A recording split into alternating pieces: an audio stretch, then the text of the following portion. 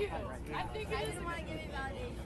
Oh. I think you deserve just No, but I thought it was a good move, but nobody said anything, so I was like, Wake up with Rook. Rook E2. oh, wow. Butterfly just landed on the floor. She doesn't know.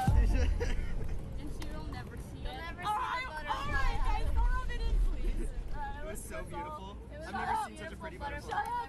Shut up, shut up. Impresses me. I'm also going to be very impressed if I'm able to win this. Let's get that straight. Looks I like just it. get blindfold. I guess actually no. Never mind. Knight takes E4. Players, open table across this way. Open table. Come on over, guys. Open table. Okay, good. Bishop takes C7. Bishop takes C7.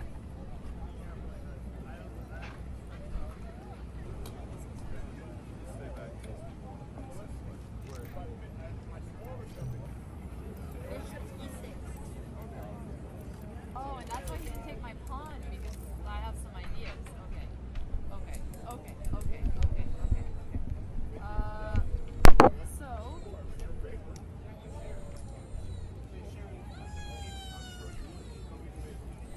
The baby. Okay, bishop takes knight. This would have been nice. Bishop takes. I didn't say it was bad. Alright. Well, I'm just trying to go for simple moves so I can make sure I see it all the way to the end. Because I am winning, so I should be able to simplify a little bit. Rook takes. Yeah. Yep.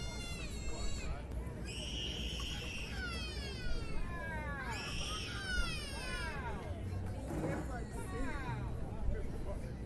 This is so fun. So much chaos there. Yeah, let's play rook c1. I'm up a pawn, but I'm down a knight, so... How are you up a pawn then? That's called being down two. That's some creative He has a accounting. pawn for a knight. pawn for a knight. Okay. I like set up a pawn. I'm also a millionaire and drop a couple 100,000 here and there. Bishop F3. Yeah, I thought you might do that. He was getting really smirky about this one. He's really excited. I to saw try it. to I beat saw me. it on his face earlier. Okay, but his rook is on E. Oh shoot, where is his rook? E5. Yeah, your rook is on. Is it on E5 or E4? I thought it was on E4. It's on E5. Correct. You got it, Alex. It is on E4. Yeah. Trickster. Anything I can do. Anything I can do.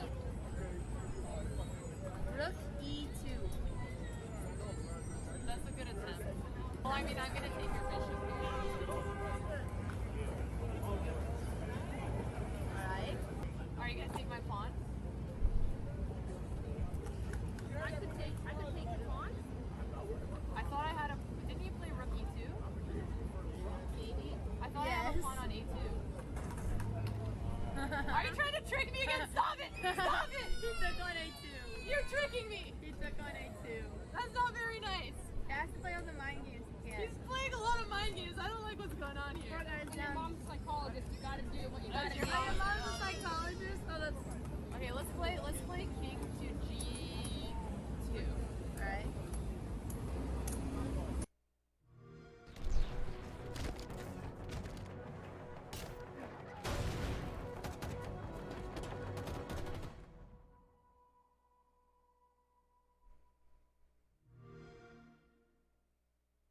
Honey latte. What's the Wi-Fi password? Oh, it's Hack Me. Are you serious? So I gave your birth date for free parking. That's how I got this robe. No one really tries to be unsafe. Mom, what's your 401k number? But every time you give up info and privacy, you give up a little safety too. Is it normal to ask for your social when you buy socks? Norton 360 with LifeLock helps protect your devices, online privacy, and identity all in one. Opt in to cyber safety at norton.com/cybersafe.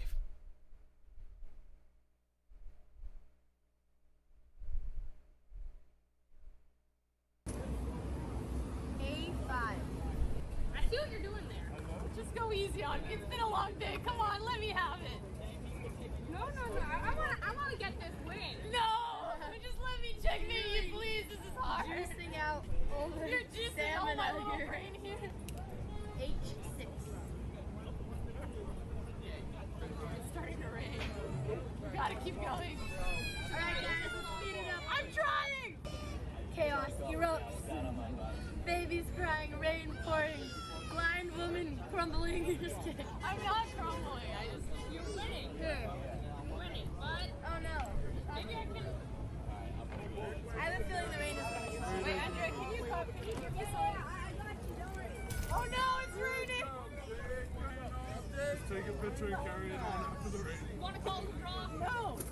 Okay, you guys better speed this up. Let's go. Come on. I'm sorry. The game must go on. Andrea, one sec, I'm panicking. You're making me forget. Don't make me panic. My rook is on C1. I ruined my hair for this. My rook is still on C1. My bishop is on C2. He has a pawn on A4. His rook is on A2. His pawn is also on B7. I'm sorry. Is it okay for you to play Morena? Oh no, I'm fine. It's just an honor to play you, so anything I can do to play you, I'm good with. You're the sweetest kid ever, by the way. I appreciate it. Thank you. Okay. You finish it on my table. Knight C4. Knight C4. Knight C4. No. The show will go on. Thank you for letting me use this. I appreciate it. Look, it's so aesthetic. Oh, it's like a little.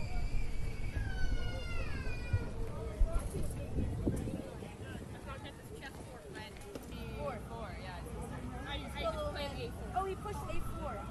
I asked you if you moved. You didn't tell me. Sorry, it's raining. Yeah. I feel so bad. This is so bad. Let's play Bishop B6. I don't like that. Yes, that makes me feel better. Andrea is wetting my back.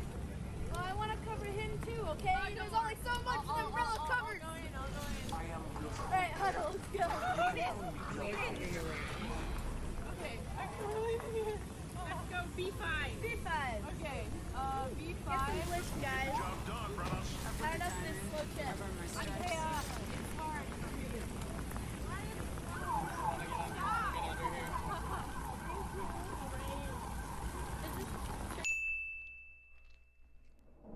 Going on your back. It's trickling.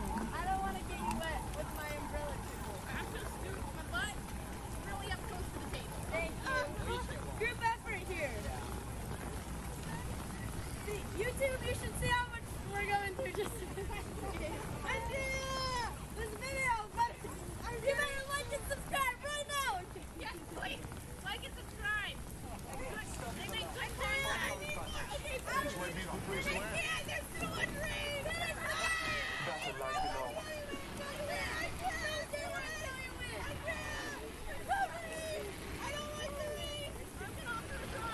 No, don't accept it. We are gonna win the game. Don't dare take it. I told you. What is he playing? He pushed B5. Okay, I'm taking it. Especially our opponent. That's what they asked for, right? I'm getting really wet, so you better like and subscribe. This is the craziest video I think we've ever tried to film. Andrea, you're splashing my I'm face. trying my best. Okay, did you move? I'm thinking. We don't have time to think, William. I don't have to do it. Andrea, please not William. Andrea. My knight is on A3.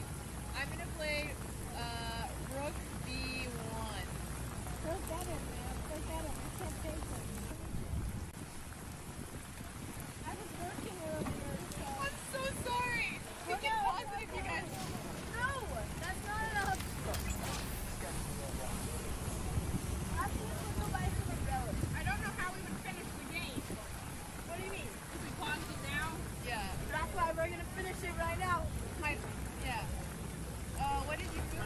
He took the rook. Okay, knight takes rook. No, sorry, I didn't see you. Yeah, you have to tell me, dude. King F7. Okay, let's play knight to C3. Okay. Are we gonna be okay? If you knew the end was coming, how would you make the most of your time left? How would you want to be remembered?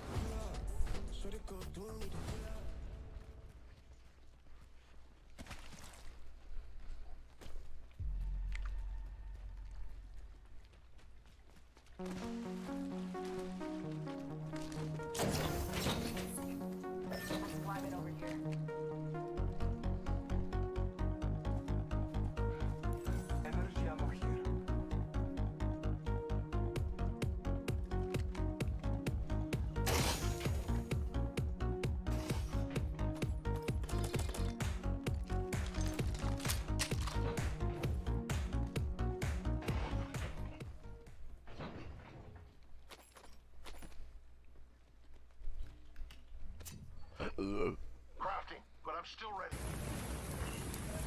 King E6. Attacking my bishop. Okay. Let's play bishop to B4.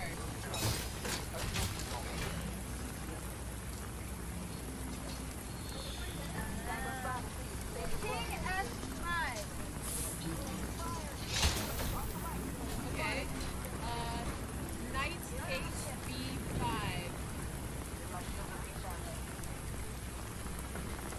We're almost there. G5. Okay. Knight back to Reese has way C3.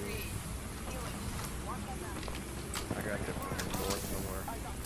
A5. H5. Sorry.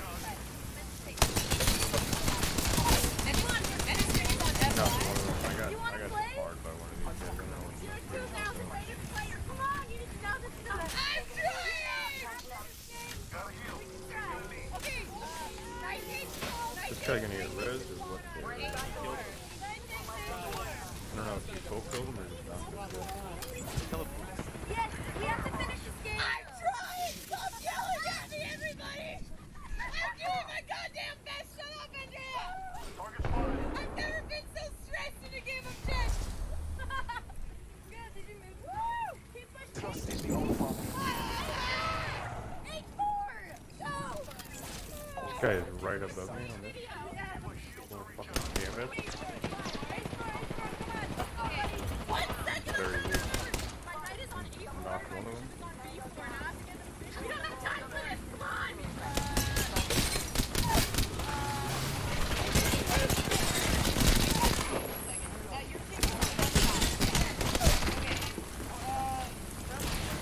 Okay. My pawn is on F7. If you're like the world is moving, I can totally hold the fort down. So don't worry. If you have to, I'll huddle them. Alex, we're holding this whole span late to work. Dude, don't make me panic, please. Seriously. He's gonna get fired because of me. Okay, alright, let's just play. You guys are, you're making me panic, so I'm just gonna play bishop to, D. Sorry about that.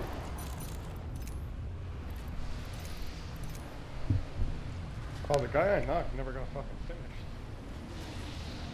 What the fuck? Yeah. Oh, I need to check your record. Thank goodness. There's another team here. Oh, hold them off while I can leave. Careful, new kill leader.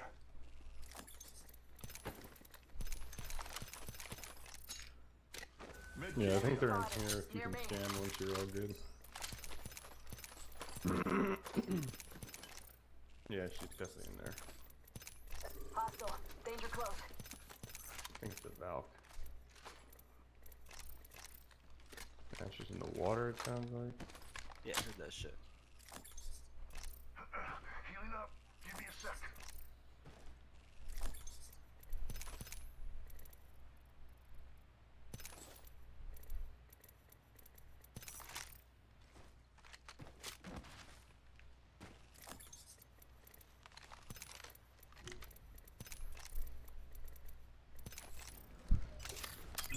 Allfather, give me sight. That's a res. Right around this corner. You hear it? Yeah. Yeah, I hear it. I'm getting shot. Recharging shields. That's that same guy. That's I was getting shot with before. Recharging shields.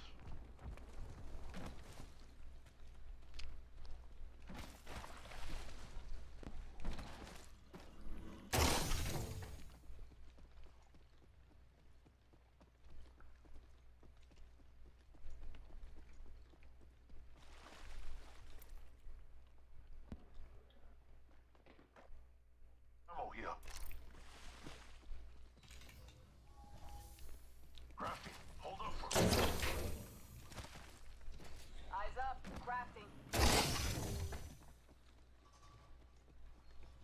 star here.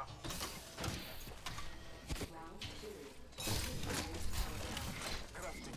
One moment. Rings far. Move fast, folks. Can't afford to lose anyone. Replicator being delivered. Replicator touching down.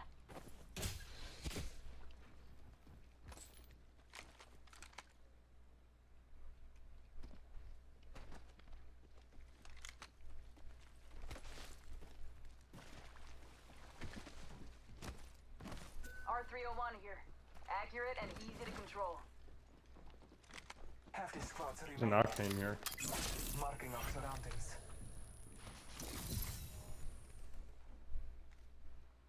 Yeah, one's at that building for sure.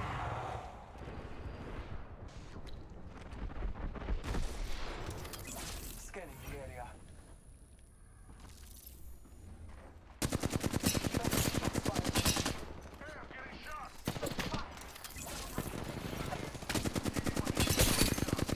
Give me a sec. Recharging shield. The other guys pull it up too. Bless within sight.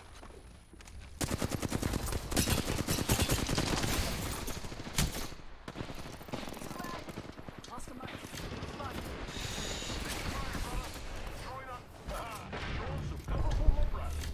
Up in the chimney. Spotted. Double timing it. Heads up, grenade. I broke one of them. Reloading. Scanning the area. Healing. Watch my back. The ring is not close.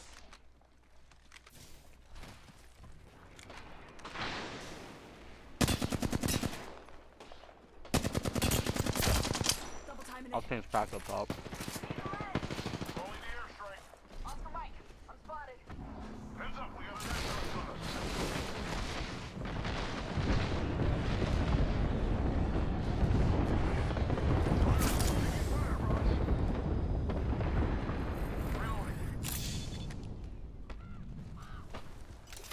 Two inside. Frag out. I just threw a grenade in there. There is another squad. They are attacking. I'm getting shot. I cracked two of them. Give me my shields. Double timing it. Went up the hill. Strong work. Finish the last of that enemy squad. Good job. Reloading. Great job. You're the kill leader. Gotta heal. Taking a knee. Taking a moment to heal. Use the map as your guide. The ring is moving. Yeah, I don't want to get stuck in this building. There's just nade central. Marking our surroundings. They get out. Care package touching down. They usually carry rare platforms.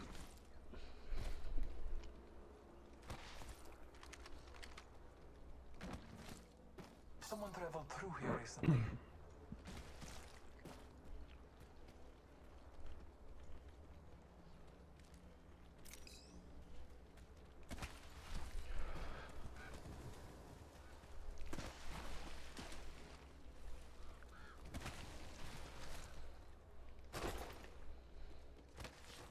Spotted. Double timing it. Straight ahead of us. I am taking Yep. Let's go through this. Might be something to this. Damage over here. I hit him for like 70. You're in the chimney. He's got gold though. There's another squad. Heads up. Take fire. Fire. These guys on the floor. You gotta be kidding me. Down the hostile and squad. I've fallen. No. Triple take. I'd already downed his teammate over here, but he's on that rock. Triple take. I got him. I got him. I got you, brother. Next ring isn't close. Check him out. He's rezzing. You hear him rezzing?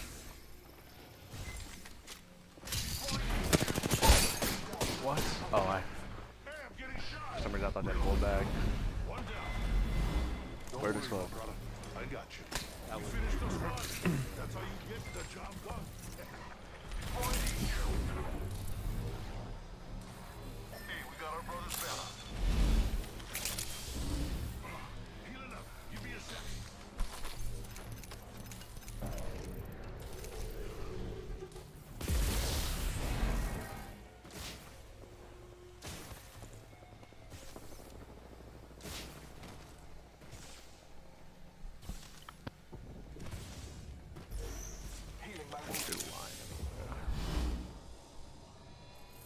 Somebody's here already. Scanning the area. You want to go back around? I don't have enough heals for that.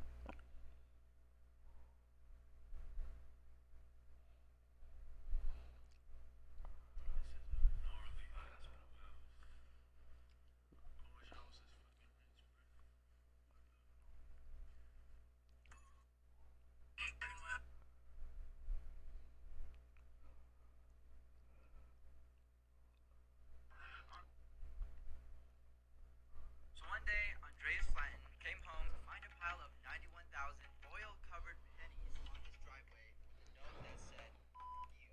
So who did this? The pile of pennies was the work of Andreas's former employer, Miles Walker. So apparently, Miles denied Andreas's last paycheck after he quit, and only gave in after Andreas contacted the Georgia Department of Labor. And other employees also came forward accusing Miles of, "When we're about to shoot a video, and I need to tell you, a better way to serve creating a hostile work environment by doing just shitty things like ripping pay stubs." You and I will survive together. Spent hours every night to clean the 600-pound pile of pennies and would only get through about like $5 worth of pennies a day. But then Andreas Wanna fly, compadre? Amateur Let's hours fly. over. Time for the big leagues. Take all the pennies from his house, turned them into dollars. So now Andreas has his money, and Miles has a shit ton of bad reviews on Yelp, and everyone lived happily ever after. Introducing your champion.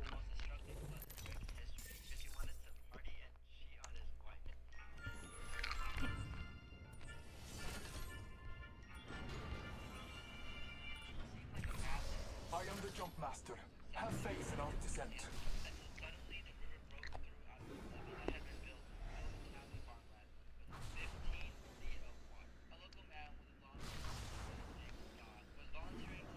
Better lies below.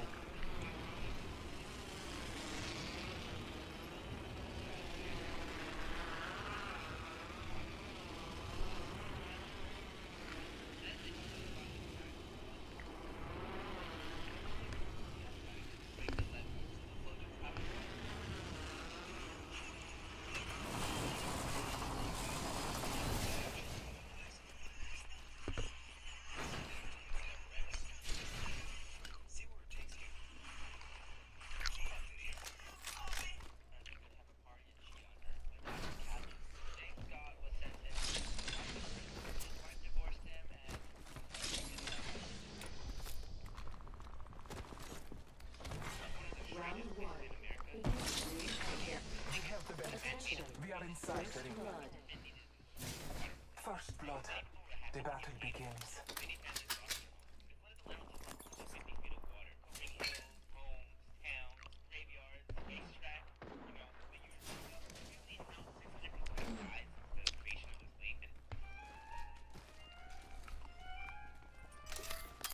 Marking our surroundings.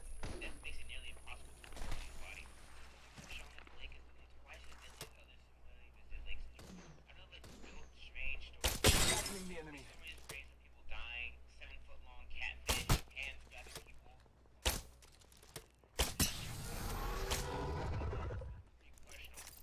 Taking a moment to recharge my shields. Taking damage. Taking a moment to heal.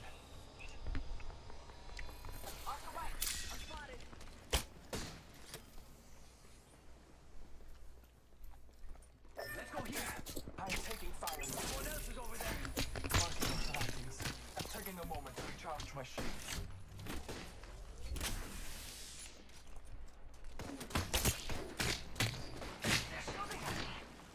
Like the caustic for his butt. I am taking fire. Recharging my shields.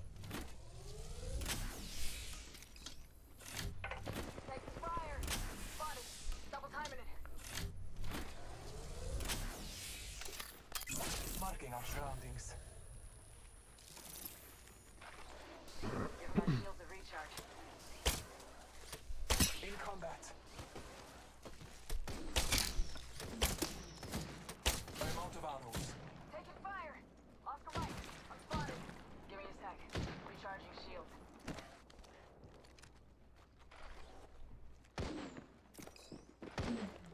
Taking fire. Charging up my shields. Giving him the shimmy.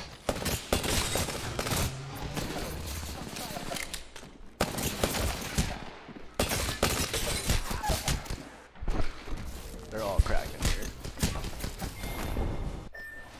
If not cracking, one shot.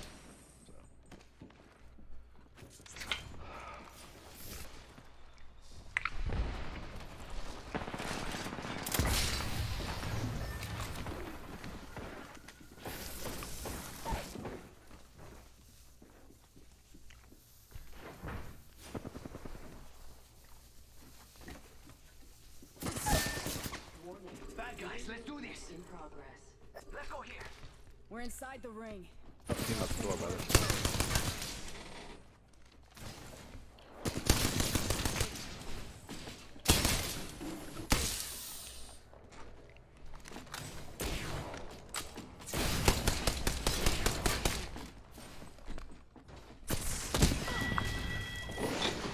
Huh.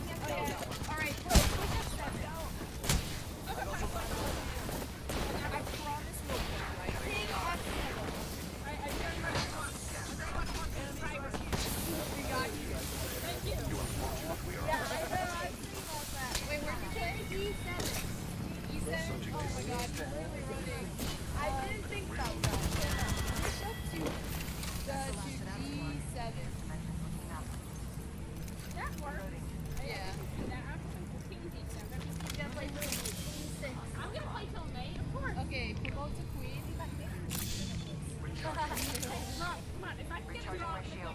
It's competitive. I like it. You should be competitive. That's a fact. Okay, sorry, what did you say? No chance to do.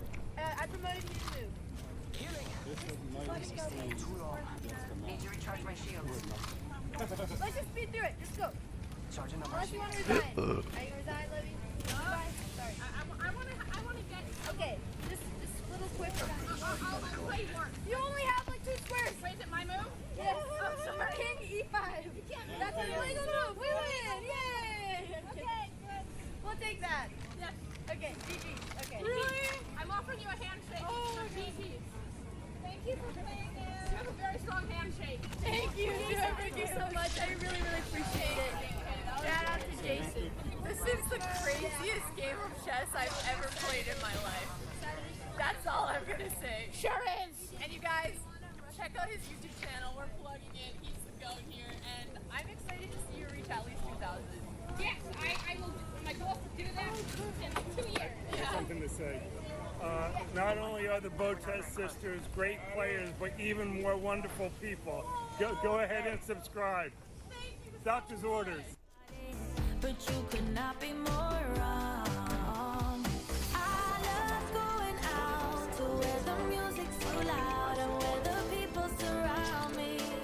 Yeah, here's my best advice. Just let me stay in this vibe and never. Zillow has more listings than any other online real estate company, and I intend to imagine myself in all of them. Shotgun ammo here.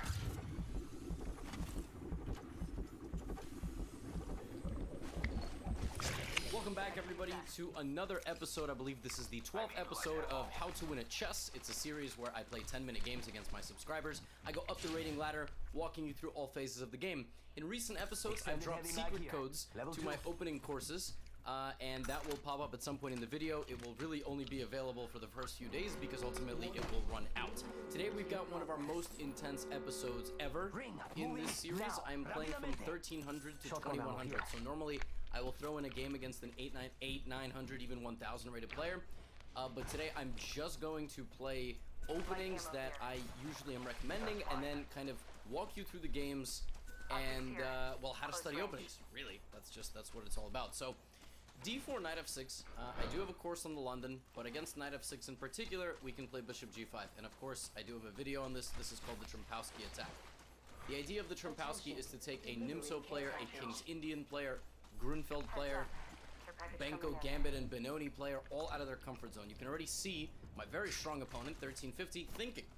Because, right, okay, and now they played this G6 move. The idea of G6 is that you just want to go back to Bishop G7 and King's Indian, but now I take. And what I've done here is I've damaged your structure, right? Now I'm going to play E3. I'm going to rebuild on the dark squares. And I'm going to put my bishop on G2 to control the diagonal. Now here a King's Indian player is highly uncomfortable because this is really not what a King's Indian position looks like whatsoever. Let's go. And what white does is by playing Knight E2, Knight D2, maybe Queen D3, B3, C4, will expand and really complement this bishop. And because black doesn't get the standard attack of the King's Indian, a lot of players here just don't really know what to do. They will kind of be all over the place with their gameplay. The best plan for black is to move this pawn up, move this bishop out. That's kind of intuitive, actually. And then bring this knight to D7, to F6, and to E4. Through that pawn. And maybe C6 to close off my bishop. And of course, like, computer always evaluates this as totally equal. But that doesn't really mean much for the average human player. You really should be playing openings that are based on practicality, you know? And when you're 1400 trying to move up the ranks, this is very important. Also, I'm no longer wearing any hoodies because it's extremely hot. There will soon be an air conditioner there if you watch in the next few days on this channel. But it's not currently there now. So I could go C4, takes, and then take this pawn and try to trap the rook. Next champion is right that is an option. What do you think is over here? Do I want to do it? There could be bishop D5 there. Sometimes losing this bishop for this rook, even like though you're winning material, isn't actually that great for white. Because this bishop is so strong and this rook is totally out of the game. And if I trade this bishop, I have a bunch of weaknesses. I've got 5 pawns on dark squares and I've traded off my light squared defender. So believe it or not, that's actually very much the case. Like I would actually rather preserve this bishop. Okay, Now if I play c4 and my opponent takes, what about pawn thrust into the middle? And isn't this bishop getting trapped somehow? Opening fire. It's actually very interesting. This bishop doesn't have a lot of breathing room. I can play c4. Look at this nice example of pawn play. My opponent might think that I'm going for this and just snap take. And just be like, well, that's not so bad. My rook is not so trapped anymore. But it's a really peculiar trapping of this bishop in the center. And it shows you how quickly all my pawns from dark not to do that. I'm gonna take. Here's why. Because whatever ends up on that square will be a pawn. If my opponent plays with pawn, pawn. If my opponent plays with bishop, might take. Actually, just to create a target. Then I will play knight c3, knight f4, and queen b3. We're gonna round up that pawn. Maybe. If bishop d5, I can also go back to my original plan of expanding in the center like this. I think I am going to create this pawn weakness. Now I know I just said I'm trading off my light square bishop, I know. But I'm also trading off my opponent's light square bishop. You understand? In the other situation, my opponent would have maintained this light square bishop. Now they don't have it. Still, I believe that objectively the position is probably quite balanced. But if I just put one more pawn on a dark square, I've completely created a dark squared pawn complex against my opponent's dark squared bishop. And I've got ideas. Oh. King C2. Your beard is our trade. These are your tools. Well, that move is just... What is that? Yeah, I guess my opponent just forgot that I could take this pawn. That did not have to happen. They could have definitely put up a bigger struggle. Now that I'm up a pawn, it's still far from over. This is still very much a position that 13-1400 might not be successful in playing for a win. Do I trade? I need help. Do I trade? It's either trade or retreat. Very difficult question. I actually believe I shouldn't trade. Funny enough, I don't think I should trade. Trading kills my knight and activates my opponent's piece. I think they would have... Okay, well, my opponent is very belligerently going for a trade, but now I'm going to trade on my terms. I'm going to force my opponent to take me. See? That's the difference. I'm making them trade, but improve my position in the process. Whereas the other way, that wouldn't happen. And by the way, this book has not been played, which shows, number one, unfamiliarity with the opening. Because if you've ever been in a Trumpowski position like this with black, you know you have to play a 5-4. Bring all my pawns together. Like, I'm inclined to take a knight, just seems smarter. B7 is the attack, E5 will be played. And now we're kind of in that middle endgame phase. Some pieces have been traded, but we have the heavy pieces on the board. Rook C1 or Rook D1 is playable. I want to go A4. I also just have a passed pawn that I can push. I think here's what I'm going to do. I'm going to use a pawn break to soften up the queen side even more. And try to win the A-pawn. And then when I can win the A-pawn, I'll have two passed pawns. And you see this? That is the sign of a King's Indian player playing against the Trumpowski. Just a little bit of unfamiliarity with the position, and it goes a long way. And I'm curious. Okay, my opponent just seems to be a rapid player. I wish I could do that.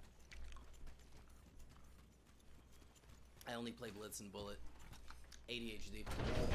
Also laziness. Don't really have to care so much when I play the shorter time controls. We await a move. Really not too many options. That's the other thing about just really keeping the only piece the opponent has out of the game is that they really don't have any options. They probably have to take. I don't really know what else my opponent can do given how solid the structure is. Yes, I have weaknesses, but the difference between having weaknesses and having exploitable weaknesses is massive. Cannot be understated. Can't forget. Sometimes we in our head, we're like, oh, that's weak, that's bad. The other situation was weak because... That's interesting. I guess my opponent is trying to get in here. Again, I want you guys to not see ghosts. That's just a pawn. Like, it does not matter that the queen can get here. It has no backup. It has no backup. Now I can even trade queens. I can trade queens and rooks and just be totally winning. I'm gonna definitely go for the queen trade. If we had taken with the knight, we would have ran into serious trouble because we would have pinned our knight to our queen. Just so you guys see that. A rook b8 would have been played. That would have been a bad problem. Definitely simplifying here is the way to go. Now rook b8's a move. Rook b8 is absolutely a move trying to do the exact same thing. The problem is I've got backup. Yeah, see now I can take the rook. And now this is pretty simple. I just bring it back. I have two extra pawns and The endgame will play itself. I will put my rook behind the pawn, and I will push my pawn. I can also just push my pawn. But rook b1, and then of course, since it's also the endgame, you can just walk the king. And notice, folks, this is super important. Look at my structure. You see how that thing has survived? It's like it survived the apocalypse. Everything exploded, you come back to the intro scene of the movie, it's still there. I don't even have to move it. I can play these 4 pieces for the rest of the game. Just to show you how nice this kind of structure is. Of the Trumpowski when you take against g6 players. It's very nice structure, and it'll survive the test of time. Let's go this way. And you'll just get very nice, easy positions. And that is one of the recommendations. Let's play b5 as possible. Contact with hostile. b5, I don't want to lose my pawn. Knight d5 would be nice if I could play e4. If I can bring my king to the defense of the knight, that would also be nice. Rook c8 I can push. If it takes b7, as the bishop stops me. But if here I can really just play with b3. Should I rush with my pawn to b7 is the question. Let's bring the king. There's another squad attacking. Opponent is also bringing the king. Okay, we're gonna have a little king walk here. I might need to break my promise to you all. I was gonna win this game with just these 4 pieces. I don't actually know how feasible that is. I might need to use one of my other pawns. I'm very sorry, I lied.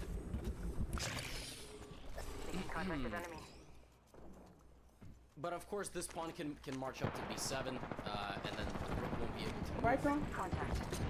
d3. I guess the opponent is trying to do flank pawn stuff here, maybe soften up my structure. Very common flank pawn advance idea to make the opponent take and double their own pawns. I won't budge. I'm gonna continue to just push this over here. Will be played. If rook b7 gets played, then yeah, I will have to break my promise to you all and probably just end the game by breaking. Oh, no, then I'm not actually breaking my promise. If rook b7, and then I can go.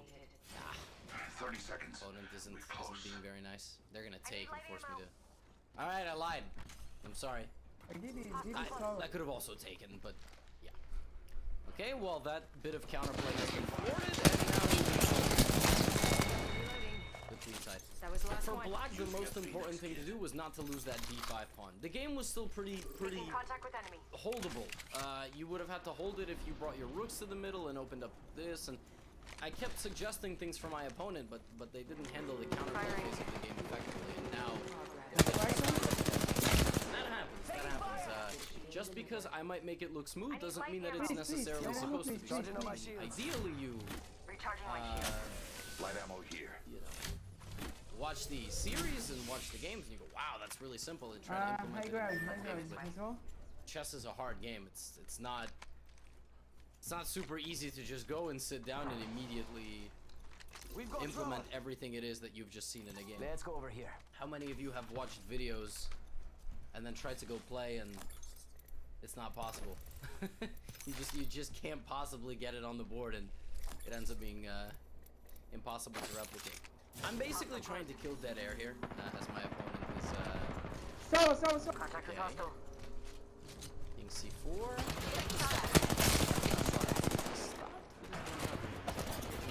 King's getting a bit close. Charging on my shields.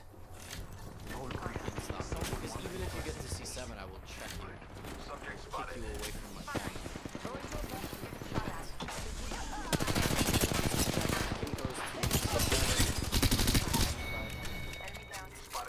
Yep, now king has to go away. And actually, folks, I might not be that much of a liar after all. Because since my knight and rook create this little force field, I can't believe I'm standing still. I can just walk my king and pick out that rook.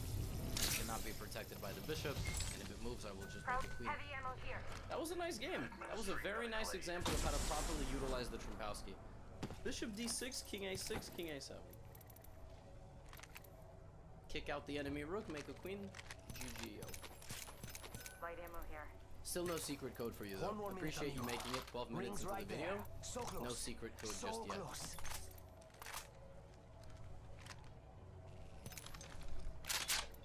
Also, don't leak the code. You kind of sabotage people's opportunity to get it. Also, I'll filter the comments. This is the plan.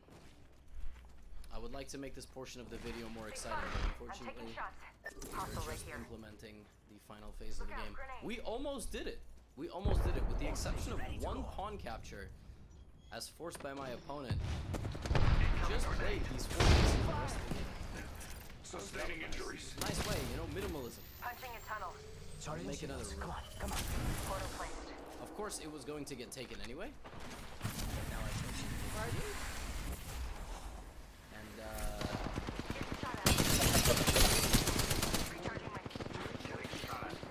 Charging on my shields. I cracked one. Recharging shields. We should go here.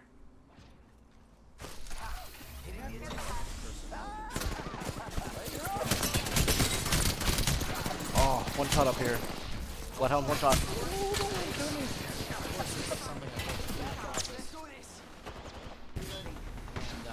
And here you basically have to not run anything. As I said that to my knight. I'll also protect both of my pieces. He's razzing.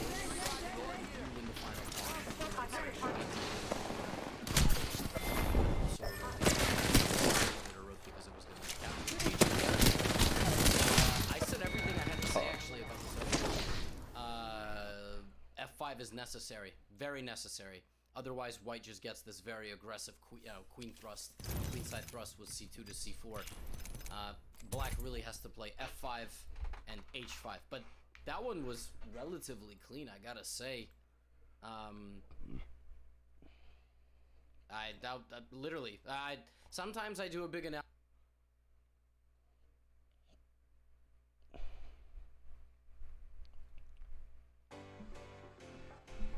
What if smartphones were more than just smart? The all-new Google Pixel 6 truly sees you, not a blurry face. With the most advanced and inclusive smartphone camera yet, Google Pixel 6. This is my favorite part.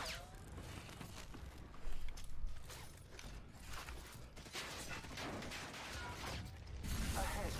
Recharge on feet and slaughter. Amateur hour is over. Time for the big leagues. Exam!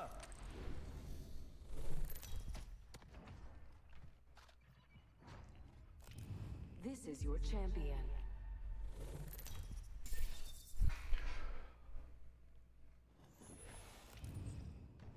I'm the jump master. Jump this way. I honor those who hold your breath if you have to breathe. This video is a documentary made by Upcomer, which is a new journalist outlet made by the esports writer on Twitter. But they made a documentary about the subathon. I've never seen it before. It doesn't have that many views. It only has 1,400 views. So let's take a look at it. Today, for the first time ever, we are going to do an uncapped subathon. I'm not milking the subathon. It came out today. It came out today. When it comes to drumming up hype on Twitch, few tactics are as tried and true as the marathon stream. From world first races and MMOs to charity events, marathon streams bring in high numbers of viewers and equally high amounts of money. But in March of 2021, Ludwig Ogren began a marathon that would be unlike anything Twitch had ever seen. Unlike similar streams that might run for a weekend, Ludwig would end up streaming continuously for an entire month, living his entire life on camera and shattering records in the process. The map says not inside the next ring. You know what? Aiden Ross was right. I'm a bit of a nerd. If the first thing I think of while running is Monka's speed, Ludwig went from a successful maybe I deserved a little to the bullying. biggest name on Twitch, as audiences watched him game, cook, exercise, and even sleep all on stream. This is the Ludwig Subathon. Is it up motion? This was lost at time. I was stuck in this bitch for 30 days. Today, we fixed the fridge at the end of it, yeah. First blood on the enemy. That's still out there on my deck. I haven't cleaned it up yet. Oh shit, people around me. Yeah. The subathon first came into existence in a fallback. It's still there. It's been 2 limited months. marathon stream that fell through. It doesn't rain in Los Angeles, all right? It can be there for a year and it will not change. Originally, back in early March, to do a single 24-hour stream after returning home from a trip to see his family. Got a triple take. Unfortunately, during this trip, Ludwig ended up being hospitalized with appendicitis. But I farmed hella likes on Twitter. I'm such a bad boyfriend because the moment I found out that I had appendicitis and I got the surgery to fix it, the first thing I did was I tweeted to farm likes on Twitter before calling my girlfriend to tell her, hey, I'm all right, the surgery went well. I'm such a bad boyfriend. After getting his appendix removed, he returned home. It was still in bad shape during the time the broadcast was originally scheduled. In my defense, I did farm hella life. I mean, 240K. That's peak for me. That's a lot of life. This led to him pushing the stream for a few days and altering like the if format. I got 10K, I bet it. For 24 hours, he would stream indefinitely, with the clock of remaining time fueled by Twitch subs. This technique wasn't novel. It's been used in the past by other streamers, but rarely resulted in anything longer than a day or two. Wow, that is and Ludwig and his crew expected no different. In that period of time, we kind of had our own predictions about what was going to end up happening with this. Bro, your beard is just the top of someone's head glued on your chin. That thing goes deep, Yeti. My God. Leave some for the rest of us. Basically, based off of the longest we've ever had, or the most subs we've ever had in one day, that it'll be like every 2 days. We thought that was ridiculous. We thought that game was going to be 4 days, 5 days. Our predictions ended up being a little bit off. And so, on March 14th, the subathon began. Okay, so what actually happened is I said it would take 4,000 subs, because during the elections, that was my most sub day ever, literally election day. So I was like, if I do that again, I'll with 4,000 subs, it'll go 24 hours. In the beginning, Ludwig had set the timer amount for each sub at 20 seconds. It might not sound like much, but when considering the tens of thousands of potential donors watching his channel, 20 seconds can add up quickly. Within the first half hour of the stream, subscribers had managed to push the clock to over 7 hours. I don't remember that. A typical stream length for most large streamers, but before long, that would seem like rookie numbers. This is a blur for me, I don't remember shit. The first day of the subathon proceeded much like any other Ludwig stream. A fair bit of just chatting, chilling online, and some Pokemon gameplay to finish out the first day, starting what he called his Ludlock run. Did I start the Ludlock the first day of the subathon? Go down. Oh my God. Triple shield on me? Oh my God. March 13th, April 13th? That's almost 3 months? Oh my God. By late that first night, I have people who've been staying for 90 days. I gotta finish this Ludlock. The had been pushed all the way to 18 hours, and Ludwig finally went to sleep for the first time on what would become something of a mascot for the subathon. So we have a car's bed, and if it gets late, we're not gonna stay awake for 30 hours straight. We're gonna go to sleep on stream. This marked the beginning of something that would define the after dark and early morning hours of the subathon, the Modcast. Instead of opting for a VOD or media playlist to fill his sleeping hours, Ludwig enlisted the help of a small team of channel mods to help liven up the content. I had aspirations to make it bigger, for, you know, the chat to experience something while he was asleep. I didn't want it to be boring. I didn't want it to be quiet. I wanted things to be happening as much as I possibly could, and I wanted it's like the same speech Steve Jobs gave before he released the iPhone. I wanted to break what we think about when we think of nighttime. This group would become the unsung heroes of the stream, keeping the chat entertained, engaged, and most importantly, donating. Okay, unsung doesn't work when their name's literally on the screen with their cash tag half the time and they get paid 10K. I'm just saying that's not what the word unsung means. I'm just saying. On that first night, the mods were able to push the clock past the 24-hour mark and somehow got a broadcast featuring a sleeping streamer to be the most viewed channel on Twitch. 30,000.5. We're so close. Come on. Oh, it updated for me. It's through! He's the most watched channel on Twitch! Oh my God! We did it! We got a sleeping man for the top most watched channel on Twitch! We did it! Let's go! These late night modcasts would become a staple of the stream, making up a third of the overall event runtime and becoming something of a phenomenon in their own right. The late shift would include audience interaction, commentary on videos and movies, and even a mod tournament in Pokemon Showdown. Did it hurt my feelings a little bit when I would go to bed and wake up with more viewers?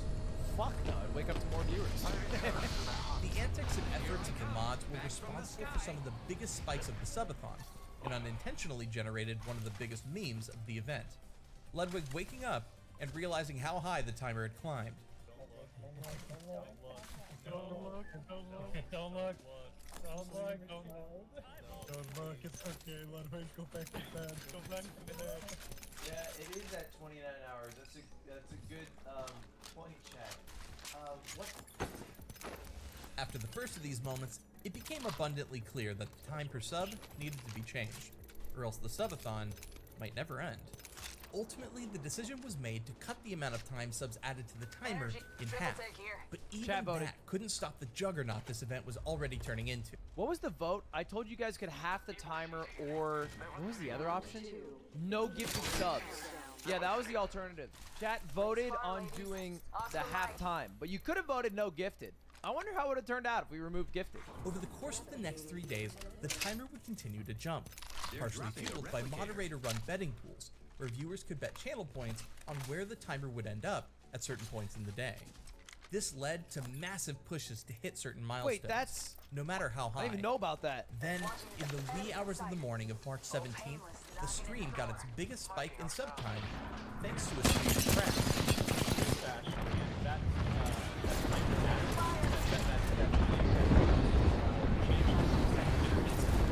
So it was during one of the nights where that happened, and it was 15 seconds added per sub, and it was a whole bunch of subs that got pushed for in that period of time where the betting was being used. So it was like this double whammy of extra time being added. I got fucking When Ludwig scammed. awoke the next morning, the timer had effectively doubled from where it had Please fucking chill. Cash app. been when he went to Here's bed. my cash But because tag. of the error, Ludwig took it upon himself to adjust the timer back and count the extra 5 seconds per sub. This shaved roughly 18 hours off the stream. It's been done. Viewers refused to take this lying down. There was a massive donation pushback, skyrocketing the clock and creating a veritable wall of subs so thick that it could barely be seen.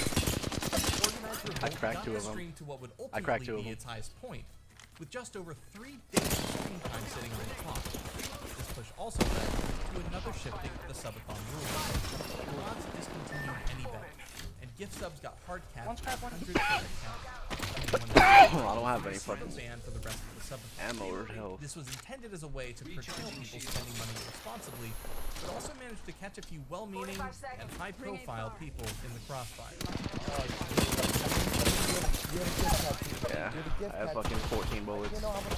I cracked him and he's weak on flash, but Dream could be broke. there's 2 of them. You don't know how much Dream made. Rushing you now. Did you ban him? Video Doll removed the ban. Video Doll simping live. Man, minimum 3,000 people in her goddamn career goes, I'm out of fucking man. By the morning of the 6th day, Ludwig and the mods had seemingly worked. Is it /BAN or BEN? Out all the kinks, and the stream fell into its status quo. While much of the stream remained rooted in the same content Ludwig had always created, there was also a huge new social aspect. Integrated into more and more of Ludwig's everyday life.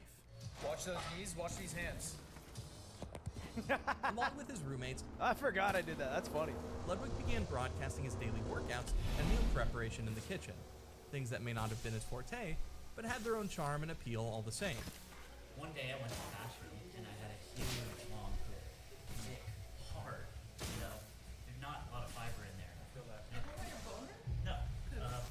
And I pooped so hard in college that I started to bleed. Yeah, that happens. Anal fissure. Thanks for sharing. These aspects of the stream really tapped into the root of what was appealing about OG reality shows like Big Brother or The Real World, allowing viewers to take a peek into the personal life of one of their favorite personalities. And this blurring of the line between reality and entertainment was not lost on Ludwig and his crew. Because it kind of came full circle when we watched the Truman Show, like with the chat on stream. It was just like this weird, like absurd, joke of like everybody's basically watching the Truman Show unfold while we all group watched the Truman Show, and it was just like a very surreal moment. But novelty can wear off fast. and as the stream approached the end of its second week, the momentum for subs had significantly died down. It was during this time that Ludwig took his first real break away from the camera. This left the stream in the hands of Ludwig's roommate, friend, and fellow streamer, Anthony Slime Bruno. Alright. You ready for Uncle Slime? This section of the stream, affectionately dubbed Slime Time, saw Slime fulfilling all of Ludwig's duties, including chat interaction and sleeping on stream. But the highlight was when he brought in the other residents of the house for a night of American Truck Simulator, complete with a big steering wheel controller and Bass Pro Shop hat, like any respectable trucker. True. It was just very spur of the moment. There was a lot of like. It was just one of the, you know, when you're with your friends and everyone's laughing, and you feel like you're laughing for like an hour straight because everyone's just on and saying something funny. That's kind of what was happening, but we were live, and it just felt good, and all my friends were there, and it's something that I would be doing even if the cameras weren't on, even if there weren't people watching. So are we there yet?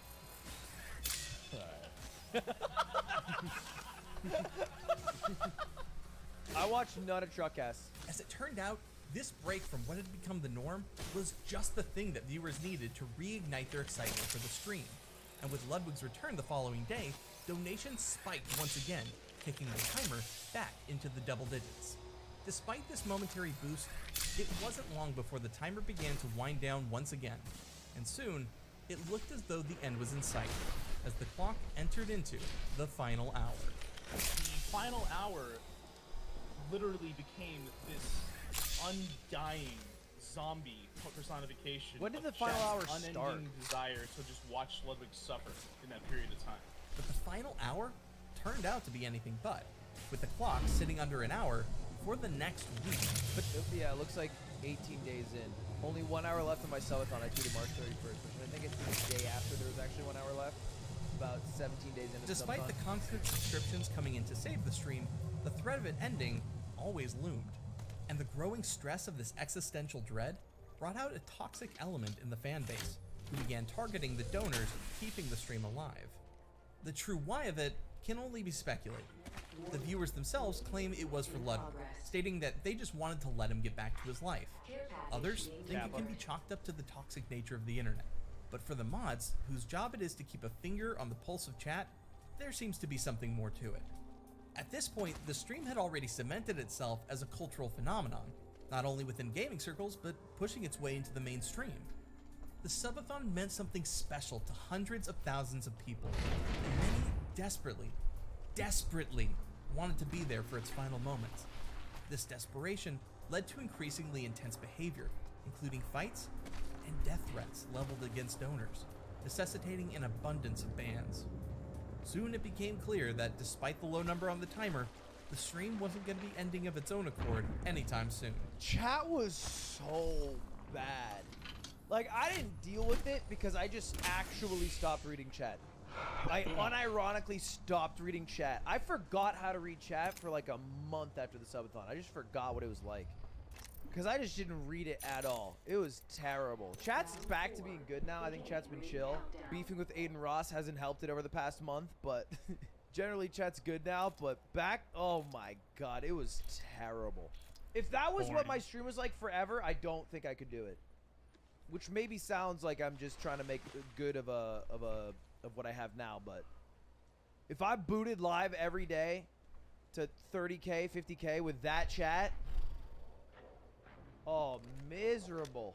Ludwig made the decision to hard cap the stream at 31 days, announcing that on April 13th, the endless stream that had captured the hearts and minds of Dude, that's what we try to we try to get Lily Pichu to get a fucking ace. And we try to really sell it. So I blast packed made up the decision C-Log. to hard cap the stream at She fucking 31 updraft days. with her ult and missed every shot on me. She missed every shot, dude. How do you miss every that on knife? April 13th, the endless stream that had captured the hearts and minds of Twitch would finally and definitively come to an end. With this announcement, the tone of chat began to stabilize and return to normal, secure in the knowledge of its end, and unified by a new goal, all-time sub record. The 31-day cap is in place. It's not really a cap. It's more so that I said multiple times if I get 31 days, I would break Ninja's record for the most subs ever all time on Twitch. And if I ever hit that record, then I mean, like, I don't see it, you know, it could just repeat, I guess, but I don't care to do that. And so if it gets there, I mean, I'll go out with a bang. The record at the time was held by Ninja with a whopping 269,000 subs. It felt like an entirely unscalable peak, with the next closest streamer pulling in less than half of that. Do they think this is me? They know this is XQC, right? But as the Ludwig stream edged closer and closer to its final day, the summit of that particular mountain came into view. On April 13th, Ludwig finally did away with subs adding to the timer, instead setting it to count down to the predetermined end of the stream, and adding a total subscriber count, allowing fans to see how close they truly were to their final goal. At 1:30 that afternoon, the moment of truth finally came. We did it. We broke the record. This is us. I get all the money. I just get so much. We did this though. You were here. This is your guys' record. My money. Your record though. The last goal of the stream had finally been met. Imagine if I boot up and I unironically go, this is us, boys. We did this. We did this. For fucking record that has my name on it, I get all the money for it. God, I hate when people do that. The record was broken, the month was over, and all there was left to do was take a victory lap, which the house did in destructive style. As a final farewell, Ludwig and his roommates demolished the car bed that had been the centerpiece of his stream for the last 31 days. An experience that proved to be nothing if not cathartic. I was stuck in this bitch for 30 days. Today, I win the war. I never slept better in my life than sleeping in that bed. I miss it to this day. But as the stream drew to a close in its true final moments, I slept like a baby. No more spectacle, no more posturing, just raw, quiet emotion. I know we're getting emotional, but I never said this on stream. I had a wet dream in that car's bed during the subathon. Dead ass. That's what happens when you spend a month in front of a goddamn camera. I woke up and I was like, oh, I splooged in my pants like a 13-year-old. And so one morning I got up and I put my towel or my blanket around me. I just hobbled over to the bathroom. As Ludwig's stream faded to black for the first time in a month, he shared one final salute with his audience. Did I tell you guys already? Twitch's greatest events. I share too much with you guys. Sorry, this guy who made this video is having a very beautiful video with a very emotional part, but I'm ruining it by talking about food. And with that, one of Twitch's greatest events had come to an end. First blood, and it's not us. Wonderful. Careful, new kill leader.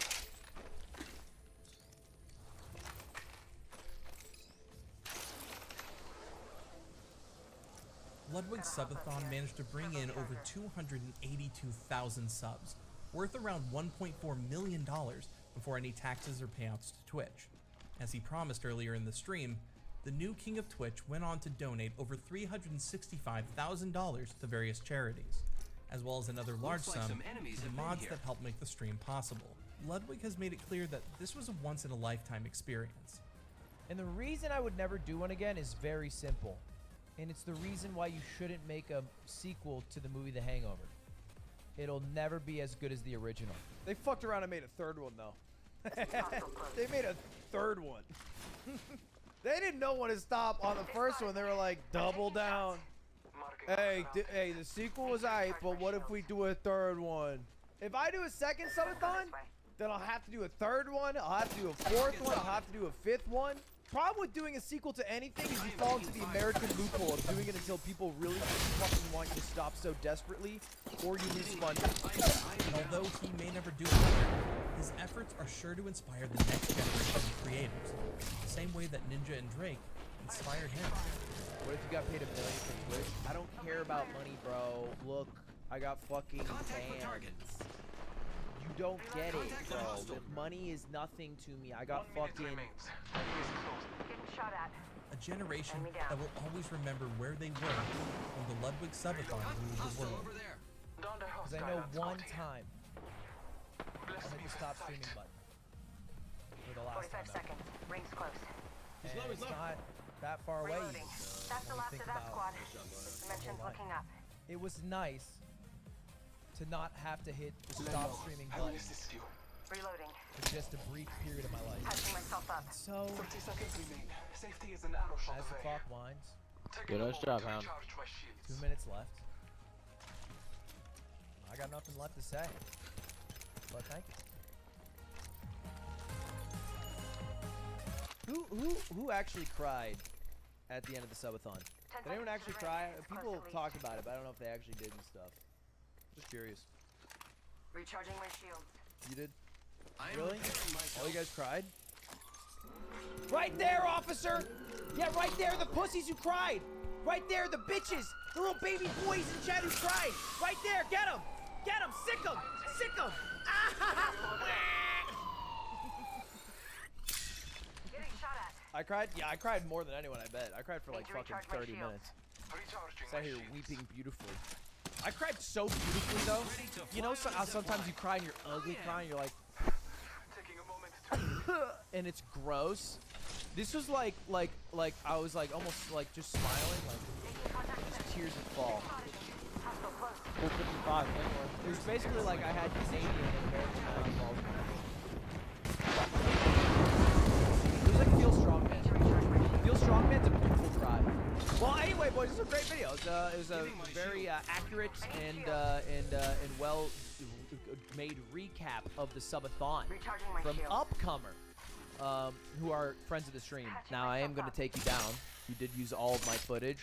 Can't just throw Ludwig in the top left and think it's all good. I'm gonna copyright strike that. Just so you know. I'm making the money from this shit, but hey, hell of an effort out there. Listen, let's pop. Enemy spotted. Let's go this way. Another squad's attacking. Focus. I bathe in the blood. Point jumping. I've been down.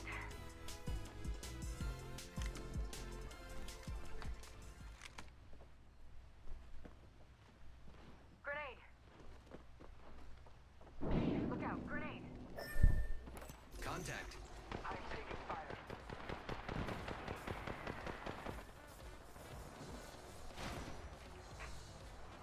Reloading. Recharging my shields. And here's your host, Flyway. Yeah, you're doing two. Your guitar and piano? Okay. Alright, keytar. You're doing a keytar. In combat. I listen to anime songs, soundtracks. Musics. Anime? Yeah. Okay. And it's not 5 songs that aren't The Weeknd. Blinding by the light? That's The Weeknd. Oh. Insane. We'll get there. We'll get there. Look, gentlemen, welcome to Mogul Money. We're back again. And this time, I'm tired of the Hassans of the world, the Cody Codes. All right, these clowns who are clouded, influencers. So I brought these fine young gentlemen who all have a podcast. Keep eyes on the new I couldn't get them guests. Yeah. Pokemon said no. Is something going on? Everyone said no to me. You all good though? Can you have a list of people that you pitched this to and they just kind of didn't? Want to hear it? Yeah. Pokemon. Yeah. Valkyrie. Okay. XQC. Mizkif. Hey, he's hard to get out of the He was house. like, I'm busy. What are you doing? What is he doing right now? He's playing beer pong. He's sitting in the corner of a party. No, literally right now, He's on a couch somewhere. at a party playing beer pong. Well, he is busy, so you know. Yeah, that's important. So I got you guys, but we do a lot of stuff. Can you explain to people who we are? Because I feel like there are people who saw this star-studded lineup and they were like, "Damn, that guy's bald." Well, look, this is on my channel. They know Slime from Laughing at a Monkey. That's You'll know true. Nick from Let's go this way. his top 128 performance at Top 90. Evo. Evo. Okay. Nice. All Yeah. right. And then Damon's here. Eamon's also here. Aiden knows. And that's it. It's the boys. All right, it's the yard. We have a podcast. People listen to our podcast. You have to admit, you guys are influencers. Let me just explain to the people. Look at the map. The next This ring is truly just a ploy for Ludwig to make his podcast bigger, that includes us, so he can do less. Leave the veil up. No, the veil comes down now. He's dressed like a Lego man. You're having apple box. We're dropping the veil. He's on 2 apple boxes. It's just He's one. on 2 of them. It's just one. Look how big it is. Look how big this thing is. I don't even know this guy. Hold on. Don't point it out. How big is yours? Show your apple I'm not using one. Show your I'm not apple using box. one. That's the thing about me. No, That's the thing about me. You don't need one. No. Back to Twitter. As long as we're talking about people who If there was a hoop, if there was a hoop in the room, I would dunk on you Why right are you now. dressed like a job interview is about to happen? You look like a mannequin in real life. You look like a real life mannequin. Hostile spotted. It's getting chaotic, guys. Gentlemen, let's go through first of all introducing Slime. How you doing? How you feel about your chances today? I think that I'm actually really good at trivia because I have boomer arcane knowledge. I'm 31, which may be disgusting to a few of you to hear, like Nick. Yeah. And the last time we did Jeopardy, you were about a 300 viewer Andy. You remember that? I do remember that. And it was Nick and I, who were your roommates at the time, or still your roommates, and versus H-Rock and Stans, and you actually gave them a point because you wanted to keep it close. And I got so mad, I said, I'm not going to do the rest of the show. In my room and said, get the fuck back to the show right now. I've never seen you that mad. Hey, God forbid. The subathon doesn't happen if you leave. That's true. You made him. It's a different timeline. Well, You made him. that's not where I'm going with that. Anymore. Next up, Nick, how you doing? Recharging shields. Okay. Yeah. I think so. You're dumb. You're an idiot. Yeah. Why are you so set? You're so confident in every other aspect of your life. Why are you Well, set on to be fair, It's Austin. every show I've had, It's Abraham.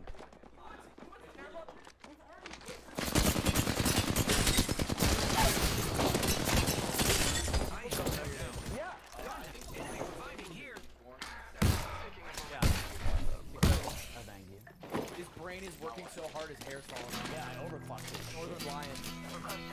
Yeah, and then finally we have Eamon. Thank you for actually dressing up today. All right, they failed to dress. This is Lulu, bro. Are you kidding me? Lululemon joggers is not dressing up. Real ones know. Real ones know. Eat my shit.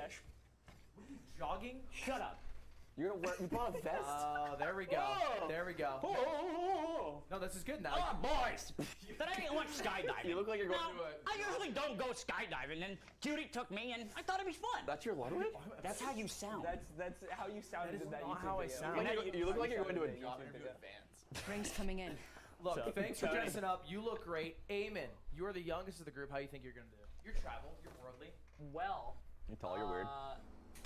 honestly, I thought Nick was going to be the hardest person to beat. Last time we played a one-on-one game show with Atrioc, I won. It was Zoomer versus Boomer. And the Zoomers won. Here, come here. Oh, interesting. This is the Jack. I will say, every show we've had, the people who say they're going to do the worst. Come on. Don't leak the strap. I mean, come on. I'm gonna do so bad. I think I like failed this Dude, test. I didn't even study. I didn't even study. I did so bad. All right, well, hey, gentlemen, look, you're playing for a lot today. Let's roll the prizes. A lot you can win on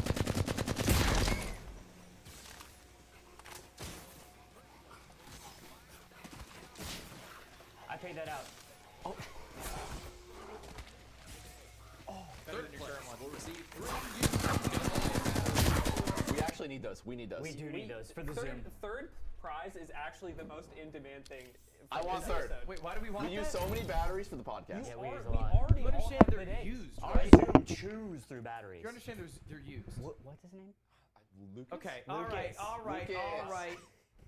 You look Big good. shout out, special thank you to Coinbase for sponsoring this broadcast. Oh. Now, the way it works, pretty simple. If you've never watched, we're going to have a trivia board. We're going to go through. They're going to earn points. There will be a double trivia board where you can earn double the points. Then a final trivia question where you can wager as many points as you have. And then the top two contestants will go on to Quick Money to duke it out for $5,000. And you could join the ring of Cody Co. And who won the first one? Schlatt. Schlatt? Destroyed. Ah, yes, me and two other content Did creators. we pay out Schlatt? No, I got his W-9. I haven't paid him yet. Okay. That's what I did. Honestly, I don't think he would notice. You know what? I'll explain it later. By the way, I help produce this show. I run Ludwig's Life. We can't call it Fast Money, but not because of the other game show. It's because of Fast Money Goon. Wow. Very litigious. Yeah. Wow. So. Never knew that. Just letting you guys know. Well, let's hop to it, gentlemen. Let's see the categories. Let's see what you're working with today. Hopefully, none of you cheated, because you could have. You could have cheated, but our first category is called Slime Machine. That's you. Second up is Ornithology. Study of birds. Study of ornaments. See me in the yard. Oh, great category. Multilingual hello, thank you, and goodbye. I'm gonna crush that, dude. And finally, Ludwig. Lucy. I'm so fucked. The last one taking is a this guy chump off. check on our friendship because the questions are all trivia about me. Oh, I'm so good Dude, at this. he literally If knows this- your social this security is number. terrible. I do. This is so unfair. You should have that question in there. Hey, You should do that one. I am trying to find who the best friend is here, not just who the best competitor is. Okay? Now, we are going to pull up the board. First one to pick, of course, will always be the tallest. Eamon. Well, debatable. do No, you it's want- like very clear. It's very clear. That's what Not- they do in official Go back to game back? show. We had. Let's see. Television. No, do you want to like step backwards? Oh, you wanted to give you No. want to do that Okay, camera. okay. So maybe just move over like a little that Right here? way, and then we can go back to back. Eamon, you get to pick a category. It's about the same. You don't have to. You don't have to About take the same. this. So. Slime machine for 100. Ah, questions about slime. Let's take a look. Remember, don't buzz in until I finish reading the question. Here it is. Slimes are common enemies and have since become the series mascot for this popular JRPG series. Nick, What is Minecraft? that is incorrect. Wait, what? Wait, what? Are they the thing? No, not at all.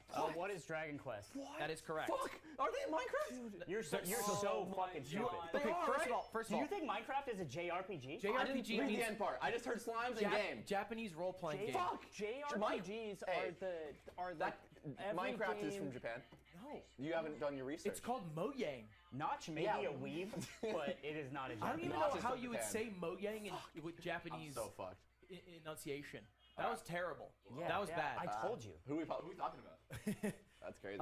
Slime, you did get that question correct. Why don't we just, why don't we keep it rolling? I want Slime Machine for 200. Okay, all right.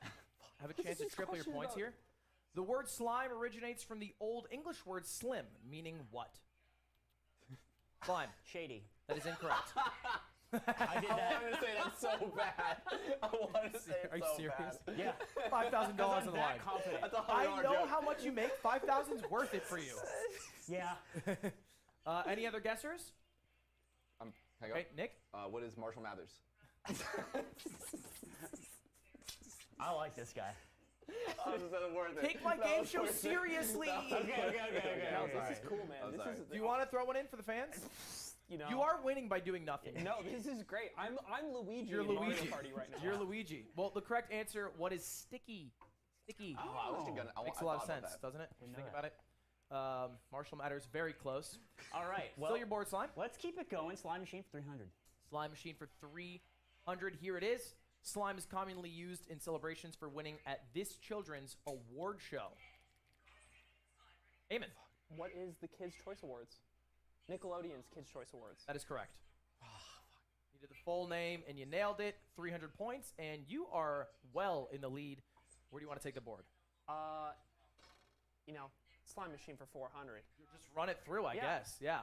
Okay, take a look. Doing it the old-fashioned way. This massive children's toy company created slime in its now popular form as a stretch green ooze. Time is up. Who is Mattel? I was guessing Hasbro too. Yeah, I was gonna say Hasbro. Yeah, that would have been wrong. No, All you three of you are I was done. gonna say that. This is not a camaraderie thing. You're all wrong Well, about this. it's- You're saying- it is Hasbro. If we all buzz in at the same time, we Survey all get the says. points. That's Hasbro. not. What does the survey say? That's at Ask the the end. survey. Only two of you are going to make it there, and at this Hasbro. point, it's only going to be Aiden and Aiden because you guys are negative 100 points. Well, Aiden, still your board. You look like a Let's Lego. go with See Me in the Yard for 200. See Me in the Yard for 200. Here it is. This boxer famously has a 50-0 record, remaining undefeated throughout his career. That is Eamon. Who is Floyd Mayweather? That is correct. dude, and Floyd you're out, Mayweather. dude. So mad. Relax, dude. Relax. Hit the button, dude. I know. You guys actually started the show saying, "Hey, let's gentlemen's agreement." No, and, but like, we try to changed press it. it once, and now you're like furiously pounding the button, and still slow. Eamon, you're bored. Let's go See Me in the Yard for 300. Okay. See Me in the Yard for 300. We hate the 100. Dana White became the president of this mixed martial arts group in 2001. Amen. What is the UFC? That is correct. Amen, you're bored. Let's go ornithology for 100. We can take this guy together. Yeah, we can take this guy down. Ornithology for 100. This species of bird lays the smallest eggs. Slime. What is a robin? That is incorrect. I just was testing my fucking Dumbass. buzzer. Yeah. I'm so mad. The buzzer works, and you got it wrong. This is. You guys are out of time. Correct answer. What is a hummingbird? That was Hummingbirds. the first one? Lay the smallest. It's ornithology, That's dude. 100? We're studying birds here. Did you know Italians also lay eggs? Yeah. I was born out of an egg, yeah. That's not true. Okay, I you know think nothing they're about the only, our culture, so. Only culture that does that. You guys aren't Italian. You can't say that. Oh. You are not the arbiter of where. Excuse you. I'm not I was comfortable born being in on an the show Olive Garden anymore. parking lot, thank you. Yeah. All right. Me too. It is still your board, Eamon. No one has gotten a question right except for you. Ornithology for 200. Ornithology for 200, here it is. This species of bird was the first to be domesticated, but today it is widely considered to be a pest. What is a crow? Nick, that is incorrect. Fuck. Dumbass. What are you going to say? I wasn't gonna say anything because I don't know the Time answer. is up. Correct answer. What is a pigeon? I was gonna guess that. No Oh, way. yeah, okay. Is this the show of you don't guess and then you go, I was going to guess that? So yeah, I get it now. It's about risking and putting yourself in some sort of situation, maybe like Jeopardy. Well, Yeah, it is like when you are in Jeopardy and then Yeah. you have to fight your way out of Yeah. that tough situation. Right. That's right. That makes All right, sense. and it is not a trivial amount of money that you're pursuing today, Hey, I would say. fast money. You're bored, Eamon. Because you get it right away. We do ornithology for 300? Why? do you love birds? Why? Do you like birds? You're that so much? bad at it. All right, here it is. This large species of corvid is highly intelligent, capable of solving complex 8-step puzzles in order to get food. Talking about COVID? Slime. What is a crow? That is incorrect. Are you fucking kidding You're an me? idiot. No, I'm not. Eamon. What is a raven? That is correct. Dude, No what? way. You're such a nerd. Raven, No way. a large species of corvid crows, slightly smaller. Also, they get stumped at 7. All right, I'm just trolling. Those crows, after step 7, They're they're like, whoa. bro. It's like the monkey test with the numbers. Yeah. Which I wish we could have that guy on here because they would do better than negative Counting 500. crows. Counting crows. I get it now. Tony. That's Eamon. that's Face. related. Who are you? Still your board. Eamon. Yeah. If you pick one. Ludwig for 100. Woo! Ludwig. Testing the friendship early. This is the name of the medical name, of the hole in my chest. I know it. Eamon. What is Pectus excavatum? That is correct. You didn't know that? I knew the last second word. I forgot Just the do first word. excavatum? Yeah. Like I'm a digging site? Yeah, it sounds like Harry Potter. Yeah, all right. Eamon, you're bored? All right. Why are we here? Keep the Ludwig I don't know. rolling. The amount of subs I peaked at during the subathon in the thousands. No. Eamon? What is 283,000? That is correct. What? Yeah. Actually, I was gonna guess wrong. What were you going to guess? 270 something. No. That's what Ninja had. Smart. I think Ninja had 269. Hey, Got his good ankle friend over there. snatched. I'm not even gonna press my buzzer anymore. He You know that. got his ankle snatched. I knew nothing about you apparently. Eamon, keep it rolling. Where are you going? To be fair, I only know the first one because my best friend in high school had the same thing. Pectus excavatum. It afflicts many men. Yeah. And women. Many men. That's going to get us copyright strike. Wish death upon That might have been him. the answer to the first question. Where you want to take us, Aiden? Let's do See me in the yard for 100. Let's just get that one. Sure. Let's get it out of there. Boxing was one of the original sports held at this ancient sporting event in Athens over 2,000 years ago. Amen. What is the Olympics? You have this buzzard nailed, and that is Yeah. correct. I pressed mine before. He's He's spamming. just better. He's spamming. He's just better. Sometimes he's a better gamer, and Yeah. I can admit that live. Okay. I would never. That was brave. I Yeah. would never do that. I am brave. Amen. Still your board. This is honestly good for you guys because 2 people make it on, and it doesn't matter if you get second. That's true. We just have to beat each other. Yeah. He's just cementing his own That's the lead. new game. Yeah. Yeah. I And like it's- that. This is like battle the dummies. We're creating a bond by being stupid. Slime machine for 500. Woo! Slime machine for 500. The term slimed was first used in 1979 on the premiere of this Nickelodeon show. You have to know this. Slime. What is double dare? That is incorrect. The correct answer is you can't do that on television. No way. Yeah. What a difficult question. Yeah. That was a tough one. It was What a di- 500. what a- I wish you would have shown me your ass at that exact time, so I would have naturally said the answer. Oh, just so I did something I Yeah. can't do on television? Yeah, and then I would have gotten the 500 points. We would have been banned, so the whole show would have been scrapped. It's worth the 500 points. I'll do it from back here after break. Aiden, it is shockingly still your board. You're smart. Multilingual hello, thank you, and goodbye. For I'm going to say 100. hello, thank you, and goodbye in this language. You need to tell me the language. Here's our first one. Let's take a look. Hola. Gracias. Adios. Slime. What is Spanish? No That shot. is correct. No shot. Oh, never mind. Nope. Slime. Your board? Multilingual hello, thank you, goodbye for 200. All right, let's take a look. A bit Take of a a crack world at another traveler. language here. You've never left. Bonjour, merci, au revoir. Nick. What is French? That is correct. You guys are killing this category. How do you say, suck my balls. Suce mes boules. Fille de pute. Oh, Jesus, please. Children's television. Not in France. Muzzy says that Paris shit. I've heard it. Saint-Germain.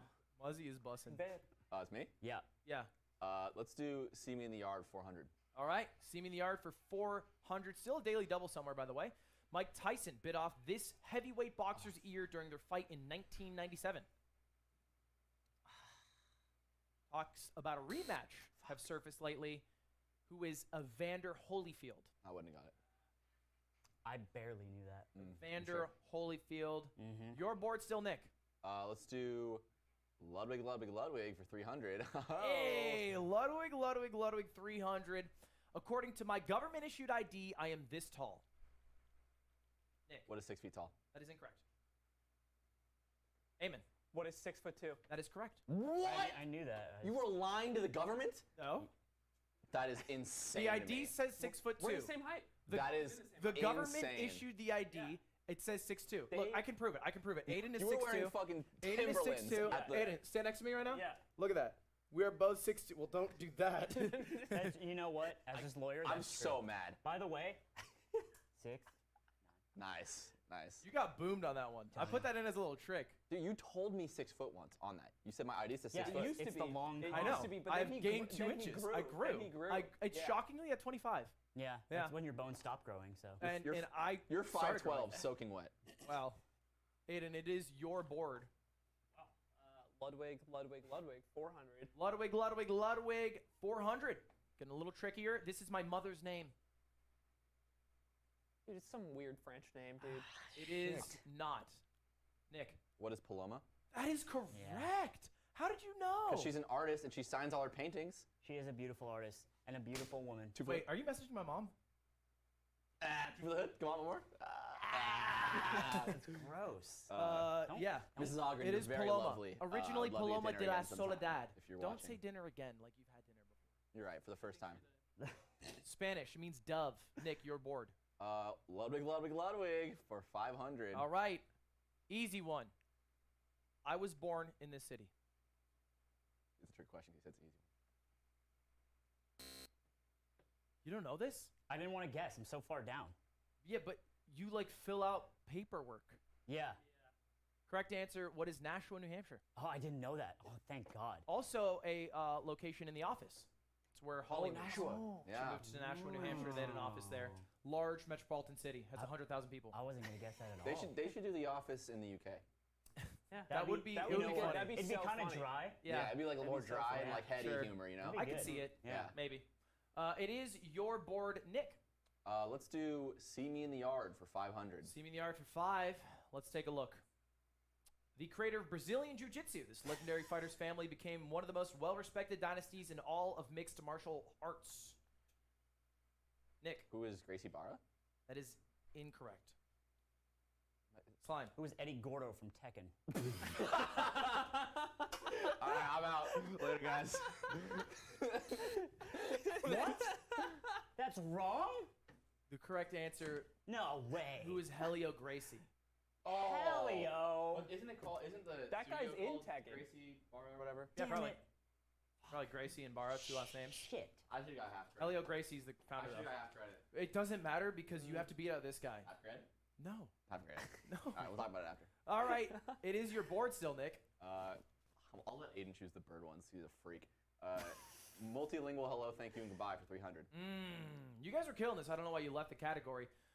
Privet spasibo in doshevadinanya. Amen. What is Russia? Russian? That is correct. He said Russia. That was perfect Russian. That's true. Your board, Aiden. Just take some points away. Hello, thank you, goodbye for 4. Okay. Hello, thank you, goodbye for 4. That's our daily double of monthly multiplier. Oh. No. It's the daily monthly multiplier, and Okay. it's double the fun. Sometimes Aiden, you are able to wager as many points as you have for this question, and this monthly multiplier can double up if you'd like. I'm in a rough spot. Do it all. Do it all. Do it all. You want to make it close? You want to be content guy? 2100. Oh. We're so Dude. fucking. All right, 2100. It is our We're not gonna catch up. video clue, so roll the tape. Make sure to listen up here. Hallo. Bedankt. Tot ziens. Hello, bedankt, totsien. Wait, so he answers? Which I language I did feel it have? this has to be a giant bait, but what is Turkish? That is incorrect. Yes! Yeah, Yes! that's such You're a so giant stupid. bait. Yeah. What is Dutch? And it was bait. And kind of racist. Yeah. I would have said Turkish. I would have said Turkish too. You think Turkish sounds like that? You think in Turkey they go, hello? I knew like What do they do? I don't hello know. is like fucking No. in a billion languages. Oh, thank so- you, Hassan. Thank you so goddamned much. All right. You're still down by 1400. Oh, no, I'm in second. Yeah, Shit, I'm in you negative are number. still It's up the by same. a lot. Fuck. Honestly, this doesn't change much. Multilingual. This is hello, thank you, relative. Well, it's goodbye. actually it is your board. Yeah. It's So so you want to round it out 500? Yeah, let's round it All right, out. all right. 500. Here it is. Our last one. You can make up some points you lost. Merhaba, teşekkürler, and hoşçakal. No shot. Not even. It's not even words. Amen. Arabic. What is Arabic? Okay. Here's the thing. It's. You don't remember? I just have to wait for it. Is that right? No. Wait, they Mission took away control. my 500. Tell him he's wrong. They took away my They 500. That's took away the money. incorrect. That's incorrect. That's incorrect. Yes. Oh, yes. I love this really? game. What This is- is a good game. What is it? Okay. What is Turkish? Oh my god. Dude, that's so similar It to is hello very in Arabic. similar. That's so similar That's to why- hello in that's Arabic. why I had That's to so know. fun. That's why I you had to ask. You know. I Who thought didn't that- know where Doha was a week ago? I thought He that too. knows. I still Oh don't. my god, I fucking hate you guys. I fucking hate Okay, you guys. Aiden makes Go up a to me country to called betting all my Doha, and points. we're all I'm supposed to gonna get a believe it. fucking. At least I'll get the fucking batteries, dude.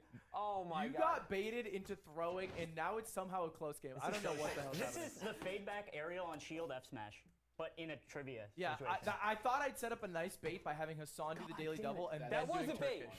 Yeah. It's rules. funny. I Hey, should have. Hey, it's your board. I knew it wasn't Turkish, and I said it anyway. Hey, they also say bye bye in Turkish to say goodbye. You say that when you go to sleep. All right, pick your favorite bird. Pick your favorite bird. Bird. Aiden's beefing Which with bird Turkey you right want? Let's go 500. Let's get nuts. Yeah, let's get nuts because you can sink even farther. Falco Lombardi from Star Fox today looks remarkably like a red-throated carcara. Interviews reveal, however, that Falco was originally intended to be this kind of fowl. Nick. What is an Egyptian pheasant? That is correct. Motherfuckers. I just don't understand. I can't. At Falco on Twitter.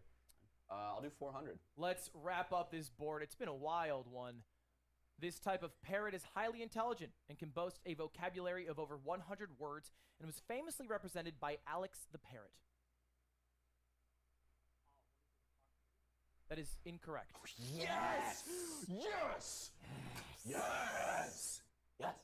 How did, Yes, how yes. did we get here? How did we get here? Mostly through shame and bullying. This is like a casino. The correct answer. You should have left. What is an African gray parrot? You should have went home. Let's go. African gray You made parrot. that up. I was just trolling That's in the beginning. not made You up. made It that literally up. said parrot and then you said cockatoo. Isn't that a type of parrot? No. Oh, don't. I believe him. I believe Ludwig. No, it's not. He's right. Don't say no. No. Like you, I could be wrong, but don't See, say we no gotta- we like you gotta move on actually with the show, know. Aiden. We gotta You move on, don't so. actually know. Well, gentlemen, after an entire trivia board, it's Nick in first with -200, Aiden in second with -900, and Slime in third with -1400. I'm tailing. Close behind. We're gonna go to I a can't believe quick break, and we're gonna come back with double trivia, where you can lose double the points. We'll be right back after this break.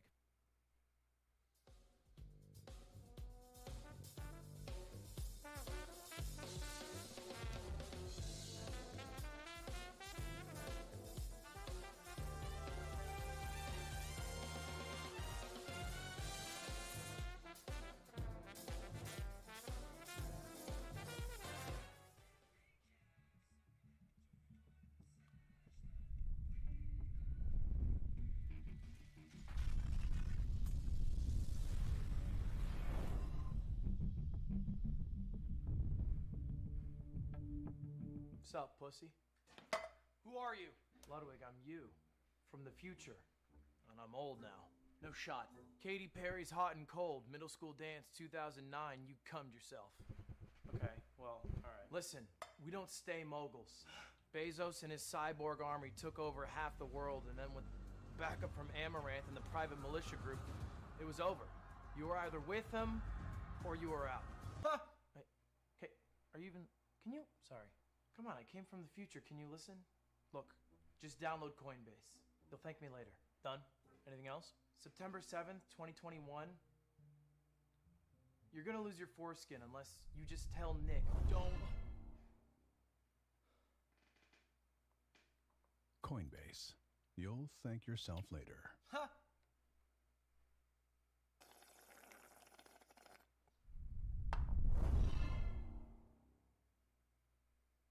Don't.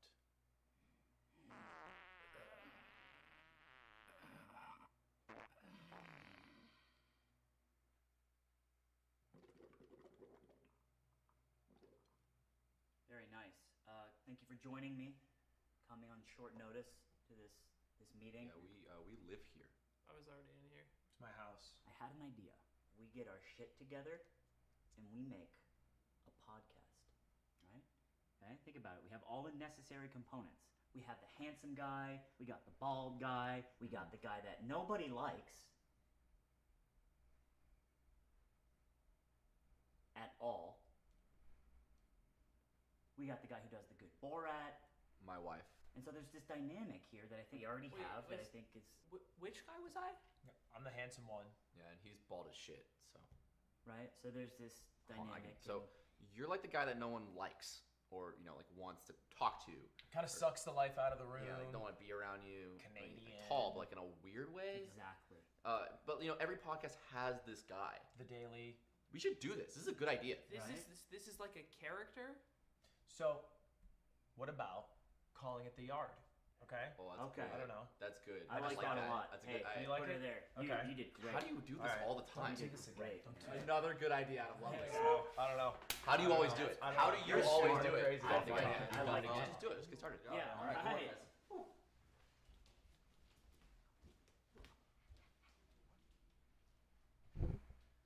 Hey, why does being handsome matter?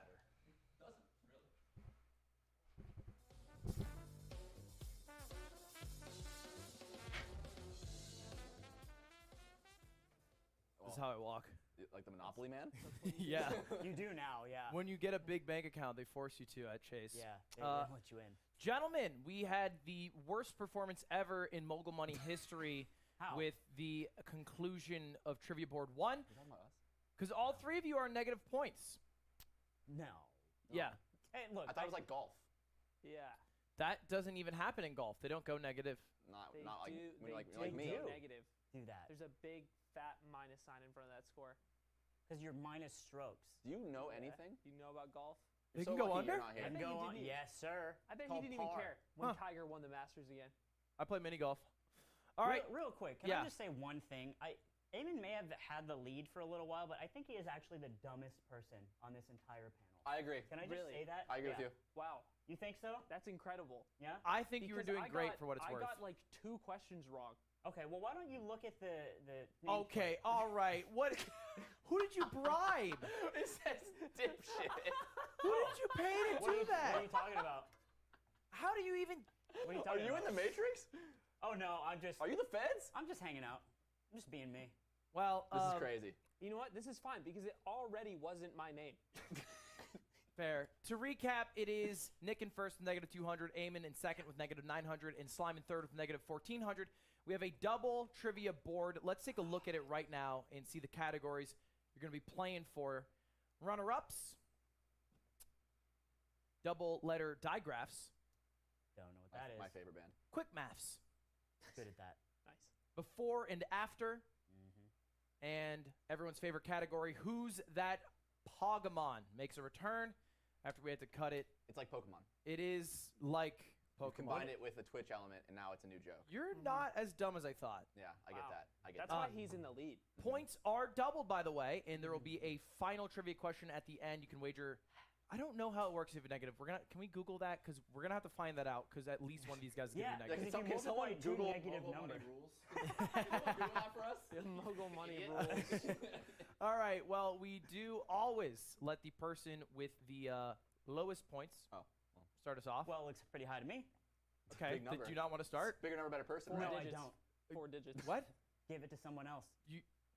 It's not how. I would like to volunteer Anthony as the first place. I'm next lowest, so. You are next lowest. You're weird. Aiden, go ahead. You're gonna let him get a lead, dude. That box is so big. It's really big. He's yeah. on a big box. Aiden, one of these categories. Runner-ups for 200. All right. All of these are runner-ups. You should get it pretty quickly. This country placed second in overall medal count the past 4 Summer Olympics. Amen. Normie stuff. What is China? That is correct. Yeah. Wouldn't know. Since Beijing. I don't even know what a sport is. Eamon, you're bored? Who's catching first? What? I thought that was the category. I was Yeah, like, right. we don't have that one, bro. I made up a new category right now that for me. Runner-ups catching for up. 400. Runner-ups for 400. Let's keep it going. This NFL team made it to 4 consecutive Super Bowls, but lost every one. Legendary run. I play gamers. Time is up. Who are the Buffalo Bills? The Bills. 4 consecutive lost Super Bowls. I think it'll be the love only Sounds record Alliance. that lasts 3.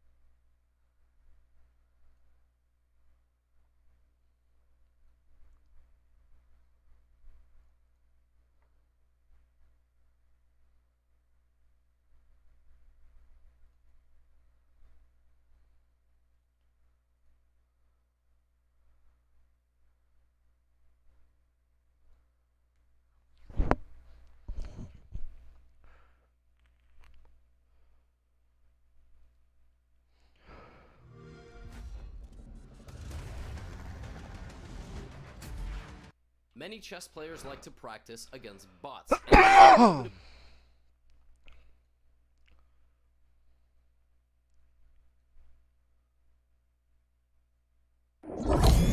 like them old women. They got some pussy them young women don't have. Older women got that cootie cat. You can't find no good cootie cat on the streets. Got 3 pubic hairs. Come Look on, like a get you mustache. some of this cootie cat. Cootie cat. You got 3 hairs on it, 3 long Hey, ass but like, hairs. listen here, let me tell you what I'm about to give you. That's what you're gonna get right there. Cootie cat. Goddamn cootie cat. You know we need to bring back come down slow as hell. Now let me tell you now. When I take these drawers out, this is what you're gonna get. This is what you're gonna get. That pussy got a cape on it. Oh, shut up. You know we need to bring back, nigga. Remember hoochies? You ain't say no hoochies. What? What's that? This nigga done pulled up a restaurant. Yeah, that's my restaurant. You ever want grits? Oh!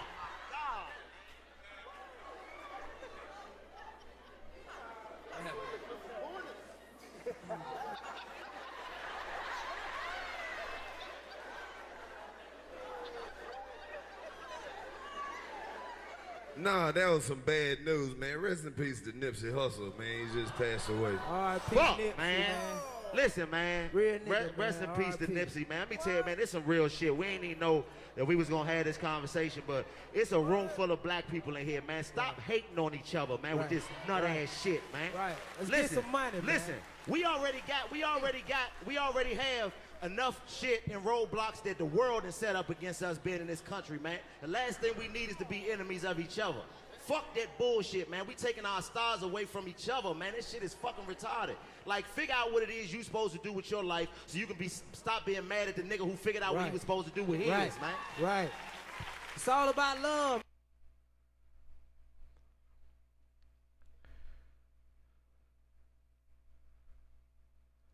Hit it! Cause we'll wrap you up and we'll wrap you down. We'll let our lyrics beat you down. They're gonna do it. We're gonna rap, a rip, ribbity do. Grandmaster rap, and I'm Dishes on. A rip, ribbity do. Hit it, boy. Well, I'm Eminem, and I'm here to say I love the rap in the old school way. It goes rap, a ribbity rap, a rip, ribbity do. You know, I'll be like, go back on the tape, honey, Mac. You see me jamming on the guitar, bro? Yeah, it's me.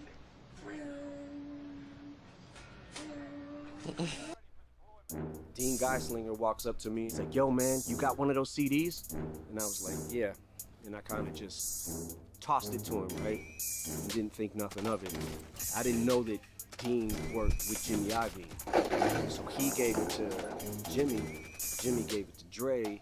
And I get the call, and I'm like, oh, shit. You know, this is about to happen. Wow.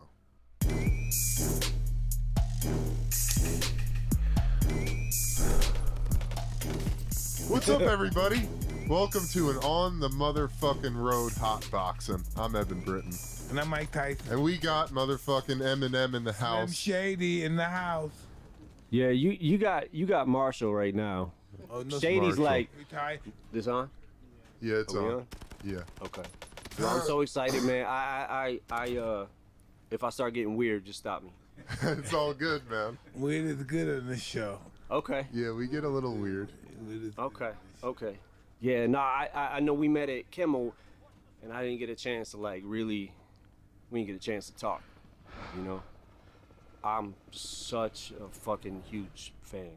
Thank I you. can't even Thank you. I can't even I feel like a kid right now, man. Like, this is crazy. I remember I listened to your first album. It was a long time ago. It really didn't go nowhere, but I listened to rap, and I heard you talk about cuss. Oh, yeah. Yeah, the first album, I believe it was. Yeah, man.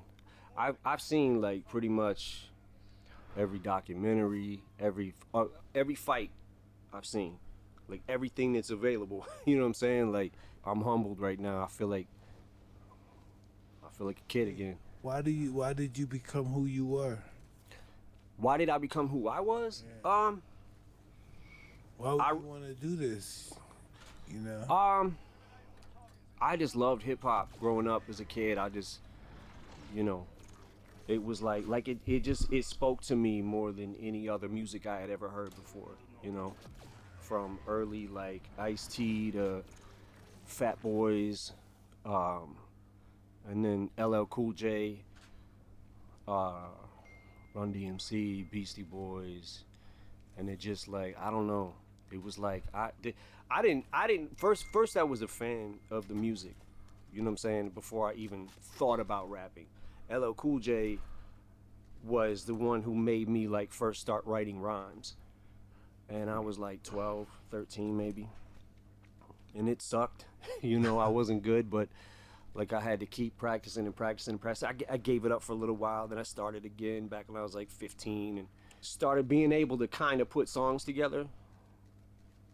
And then I just was I'm starting to, I was never really good at much else, So I don't know. Once I found out I was decent at something, I just kind of focused and just, went for it. That's interesting, because I remember I was in a juvenile detention center, and we heard we heard Rappers Delight. We said, "What the fuck was that?" Yeah. How could it be? Because we heard it in the streets in our neighborhood, but we never thought it'd be on the radio. Yeah. and it was on the radio. We like, what the hell was that? And we were just all blown away. To see that our music was being played on the radio. Yeah. You know. How about the fact that Rapper's Delight was like a seven some odd minute song? Yeah. And the radio played it. They played it from top to bottom. Like it was so popular. It was all off the hook. Mm-hmm. And then Nucleus jam on it.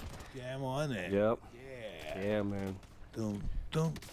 Yeah. That was like, I never really like got into rock and roll or R&B or blues or anything like that. I just like I'd listen to songs on the radio or whatever my mom was listening to in the car, but once hip hop came along, I just felt like, man, this is like, I don't know, I just was all in.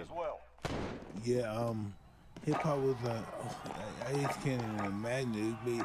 It gave me pride. Yeah. Here we go. Us being like get yourself sorted. You're up next. Type of hip hop. At the beginning of it gave us pride to know that our music, people the way we talk, was being on television, and the radio and stuff. Yeah. Yeah, it gave us a lot of pride. Listen up, soldier. Yeah. Win here and you return And to the front line. it's also like, If you lose, you're done. it's just such a, if You're you up, think soldier. about like, Now go around. You gave him a proper sorting. yeah, Stand and by then for it's just reinforcement. like, So every hip hop club, the whole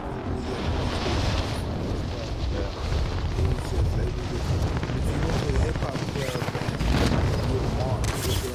even in your neighborhood, you're hardcore bebop, hip hop.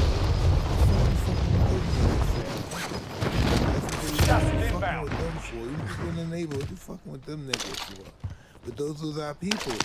All the criminals, the thieves, we all listen to hip hop. The money makers and everything, the killers, the robbers. All the fucking street issues, we all listen to that. That's what we listen to. As soon as we listen to, we enjoy it. But we surveying everything. We're looking at the people with the jewelry, the coats, the clothes, and looking at it, and then we're getting ready to get them after the club is over. Yeah. That's just what hip hop was about. All the robbers, the thieves would come in there, they enjoy the music, but after it was over, we going to rob. Yeah. That's what hip hop was about. Lost that one, but we'll come back stronger next time. And then Crush Groove and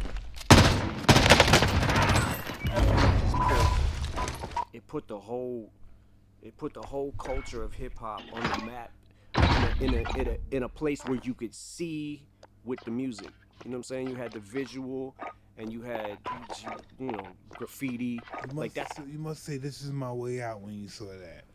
When you I didn't getting good. You must say this is my way out. When I started being able to put songs together, and I started like, figuring out like, well, I might be almost as good as that rapper. You know what I'm saying? So I'm gonna keep going. And then I start, I learned so much. Like I studied. How old were you when that started? Hip hop. The first time I heard anything, my Uncle Ronnie brought over a tape of the Breakin' soundtrack, and it had Reckless on it from Ice-T. Once upon a time, a DJ's task was just to play records. What more could you ask? I know Colors. Yeah. Colors was hard. My Uncle Ronnie started liking rap before I did, and then he kind of introduced me to it. And right around that time, I think, the movie had just come out, and I saw the movie. Hold it to deployment. Now's the time to warm up. And it just, I don't know, it spoke to me. How old were you when you first started putting it out? Hostile dropping into the area. Watch the skies. Well, I was afraid, I was afraid early on. I was afraid that going into any clubs or anything like that, raps because I felt like I couldn't. So I had to get hot. And then I was kind of making songs. Fuckers have me sighted. One day I got a call from Boy Proof, and he was like, yo, you need to come up to the hip hop show. I was like, what's right there. Come up here.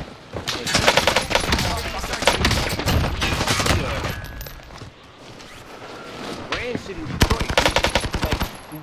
came up together, and we came up rapping together, but he would kind of go do his own thing, and then I was working like factories and stuff like that, and Proof was out there like grind. So I Slum Village, and a lot of the early Detroit hip-hop exploding onto the scene. Like, Proof was such a part of that. And I got a chance to, when I went to the hip-hop shop, I was like, clear. You're done warming up. I'll have Stand by like for 10 deployment to people, the war zone. right? Enemy And soldier incoming. you rap in front of them, and if they don't like you, you know, they're gonna tell you they don't like you. If they do like you, they fucking do. So I went there, I said the rap. I got some people jumping around and shit. Now that's my thing for me, and then that's when you start having battles. Battle every couple months or something. Yeah, every 2 or 3 months. But every Saturday, I would make sure that I didn't have to work till 4 o'clock because I was going to the hip hop shop every Saturday. So every Saturday for me,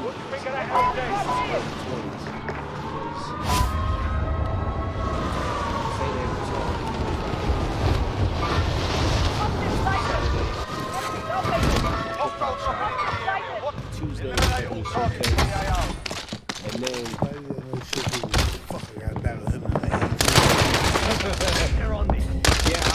well, that's what happened. I started battling, and then when we went to the hip hop shop, the first battle that we had there, I won it. And what we were doing, Group was taking names and just putting them in a hat.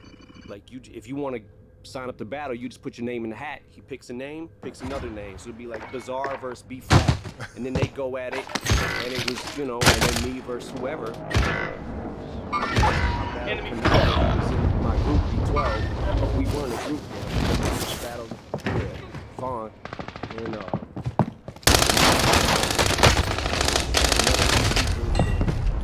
got me out of just Detroit, and I started going to, I went to like 97 Scribble Jam, and I went all the way to the end, and then I lost to this guy named Juice. To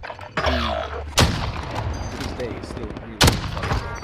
And I think that it's so good that it's okay that I lost to him. You know what I'm saying? But no, this was Cincinnati. Cincinnati, that was 97. And then from there I met Wendy Day on the battle team. This battle team was an event in LA called the Rap Olympics. And you know, that team when I got in that battle, Rap Olympics, and all the way to the end, and lost again. Last week, I was like super discouraged. I just got evicted from my house. Had to break in through the back of the house. The dude that we was paying rent to, he wasn't paying the rent with it. So one day, literally the day before I go to the Rap Olympics, and thank God for Wendy Day, she paid for my that day, we're like, what the f? I come home from work, me and my boy, and we're like, what the fuck? All the shit is on the lawn. Oh, I know that very well. So, yeah, so. You know, decorate your fucking lawn with your furniture. Yeah, and people was rummaging through it and shit. Outside for nobody take your shit. Yeah, yep. So that happened, and then I had to break into the back because I had nowhere to stay. So I had to break into the house through the back window, which was my old window. Broke in, slept on the floor, got up the next day, went to the Rap Olympics, and by the first prize was $500, and I needed that $500. Enemy dropping into the AR. And I was like, fuck this. UAV overhead. I was like, yo, man, you got one of those CDs? And I was like, yeah. I didn't know that Team worked with Jimmy Ivey. So he gave it to Jimmy. Jimmy gave it to Dre. And I'm back in Detroit now. Right. Nothing, like nowhere to go. And I get a call. Found the field upgrade. This is about to happen. Friendly loadout drop on the way. Didn't seem fast, did it, to you, huh? Nah, I did not. Yeah.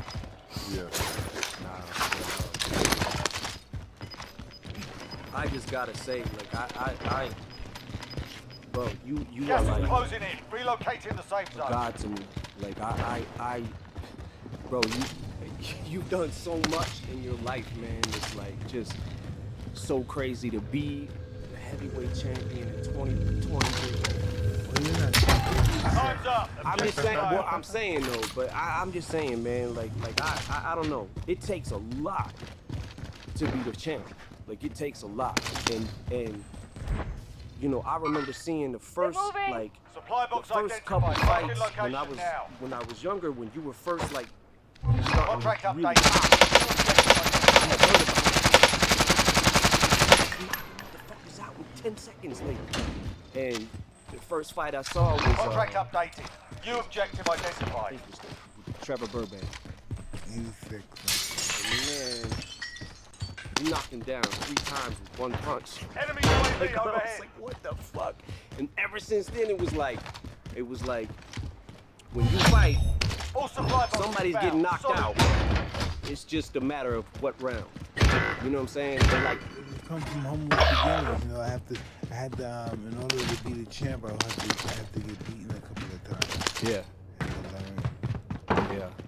Yeah, boxing is hard, man. It's hard. Like, I've been boxing for like 13 years. Just sparring, just messing.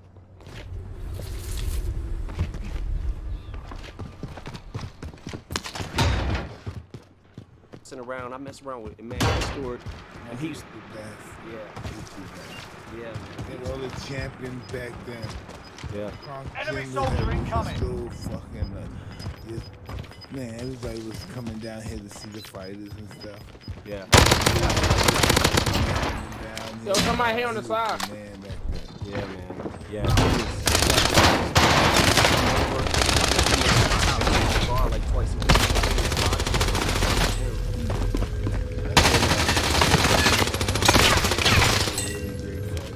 Yeah, this was. The amateurs the Olympics was really great. Yeah.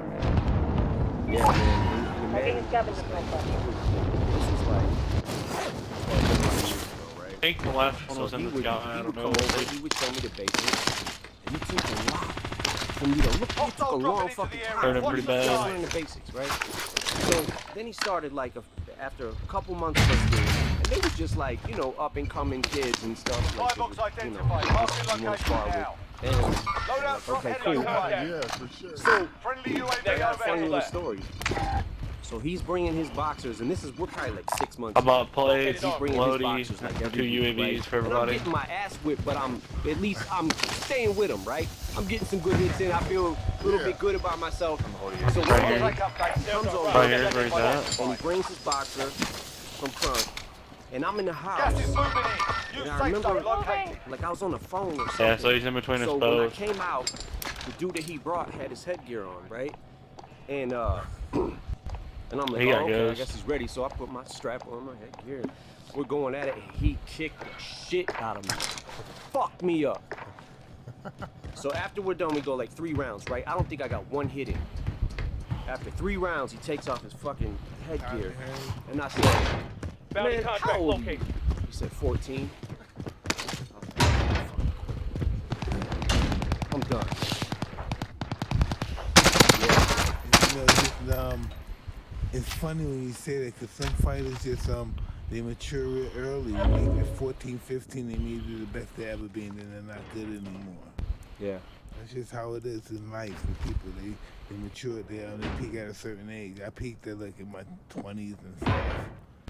Some people peak in their 30s. Some people peak in their teens. It's just weird. I feel like if you hit me, I would probably die. Like right now.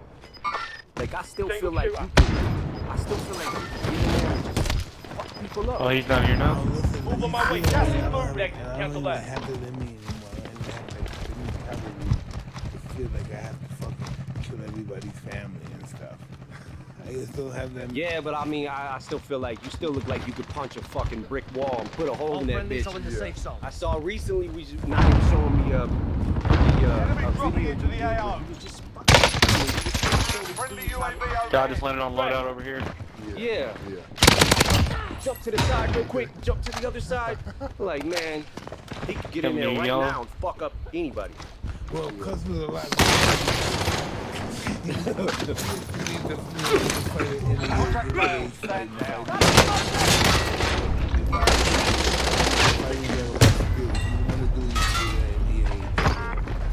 But it's like, but nobody knocked people out. People got knocked out by other fighters. They got knocked the fuck out. Doesn't matter. Never mind. Anytime I hurt somebody and knock them out, my life gets better.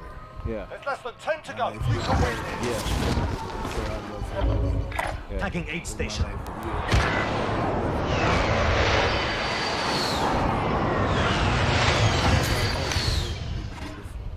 And my perception of my life at the time. Yeah. But it's like to be a fighter though, it's like you gotta, it takes a special kind of person, it takes a special kind of community. You know what I'm saying? It's almost like you almost have to give your happiness. Oh, one's jumping down, going courtyard, blue. Right. Move was spotted. You want to be the best Over my waypoint. You're on this side of the wall.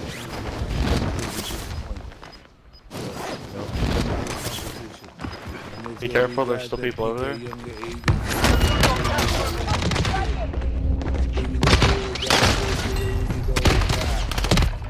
going to come to a time when you're experienced enough, the next thing you know, everybody gets their turn. Yeah, but it's like you're right though, because like for me, rap is like a 24/7 job, and it takes a lot of dedication, right? And you just stay sharp with the pen and stuff like that. But it's a different kind of discipline to do that. You know what I'm saying? Like, and the balls to get in the ring and fight in the first place. Listen, you know why I used to love anybody that gets in the fucking ring, because you just think about it. As human beings, what fighters do, we avoid all of our life, getting into a fight. And that's what a guy does every day of his life. He fights every day of his life, and we avoid that shit. Yeah. It's humiliating if you're not on the right side, and if you don't know how to fight and then you still win, it's humiliating. Yeah. Because you're gonna get hurt. You know, Right. so people avoid fighting. You know, Yeah. it's not normal. People are not supposed to fight. People are not structured to fight. Our hands are not developed to fight. Even for boxers, they break. That's why we have to wrap them up and everything. We just not, human beings are not designed to fight. Yeah. But we do it all, it's just part of our DNA. To kill one another is just DNA, who we are, is part of our, any form of murder is a form of self-hate. Yeah. You know, when you kill another person and stuff, it's you reflecting on yourself, how you feel about yourself. Yeah, it's interesting though. It's like, you know, boxing is just like coming up when I was a kid, I got my ass kicked a lot. I fought, I lost, I fought, I won. You know what I'm saying? And and there was a point in time where I started getting enough fights and winning enough fights that I felt confident until I started learning some of the fundamentals of boxing. And I'm like, I don't know shit. I know nothing. We all believe in here that if you get Enemy involved dropping with into the boxing, sport, tough guys gonna get hurt in boxing. They'll talk funny at the end of the day.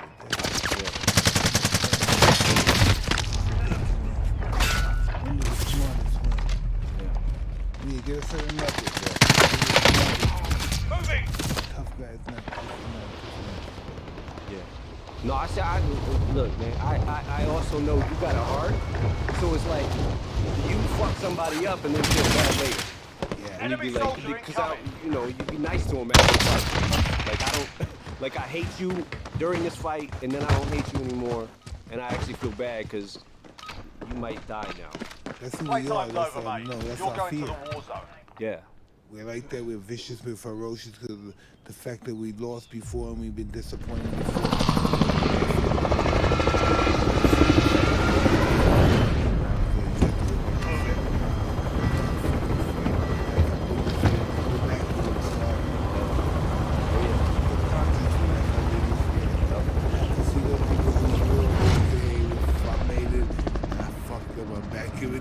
Yeah. Milton Berle, Battle guys, Royale. I had lost the Mark fight. a drop point for your team. You'll lead them in. And then Berle said, gas closing in fast. Get to the safe zone. Doing bad is going back to Brownsville. $30 million. Why are you the cut? Those dudes got these workers that don't understand why these guys leave a fight for $30 million, $20 million, and now he's crying. Enemy UAV overhead. With unlimited DVR, you can stream classics like The Office whenever you'd like. YouTube TV.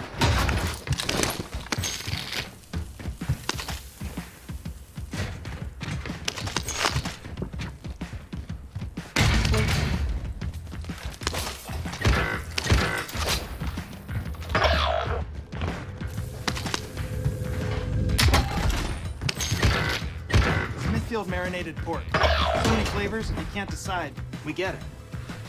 I'm gonna go for the pork. Yeah, good choice. I want to watch. He never went to the fight. I want to watch 2 Millionaires fight. I used to get out of my house in Beverly Hills. Yeah. Hey, so I want to say you say we really entertained your immersion in rap. We thought that was beautiful. Everybody. Enemy UAV overhead. Everything we had to for you was the best. You put it down. We watch you battle. We watch you not battling, but we watch you Hostile dropping into the area. Watch the skies. Jay-Z, we watched you all those guys, and you got really ill. Oh, thank you, man. Thank you.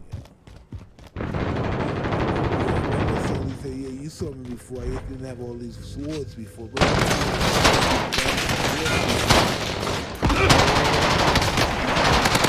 Yo, give me up. Yeah, you didn't have all these guns of swords before. Yeah.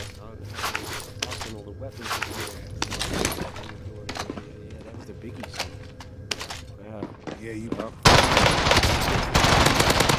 conscious that you know you're rapping like J and B, you know you gotta play, but you know you gotta put it down. Cause if you don't put it down, people gonna say, "Oh, nigga, shit on you." I mean, that's how I feel anytime I get on a song with anybody. It's like, man, if I don't try to, like, I have to, you know, just having that hunger still and trying to, like you said, it's not about the money all the time, right? So it's like when you lose a fight and you get depressed, it's because your competitive nature and competitive spirit is wounded, right? Because it's the reason that we started doing this. You're not good enough. It goes in your mouth. Yep. Not good enough. You're better than me. And fucking good. You're better than you, and you believe in your head that you're the best way.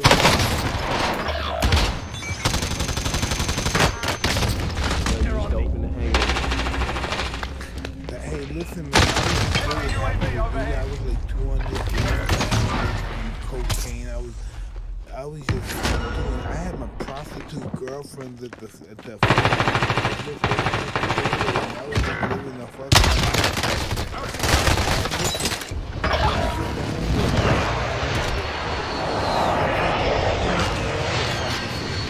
So when I went in this private spot, I saw these white people and I'm looking at these people. And then I saw those two twins.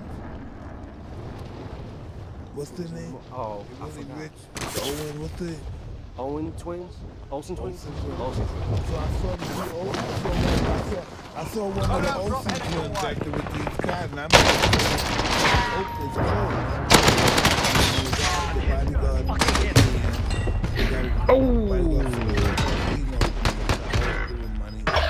me and we're chilling, we're hooked up and we're drinking, and then they look at me and somebody comes over and says, "Hey, we're doing a movie with you in 2 weeks. We're doing a movie with you." I said, "When?" He said, "In 2 weeks." I said, "Fuck, I didn't know that." What the fuck? Yeah, I said, "Fuck, I didn't know that." And so I'm going to do this set and stuff, and I'm just a mess back there. So I do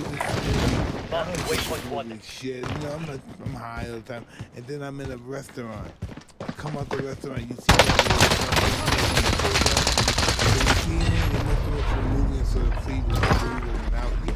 and then when they saw me, it must have been like 30. They all got off the bus and said, "We love you, we saw you in the movie." And then my friend Lip, who's not no longer hey, we're back.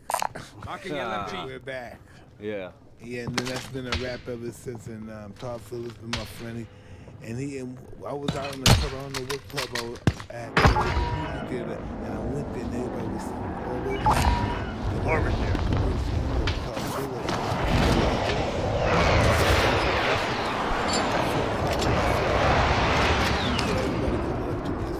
I feel like I'm a part of this.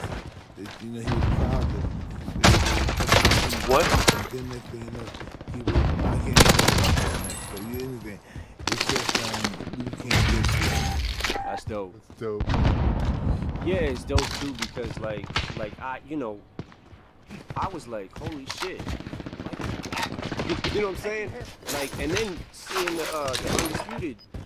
Yeah. Man, and hearing you tell them stories, and I'm like, I actually want to know about this. Yeah. You know what I'm saying? Yeah. Why did I do that? Yeah. Hell yeah. Really? Yeah.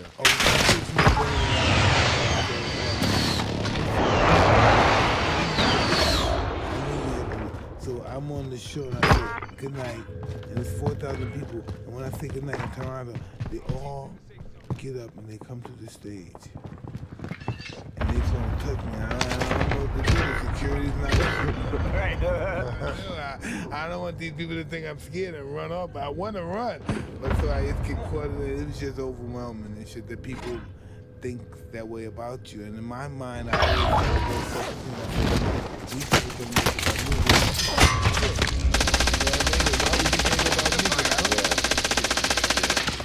I went through a lot of that shit too. Just feeling like I wasn't good enough for anything. Like whatever I did, I just wasn't good enough. Yeah, man, it's a psychological thing. I think that once you, for anybody who doesn't feel, who feels like that, right? Like I just feel like I'm worthless. I'm not in this world.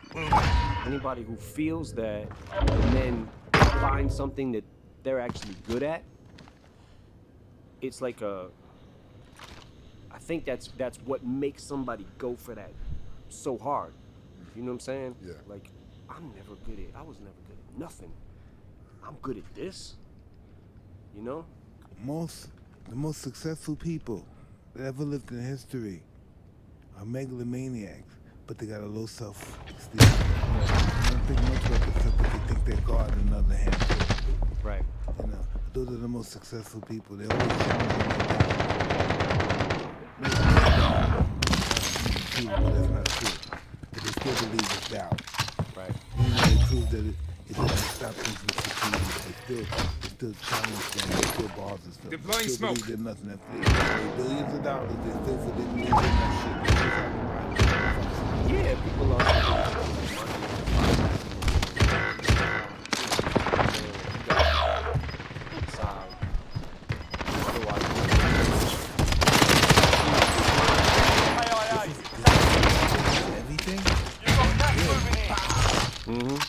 This is everything? I waste my fucking life for this? This is everything? Yep.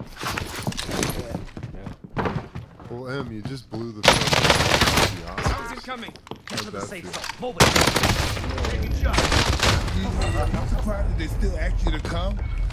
T-Mobile for Business helps small business owners prosper during their most important time of year. When you switch and bring your own device, we'll pay off your phone bill $1,000. You can keep your phone and T-Mobile store today.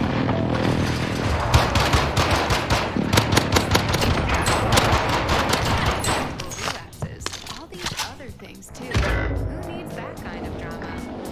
Kesimpta is a once monthly at-home injection that may help you put this RMS in its place. Kesimpta with proven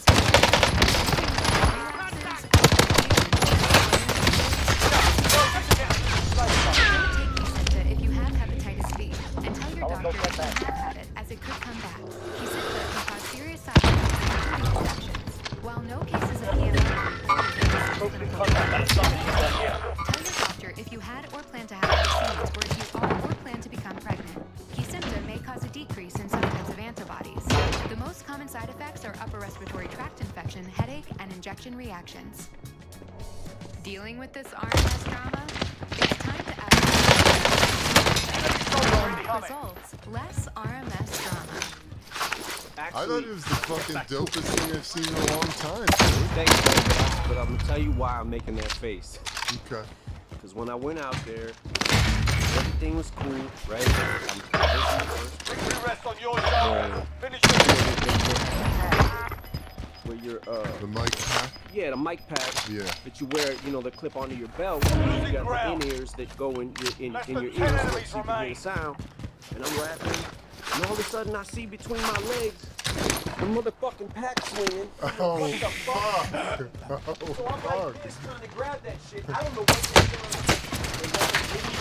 But man, I was like, so then I tried to stick that bitch in my, and I'm like, We're gonna be coming down right. so I'm rapping the lyrics while I'm doing this, and then I'm like, my front pocket, fuck. By that time, the song's over. And I'm like, man, what the fuck? We rehearsed for that shit. I know the words to Lose Your Shit, right? But we rehearsed that extra so we didn't fuck that up. And then that was the one thing we didn't plan for. And of course it went wrong. And I'm like, motherfuck. Yeah, dude. Nobody saw that. Really? Nobody saw it. No, you killed it, bro. You fucking killed it. Thanks, man. Dude. Thank you. Hell yeah. Thank you. I thought it was amazing. Yeah, I ain't nobody watched saw it because that. I got creeped out. I'm like, I don't want to fucking see this shit. I'm gonna just get angry. Yeah, I know. Girl, how old is she? Fuck. Haley is 23. What's that like? She has boyfriends and stuff. She has babies. She Not babies. Nope. Just boyfriend. Yeah. And yeah, she's doing good. She's made me proud for sure. She graduated from college. 3.9. Wow. Yeah. Good for her, man. Yeah. Thank you. That's awesome. How does that feel? You have a 23-year-old. I was just listening to Slim Shady. Yeah. And listening to that. It definitely is crazy. It definitely is crazy. I have a niece that I have helped raise too. That's kind of like a daughter, pretty much like a daughter to me. And she is 26, and then I have a younger one that's 17 now. So when I think about my accomplishments, like that's probably the thing I'm the most proud of. You know, is being able to raise kids. You know, most guys like us that are successful and stuff that supposedly have it all, our kids are fucked up. You know? Yeah. They're fucked up. They never had the life that we had. They never struggled. They never know struggle. Without struggle, there's no progress. You know, and that's why they don't progress, because they don't struggle. Yeah. Yeah, it's definitely important to keep your kids grounded when there's situations like we have, right? Yeah, it's like, absolutely. It's very important. Yeah. Well, hey, brother. Thanks for coming in. Really? Now you got to get back to your shoot. It's all good, man. I'm so. Check your gear and weapons. Planes are making ready for deployment. Dude, you're the fucking man, bro. Come on. Yeah, like I said, man, I can't. You know, I told you I was gonna fan out on you, and if it gets weird, just stop me. It's all good, man. But you're motherfucking Mike Tyson, man. Listen, let me tell you something, right? I've been to Detroit for All-Star. And I know I've been to Detroit for football. You know, listen, so, and I'm from Brownsville, a similar to Detroit. Possibility of you being 7 miles. Now you here. Now what's that? What's the percentage of that? What's the guy 7 miles? Get out here. How did you get out here and you don't got shit? And you're not, you're destitute. You know how that happens? It's ordained by the universe. Me and this guy, man, Denon went through a lot of shit. Like we were kids ourselves, right? We were still, when I met Denon, he had just started making beats, and we met through a mutual friend, IQ, who was a rapper who was actually Warm-up's done. Time to kick this off. And IQ introduced us, and then we grinded until he went through a lot of shit. And we did it together. We were roommates. You know what I'm saying? We lived in houses together.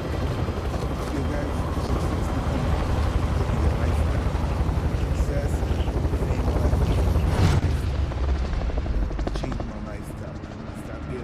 Pretty. Forget about that. Battle Royale. I never had no girl. Closing on your position. Suggest you get Too young. I didn't All have right, a girl folks. until I was 19, 18 years old. Y'all ready? So I focused on this.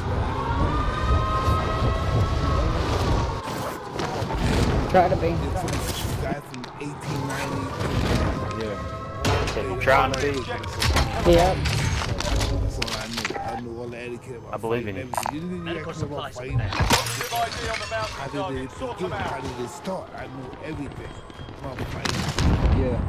I remember what was it? I saw a documentary. Somebody used to make he would call out numbers. Bounty target is down. Yeah. Well done. Like man, I'll never live to do that. That shit was crazy. Yeah, he was They're hunting me, folks. They're probably up in 10. Guarantee they're in 10. He's so perfected, and if you're allowed to stay, you have to be crazy too to be with this man. Because I wanted to be the best so bad. Yeah. Vendor here. And only he could do it. Nobody could. Nobody Let's else. get No one this can scab, inspire yo. me like him. I'm one of Tough those guys. ain't. I'm a dark person. I come from a dark world. Hit live on Nobody's location. hitting no Move white to mother. secure. No one can inspire me like Loadout him. He drop headed inspired your me way. to be better than what I was. Contract updated. There's no New way I was objective gonna be. identified. If I was Mike Tyson's badass motherfucker, We can get that around scab. there looking, I still wouldn't have made it. Pop another loadie. Because Get ghosts. I was just ground to the book. He made me believe I was the best fighter the world has ever produced. Yeah, but you did it though. Send me a recon overflight. UAV entering the AO. Yeah, but in life that's not a good way to think.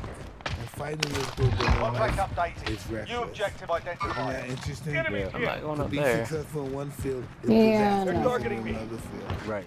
Yeah. Like with you, I'm were not great going at up rap, there. life you were kind of shaky. Yeah. Oh, I was shit. I have an 8th grade education. Ooh.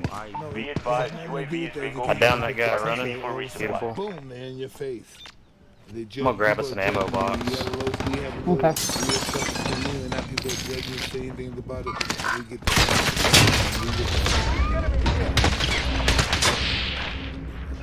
Coming to y'all by the tower.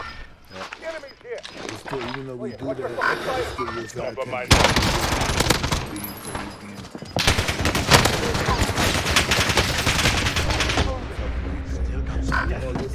We got Lodi at control.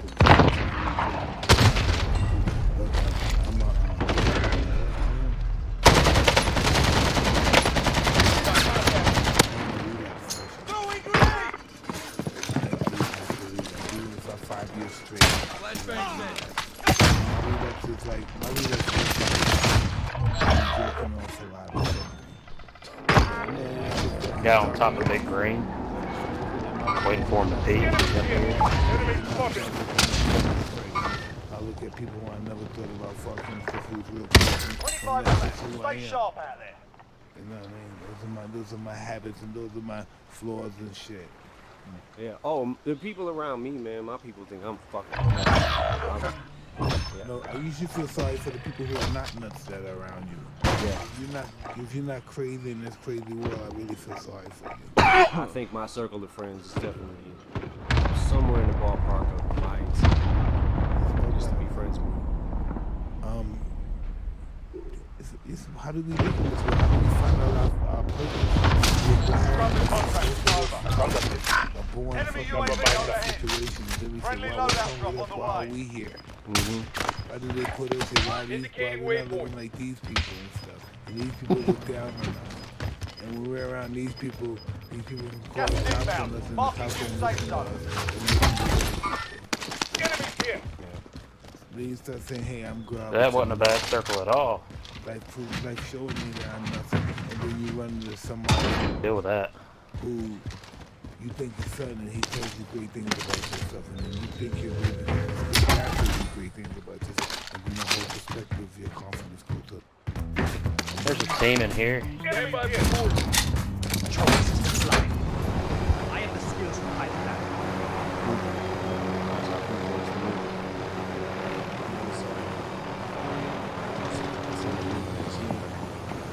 I know that I would not outgrow him because he gave me like not. I mean, he co-signed for me. Went to the shop because he co-signed for me everywhere I went. respected him. His name meant something because they respected him. So he was the craziest. Listen, when Cuz told the South Africans, hey, said, listen, we have a black young man in this house, he's our family, we treat him the way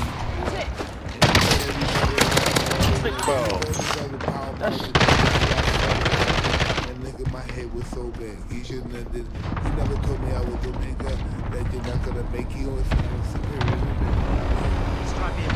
But isn't that true? He told me I'm better than everybody. The reason why those people brought me to their job is because he never had put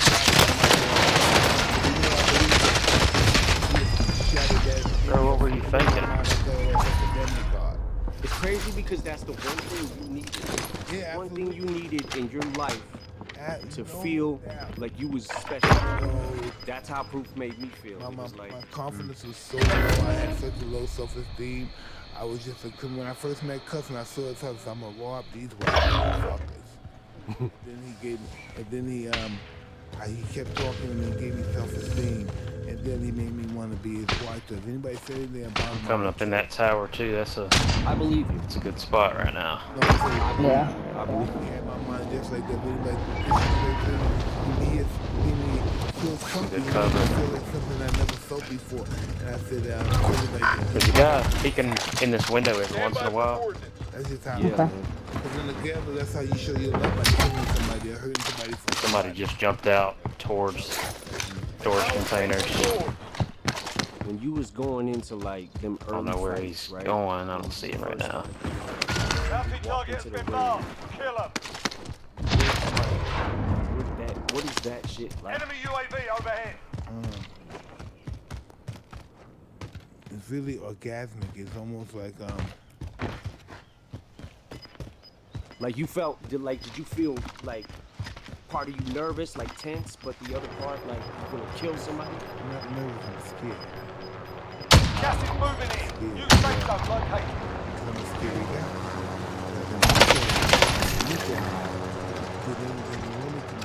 I have natural fear of not being safe. Yeah. That's who I am naturally. It's in my life, it's who I am. So now I got it with this weird self-confidence and violence and stuff. So now I'm sadistic because I'm afraid I'm gonna get hurt. Yes.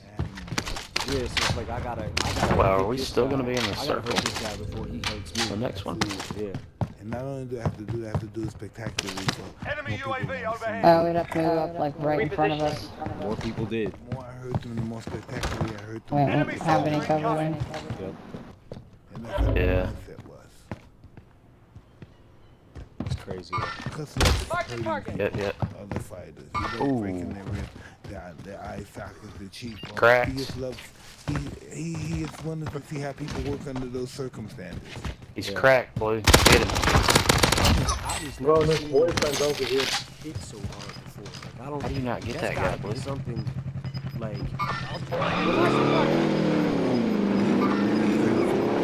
Losing ground. Found target down. Well done. Enemy here. Got the punch gear before that with the heart. People hit damage, bro. Yes, yeah. Hit you in the shoulder, the arm, the fucking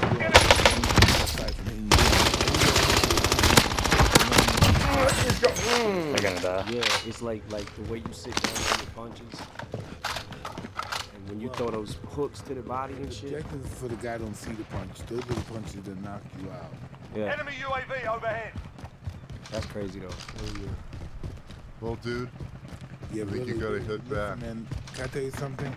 This is really good. Anybody runs up on any extra sniper ammo? You don't have to thank me, man. It's me. Yeah, I'm in need of it Coming here too. is like such a big.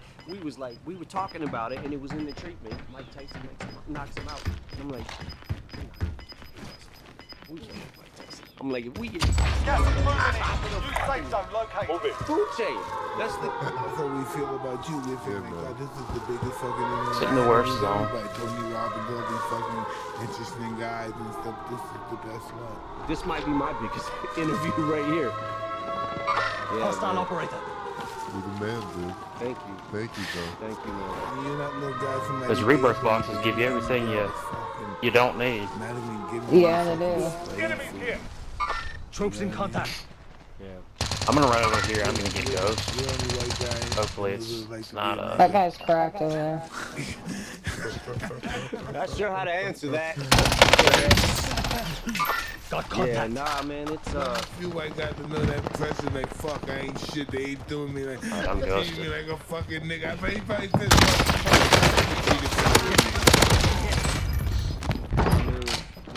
we all got our stories. Yeah, we do. Yeah. Yeah, man, I'm super honored. I can't believe we were able to get you. 9 enemies are still active. Hunt them down. It's a fucking honor. Everything. This is how it's ordained to be planned to be. I'm pushing with blue. Marshall's too humble to be, huh? We can't. Being sober? We don't have time. We don't have time. Look at him. He looks great. I'm used to it now. But it was hard at first. Thanks for watching this episode of Hot Boxing. I got a munitions box. Thank you. Come over, get a big green. Thank you. Yeah, conmigo. Yeah, man. Until next time, I'm Evan Britton. Dropping it upstairs. I'm Marshall Mathers. And if we didn't have to do a video right now, I'd be sitting here. We got company. Question for number 2. Part 2. Jumping over the wall. Gas is closing. Get to the new Oh. safe zone. That would kill me while they had the chance.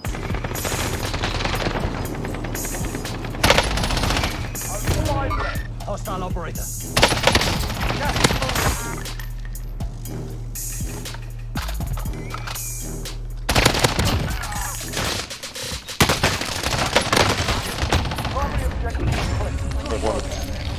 That is Beach House, in the real-world homecoming Nice. of Los Angeles.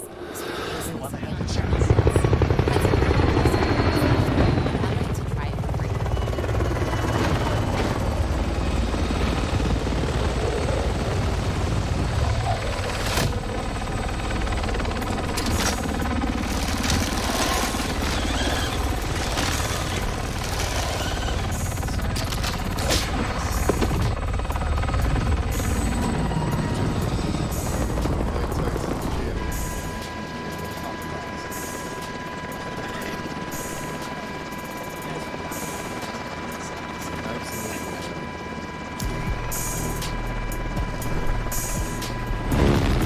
You wanna run that back? Hot boxing, and I Yeah, that's it. Hell yeah. Man, there's a lot to talk about, and what a treat to be here. I really, it's so good to see you, Mike, man. You've always been brother. so good to me. My Mike Tyson stories are so fucking good. Yeah, You know, yeah. now I'll go back to when my book came out. This was before we did the Charlie Sheen roast together. Now I saw Mike at the Charlie Sheen roast, and I came up to him and I said, "Hey, Mike, I put out this book, and I told the story about us doing all the cocaine in the bathroom in the book, and the lawyer said it was fine, you know, but I kind of felt weird about it because I didn't check with you." And I'll never forget, Mike looks at me and says, "It happened, you tell it." and Hell yeah. And it was so great. I thought, man, how cool. I got Mike's blessing. Yeah. And then when we were on stage, I had held back the part about where we were in the psych ward together. I don't think that was in the book. But then because Mike said that night, or when we actually taped the Charlie Sheen roast, they didn't, I don't think, included in the show, but I was like, yeah, Mike and I were in a psych ward together, and Mike didn't give a fuck about that. I was so psyched, and so then I was happy to see you because I've been there a couple of times. I haven't seen anybody that I knew. So I'm there, and I see somebody that I know. So that was pretty cool. So I went ahead and I made it part of my act, right? In my stand up, and at one point, I'm doing this interview for like GQ.com. It just seemed like this whatever interview, and I tell this story there, and then all of a sudden, like boom, it's all over the fucking world. You had to have heard about that a million times. I didn't think anything. Oh, Mike didn't think anything of it. I got a call. We had the same agent, Chris Smith. Oh, he's nuts. That's my man. Yeah. So he calls me up and he says, "Hey, Mike and his camp are really unhappy about the way this story went all over the place. And then later he told me, Mike didn't say shit. I just didn't want you messing with his, you know. Oh my God. But yeah, it was. Oh man, how about that Charlie Sheen roast? That was pretty good too. Dude, so we taped it. Of course, I broke That's epic. Broke my fucking nose at the Charlie Sheen roast. You're mad, man. You're insane. Oh, Dude, man. I love that. I'll tell that story too. But William Shatner said, "Fuck, Steve." Really? William Shatner says, "What the fuck?" Oh What my the God. Yeah, it's classic. And so when we taped the Charlie Sheen roast, this part I think is so fucking funny. Like when it was like maybe like a week before it actually aired, after we taped it, and Charlie invited everybody that was involved with the roast to his house, this huge fucking mansion. You gotta remember this. Charlie's house? Yeah. Yeah, and this is like before shit got real crazy with him. It was after it got crazy at first, but before it Not got super crazy. right. He was crazy though. Still. Oh, Yeah. dude, he had everybody over to his house before we taped the roast and after when it aired. So it was before we taped the roast when I first met him, and we're at the house, and he like pulled me aside. Just he a said, party?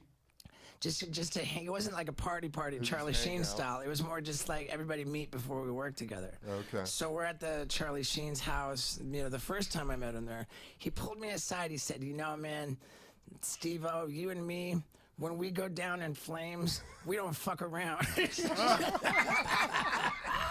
You know, like, and I was, I felt like that was so cool.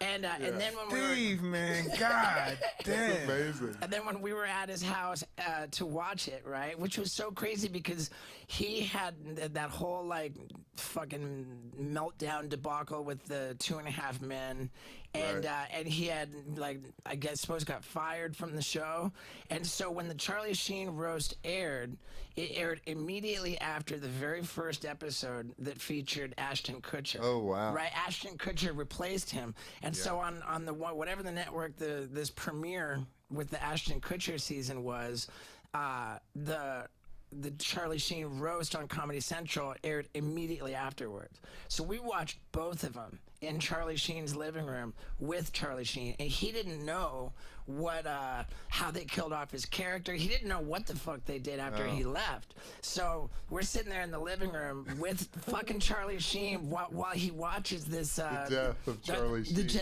And it was like they had like he had died, and they had his urn with the ashes, and then like someone like bumbles it and like throws the fucking thing. There's the ashes go everywhere. There's a huge cloud, and as the cloud of ashes like comes down, Ashton Kutcher appears in the background like, and Charlie watches that and he goes, "Oh shit, I gotta give it to him. That's good." You know?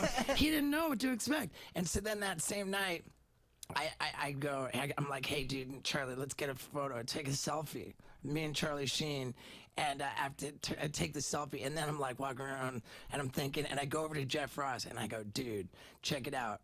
We're in the world's." I said, "I think we're in the world's most expensive crack house."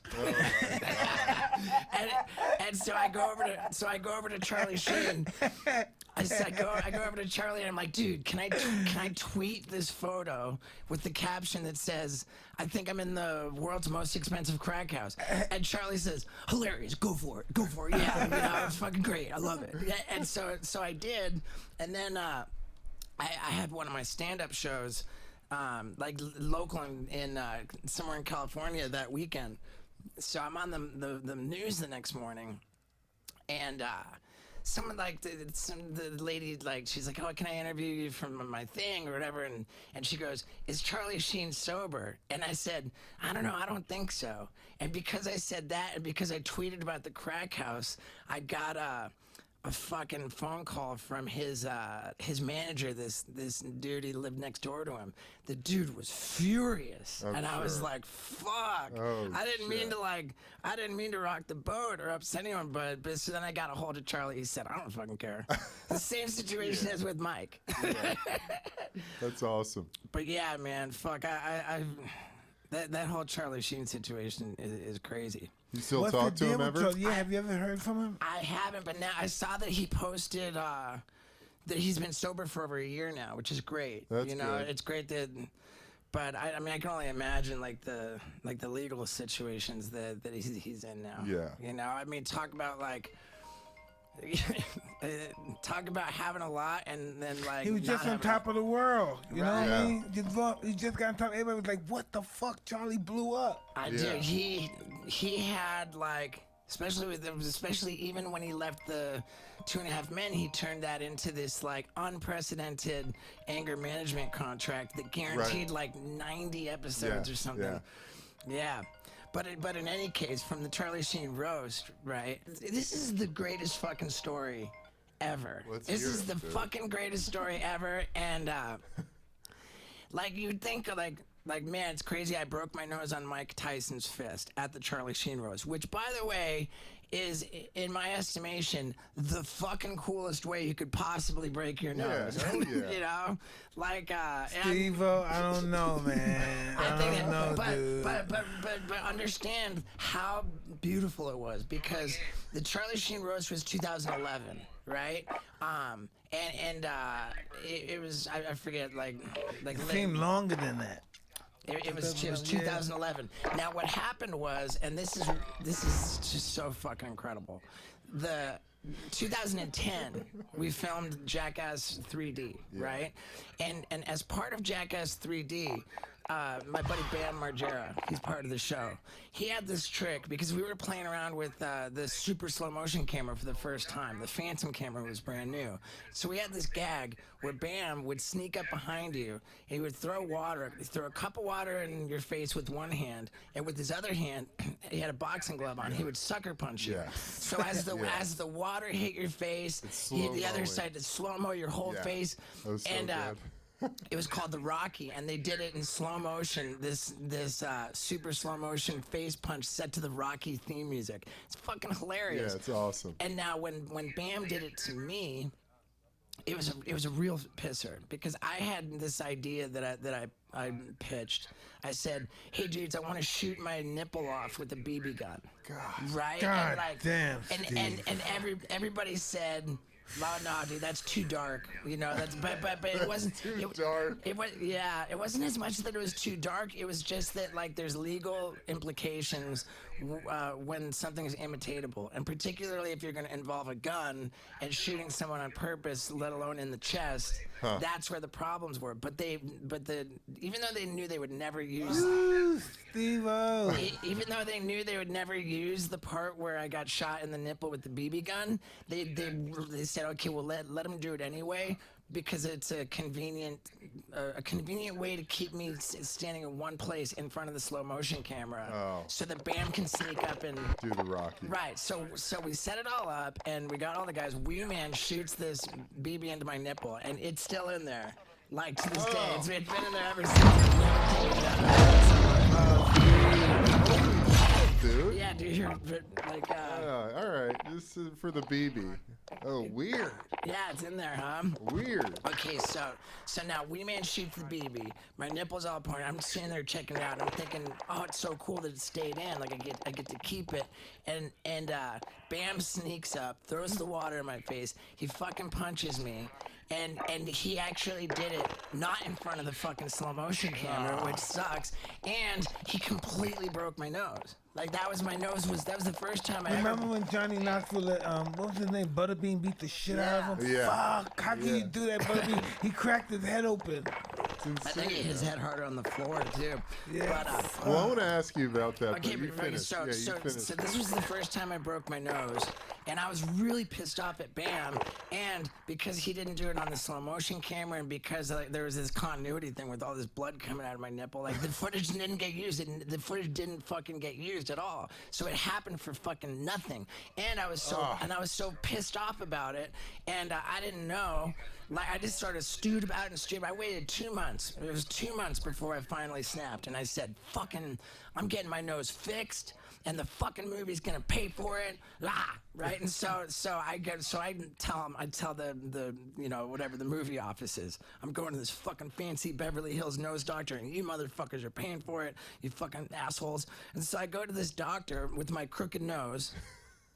my broken fucking crooked nose, and the doctor tells me, he says, yo, I would love to help you, but it's been 2 months, idiot. It's fucking healed that way. done. It's healed that way, Oh, right? no. So this is what the doctor says. He says, I could fix it, but because it's healed that way, the only way I can fix it is to re-break it. The guy says with a fucking chisel. Oh. He says I gotta re-break it with a chisel, and I'm like, oh well, I'm good. You know? Yeah. I'm like, fuck that, I'm good. And so I just lived with my crooked ass nose for another like year, maybe a little more than that. Greg.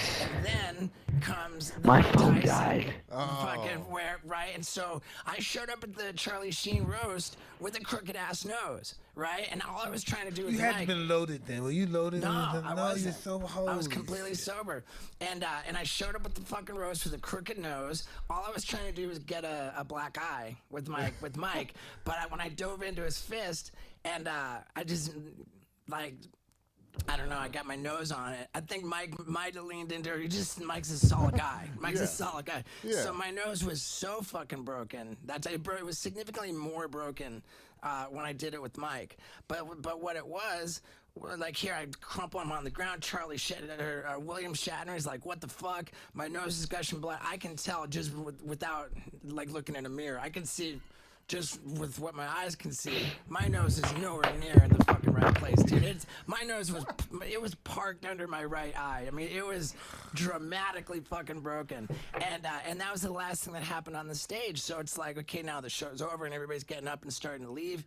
But then like I hear this guy saying Steve-O in the crowd, like well, everyone's milling around like the show's over, but this guy's just charging towards the stage. He's like, Steve-O, your nose needs to be set right now, right? And because of my experience with the fucking nose doctor in Beverly Hills, I know that to be true. So I'm like, okay, wait, there's something to this. This guy knows what he's talking about. So I'm like paying attention, like, okay. The guy goes, your nose needs to be set right now. And he comes up to the stage and I'm like, all right, talk to me. Like what do I do? And he goes, don't worry, I'm a kung fu instructor. Oh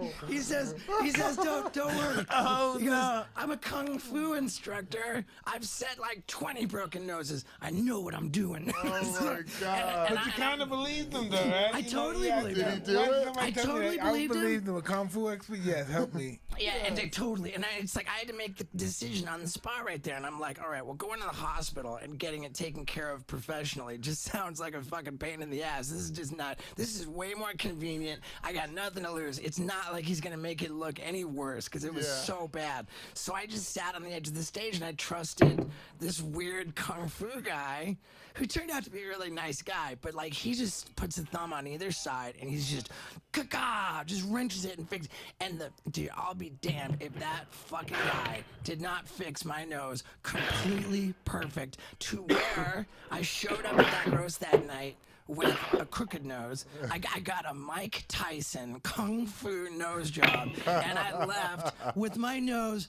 perfectly fucking straight, and I got it done for free. It's the greatest story ever. And That's genius. And Mike, if I didn't break my nose on your fist, it would still be crooked. You fixed it. You fixed my face, Mike. Thank God, man. Thank God. Yes. Yeah. I put together this whole. Man, I couldn't believe that night. I put together this whole before and after. There was like when it was broken from Bam, and then like how it healed crooked, and then when it was broken from Mike, and then how it fixed after that. It's the great. I'll repost it, man. I'll post it again to promote this. And if anybody wants to see these before and after photos, this 4-photo sequence, it's unbelievable. Yes. Go to my Instagram. Well, Steve, what happened to make you decide to just go straight? Oh my God, that was like almost not even my choice. I had an intervention like that was Johnny Knoxville. Yeah. Put it all together, and it wasn't the kind of like on TV when you watch an intervention, they ask, "Are you willing to accept help?" You know, like will you go to treatment? Right. For me, they weren't asking. You know, they were telling me. They said, we're taking you to the hospital. I got the 5150. It was my first time in the psych ward and not the time when I was with you. I had 2 psych wards. And so Can you explain what's 5150? 5150. Crazy motherfucker. You're crazy. 5150 means that there's like proof. If they can prove that you are a threat to yourself or others, which means if you say anything to the effect of "I want to kill myself," or if you say even just "I want to harm myself," or someone else, or if you're caught cutting yourself, or anything like that, right. Or if you threaten someone, if you pose a threat to yourself or others, then under the law in California it's called 5150. It's happened to Britney Spears, Heather Locklear just had a couple of them. There's a lot of celebrities on the 5150 club. Yeah. In Florida, I know it's called the Baker Act, but what it means is that they can just involuntarily, against your will, they lock you up in a psychiatric ward for 3 days. Oh wow. And they can determine if they want to keep you. Like in my case, when Knoxville and the Jackass guys brought me to the hospital, like I was spitting on people. I was like trying to fucking throw temper tantrums. Like that, like right when I realized that I wasn't gonna talk my way out of it, and that I was like getting like that, then I'm like, I want to smoke a cigarette. No, and I'm just going raging. And I remember I grabbed a chair, I tried to throw it, and at that point, like these orderlies appeared like out of nowhere, and they just grabbed me and slammed me down on this like stretcher deal, and then they jabbed a needle in my butt cheek, and immediately I took a nap. Wow. Whatever they had in that needle it was powerful as fuck, because wow. And it went in my butt. And, like I've been researching like tranquilizer darts, and they told me that it would take 20 to 30 minutes. Dude, they put something in my ass that out. And then I woke up in the part of the hospital where the doors don't open no matter what, and plus on top of that they had there was like this was at Cedars-Sinai Hospital in LA, and they got the East and the West Wing. Like I think if you're on the East Wing, you're sort of standard issue, like run-of-the-mill, harmful to yourself or others. But if you're on the West Wing, you're like in the something else category, like the extra, like high security or whatever. And so they had me on the West Wing, and because of my behavior, they changed me to 5250, which is not just 3 days, it's 2 weeks. Oh wow. And that's so why I had the 2 week joint. Yeah.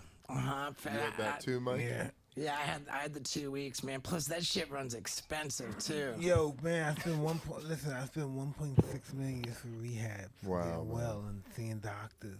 I think my treatment, my rehab, I think came to about $300 grand. And listen, know what? I'm thinking to say what was going on with me back then. I was so fucking nuts. Yeah. I would never dare do that now. Before I was just fucking nuts. Yeah. Yeah. That's right. And now, so I mean, and thank God they changed me to the 2 weeks, because if I was only in there for 3 days, I would have. Wouldn't have done anything. I would have gone straight to the drug dealer if I want to walk out of there, because I think it was like day 4. What, both you guys, like what drugs were you using at those times in your lives? Cocaine, marijuana, a lot of alcohol too. A lot of alcohol. Man, Yeah. the time. I mean, I'm sure everyone's heard this story, but in 2005, this is the first time I met Mike. We were at some kind of nightclub. And I was just so stoked. I was like, fucking Mike Tyson, no way, it's so rad. And everyone was going from the nightclub to this house party. And so, I found out where it was, and I was like, I wasn't invited, but I'm just like, fuck it, I'm just gonna show up. And I was by myself, and I just like, whatever, I took a taxi to show up at this random house, and I'm not invited, and I'm like, I want to party here, And so I like ring the doorbell or whatever, I bang on the door, and the door opens up, and it's fucking Mike himself who opened up the door, right? That's such a movie, dude. Dude, Mike opens up the door, and I'm like, no way, I don't know anybody here, I don't even know Mike, but I said, hey man, is it cool if I come in? And Mike, like, it was like he threw a punch, like it was like he threw a punch like past me, you know, like over my shoulder, and like threw it like next to me, past me, and hooked it, and then pulled. By the shoulder? Yeah, well, no, by the like clocked me in the back of my head, not knocking me into the house. He's like, get in here, you know. I love it. Yeah, dude. it was like this ghost punch, and he hooked it around and pulled me in the house, and. We're in the house like not even a second, and he says, "You got any coke?" Answer the and call, I said, nigga. Fuck yeah, I do. I said, Trying to add everybody. Fuck yeah, I do. Not only do I have coke, I have a bunch. Yeah, Justin was just in the call with us. Man. I had like both pockets, right? I'd like. Is Jay back It yet? was like a fairly substantial amount of cocaine, you know, 3.5 grams. In my left pocket, I recall having an 8-ball that had not even been touched, and in my right pocket, I had like an 8-ball that had been like halfway through. So at the end of the day, it was roughly, I don't think I'm exaggerating a lot. I think I had about 5 grams of cocaine. All right, and so I'm like, yeah, I got a bunch. So Mike and I, we go and we go in this bathroom in the house, right? We just fucking lock ourselves in this bathroom, and we were in there for like easy. Whose house was it? One of y'all stop by and share some wax it was. with me, man. I don't We got were in shit, there man. for like fucking 3 hours, just. Talking on and on. I'll never forget when and here's the craziest thing is that like I was a cigarette smoker at the time. I smoked Newports. Mike asked me for a cigarette in this bathroom, like right when we first go in there. Let me get a cigarette, right? I couldn't believe this. He takes the cigarette in his, I need a point two from you. I want a point two from Jay. Newport cigarette. He rolls it between his fingers. You got to explain this to me, Mike, because I still don't understand it. He rolls it in his fingers back and forth so that the tobacco falls out on the bathroom counter. Right, like, and he keeps doing it, rolls it back, so he gets done with it. Now, like, there's the brown filter on the end, and the cigarette paper is empty. It's just like a cylinder, like a. It's all right though, man. If you want to come over here when you have nothing then he and turns smoke it some right dab, side but up. then We got a you whole get pile dab, of you powder don't want to cocaine share. on That's cool, the bro. bathroom counter, and crush. That's crush cool, it all bro. It's cool. Like, I don't fine care at powder. the end of the day. And Mike's like scooping it in with like I'm a just driver's saying, license, a bro. credit card. I don't know. He's just scooping it in. Like, it shouldn't even my and dad is pouring Riley. the She powder mad as fuck. into the I'm like, tube, bruh. the cylinder I'm like, bruh. of cigarette She's paper. like, don't right? ever invite me No over again when tobacco you only mixed have a little in. bit. I'm It's like, just oh he's my just God, I dumping don't in even care, just bro. I was pure trying to cocaine, chill, nothing smoke. but cocaine to fill this cigarette. And I'm I know. I looking- told her. I I'm said the so only reason why I fascinated. invited him is I'm because looking Jay at it, I'm asked and he thinking- never I'm asked. thinking, that just can't work.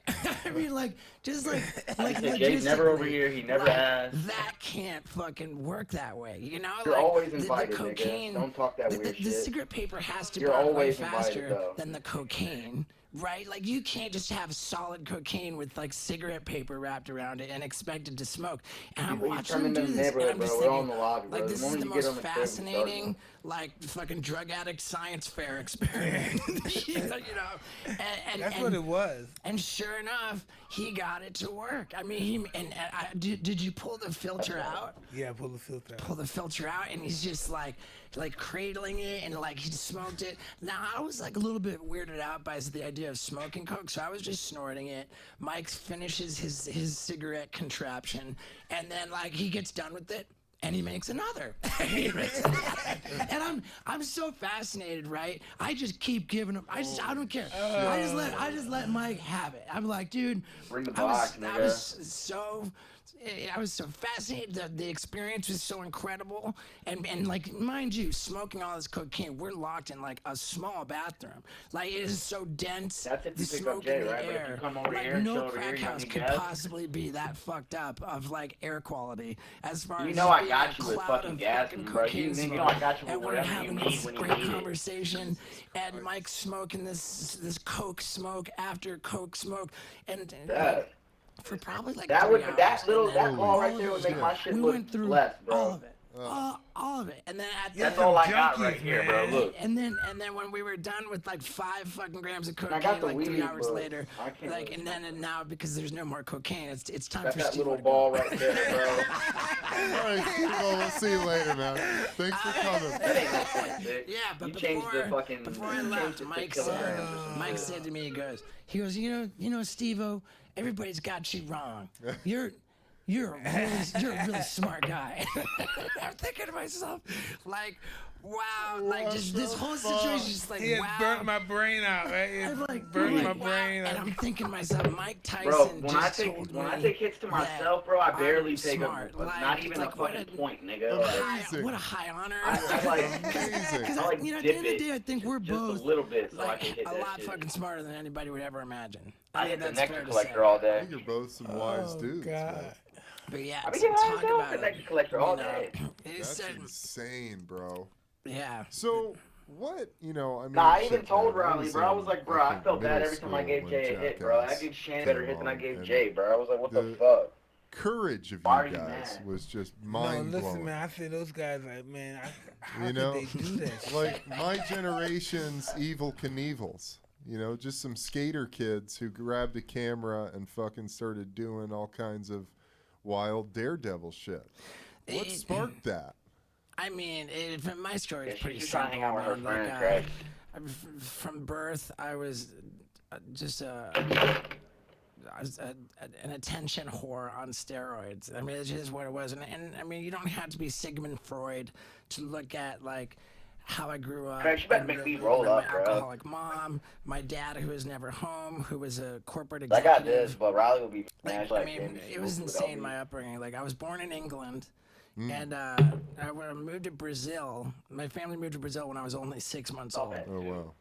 Because Dad, my father, he became the president of Pepsi Cola in all of Brazil, the entire country. Jesus. And Fancy, so we Dad can roll was like up, a bro. fucking baller ass motherfucker, and so I'm like,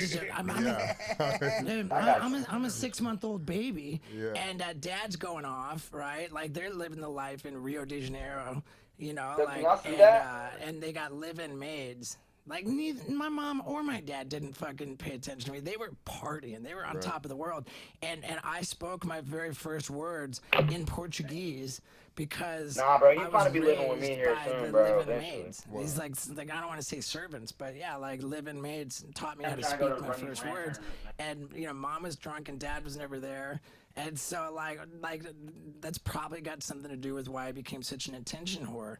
And we kept moving all the time. We never stayed anywhere for more than a couple years. I grew up in 5 different countries. And yeah, so whatever. I'm an attention whore. Steve. I wasn't ever like a bad kid. I was like a good kid, but I was definitely gonna become an alcoholic drug addict. There's no way around that. And you know, like I was skateboarding. See, the thing about alcoholism, He's the only and nigga who's not maybe Mike committed, could really, but relate he to this is. because I think a lot of And he's nasty as shit. a lot of regardless. people, He just you know, plays like, video it's a games. consensus He doesn't care what video game it is. among alcoholics is that there's this feeling of like discomfort. Like and you're not comfortable in your own skin.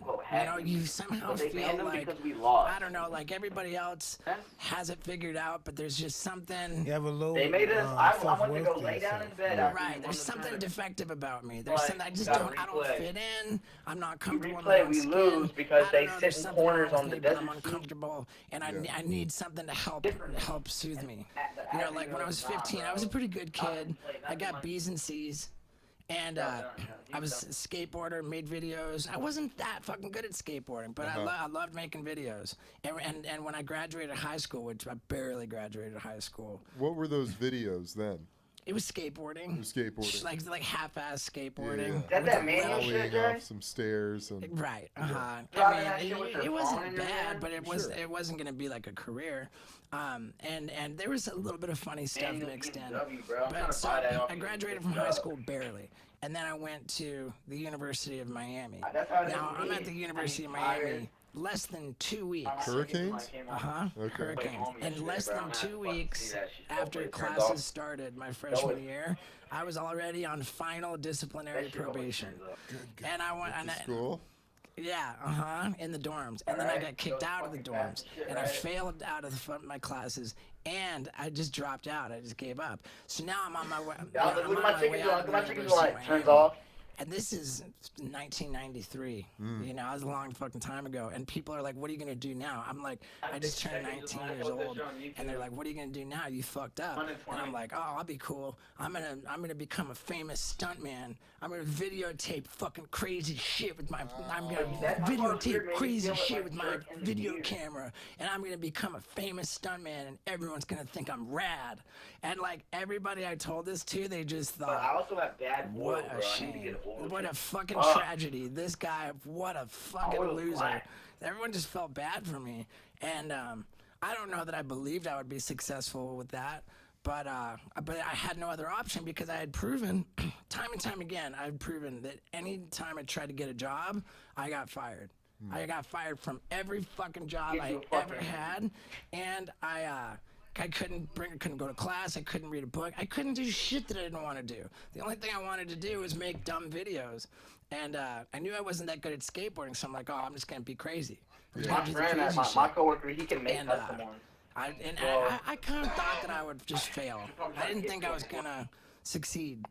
You know, I felt like, okay, I don't have the survival skills, man. I can't keep a job. I can't earn my way. I'm gonna die a failure. But I'm thinking to myself, before I die a failure, I wanna About to graduate get a real ton of soon. video footage because I'm like, I'll be gone, but that video will still play, so I'll still be alive. It became my religion, man. Like I want to live. Like we're all gonna die, but I want to live forever. You know, this is like I want to live forever. I never gave a fuck about money. I wanted like attention, and I wanted attention for eternity. In a big way. Yeah, and I didn't think I would be discovered or successful. What do you mean? I thought I'm gonna be dead, and I'll be like the Van Gogh of dipshits. Like maybe I'll get discovered after I Well, how do die. you feel now? Well, now everything's different. Now, like you know, with we get older, people don't give as much of a fuck about us anymore. I think they'll always care about you. That shit, but you know, like it's getting older is scary. You gotta change your priorities, you know. And now my priorities, like what I want to do is buy land and open up an animal sanctuary. You know, I want to have that be my legacy. Well, it's fucking awesome, dude. I mean, it's great to have you here, man. Dude, wait, what a treat, man. Well, by the way, I mean, you made this, you had this idea. I'm gonna be the fucking world's most famous Dipshit. superstar stuntman. But that was unprecedented at the time. There wasn't any YouTube or fucking internet videos with this shit going on. The way that I came up was by spending money that I didn't even have How far are to you? spend on VHS tapes and recording back and forth between two VCRs to make my edits, and then taking the physical VHS tape, this cassette videotape, and then going to the post office with money I couldn't afford to spend to ship these fucking tapes to anybody I thought would watch them who might be able to help me. And it was all people in the skateboard industry. And dude, I didn't get anywhere for like, I don't know. I was homeless for 3 years. Wow. I was homeless for 3 years, and when I say homeless, I was more of a couch surfer. Uh-huh. I think that's the difference between a homeless person and a couch surfer. Yeah, that's what I would say. I say homeless too, but I'm a couch surfer. Yeah, I always have somebody in the house I can stay Sure, over. I mean that's when you've got people skills and a personality. FOV, Like, nigga, got you in FOV. People let you sleep on their sofa until you pee on it, which I always would. But because that's the thing, if you drink enough, you're gonna fucking pee in your sleep. I've Yeah. learned that time and time again when I was drinking. It is a hazard of it. Dude, for me, if I let my shit off my hand off the steering wheel, I'll start veering off to the right. I found out about Ringling Brothers and Barnum and Bailey Clown College. Ooh. My tires. Yeah, I was living with my sister one of my at front the time. tires is like half She decent, and found the out other one has about it. no tread at all. Where at? Florida? It's in Sarasota, Florida, yeah. Okay. And this was in 1997. My sister. I need to get tires before it house, starts and I snowing was and just shit. fucking asshole, and I'm eating all her food, and everything's. Dude, I was a on my way to mess, and Caleb's she's like, house, "What am I-" and there's like a she- patch she of was ice, bro. working I at a I newspaper, tricked it. And when she was taking a shit at work, and on the toilet was this book of trivia, like trivia I questions. slid into So my she's lane. taking a shit, and she gets this question that she reads it. It says, "What's the only college that has no tuition? You can just go for free." And it said It's different Ringling when you Brothers drift and when you Barnum have and Bailey front-wheel Clown drive. College. if you can get in, then it's free because they Shit, want dangerous. equal opportunity for people to run away with the circus. You know, and it was a big tax write-off for the circus, and it was prestigious. It was statistically harder to get into clown college than Harvard. Wow. Dude, I was in the car the other day and this lady was going right into my lane. I had to honk at her so fucking bad. Auditioned for the chance to apply. Dude, and I should have let her fucking hit me. I could have collected a check. Get into this thing, and I was laying in my own vomit at my buddy's house. I come in, and I'm so hungover, and I'm hurting so bad, and I see this, this thing with this audition schedule. And it had a line, that Young and Ace pack. like 97, and I looked where we lived in Albuquerque, New Mexico, and I looked down on 97, and Albuquerque was on that there, Kodak tag. but below it was for 98. I said, don't worry about that, you know. Kodak used to smoke on that weed. I know he on that more exotic shit now, but he used to get that shit off the street. I'm like, that's not till next year. So I'm like, it's all fucking hungover. And my sister comes up to me, she says, how are you getting to Denver by Monday? Shit, I think she wanted me out. Yeah. And this seemed like clown college seemed like a great opportunity for me because I wanted to be this famous stuntman. What did you learn there? Open the door, I'm gonna start it. The only thing you had to learn was still walking. Still walking, and then other than that, there was so many different. We trained 14 hours a day, and you had to learn how to do your makeup. Wow, dude. You know. So it was serious training. And I didn't give that much of a fuck about being a clown. I just wanted to become this crazy famous stuntman, and I thought if I could graduate from this prestigious, Ringling Brothers Clown College, where it's so hard to get look into, the outside of the then shit, when I'm trying to become a famous stuntman, I'll have It actually looks pretty nice during the day. I'd be like, I'm a trained circus professional. Still looks like some tenements. I'm the fucking, you've heard of the circus, and I'm like legit. And so I went there to try to further my goal of becoming a stuntman. But the inside. And it worked, man. That's And awesome. at the same time, people I've been sending my stunt videos to, there was this skateboard magazine. Check your gear and weapons. Planes are making ready for Inside, deployment. though. Oh, And so it just... Who the fuck chilling on the couch? Oh. When did they start paying? Enemy soldier incoming.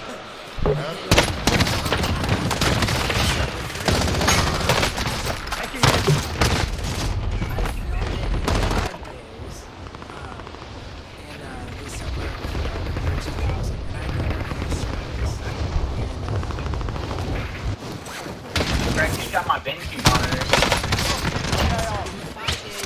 Set up.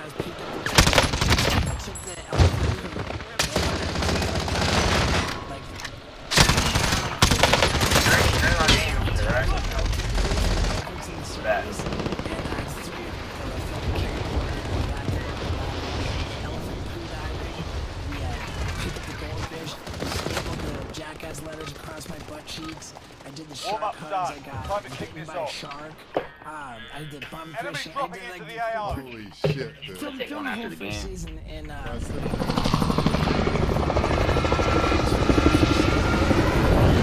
and my pay rate wasn't That's what I do when I'm not playing competitive, though, Greg. life and limb. You get really fucked up. Then I got 500. If the bit was Battle Royale. a little Go to mine. Don't leave it in. easy and it wasn't dangerous. Avoid the gap. Get to the safe zone. So now at the end of the 5 days, I'm sitting there Hit the stairs. Get to that second floor. Oh, come on. It's the bottom floor. at the end of the 5 days, I'm sitting there with my finger all bandaged up. God. I got cool. All right, lads, let's You're get not it even done. playing, bro. Go get that SFG. You can't wait till after. I wasn't even that worried about how much money I was owed. What I wanted to do, I was writing down for the Ain't nothing but a director, for thing. everybody on the production. Yo, this is what I expect to see on TV. You know, like don't forget to include this on the show. You know, and so I wrote down like a list of everything. Trophy Like, system first I online. wrote down goldfish, right? And I'm thinking, hey, I'll go ahead and write down what they Yeah. owe next to each bit. So I'm thinking.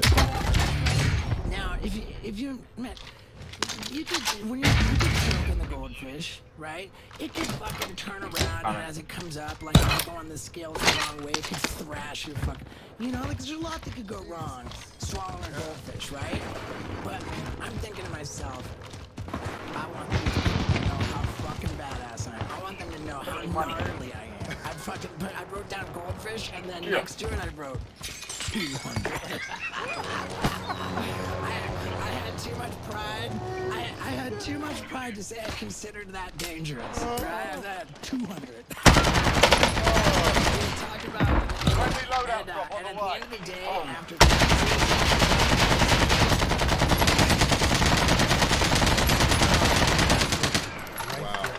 And then when the shit came out, the first season came out.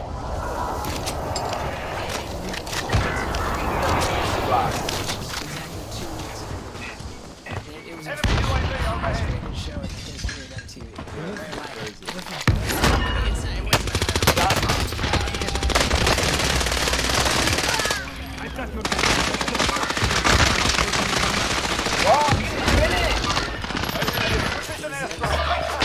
Over here.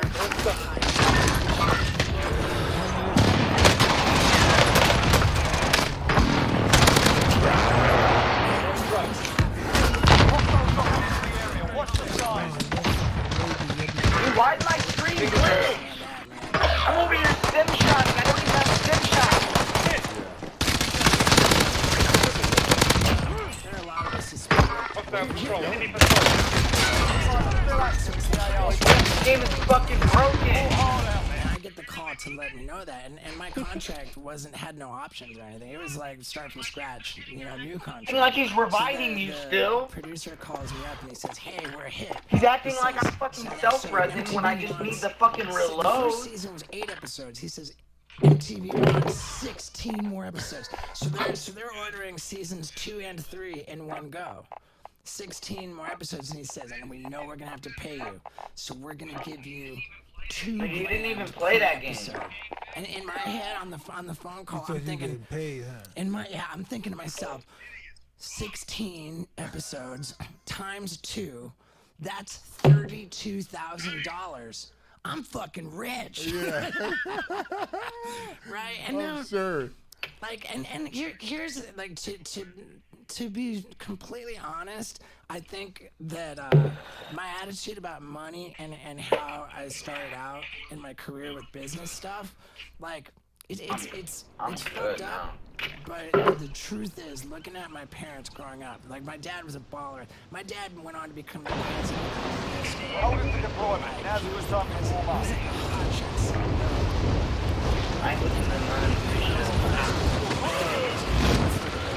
Enemy soldier incoming.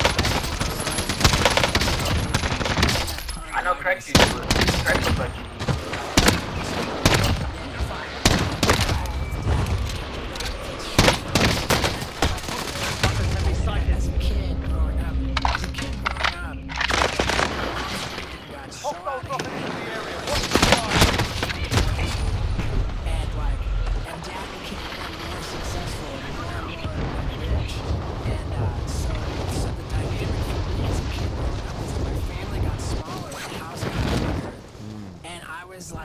I was embarrassed of how fucking obnoxiously big my house was. And I remember going to my dad was like running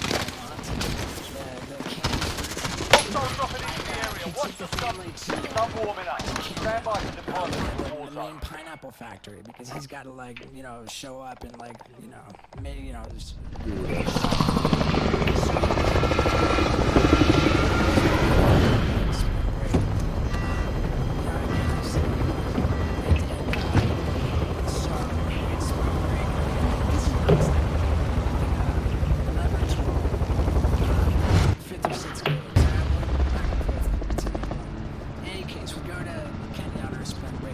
Battle Royale. And set a drop point for your team, soldier.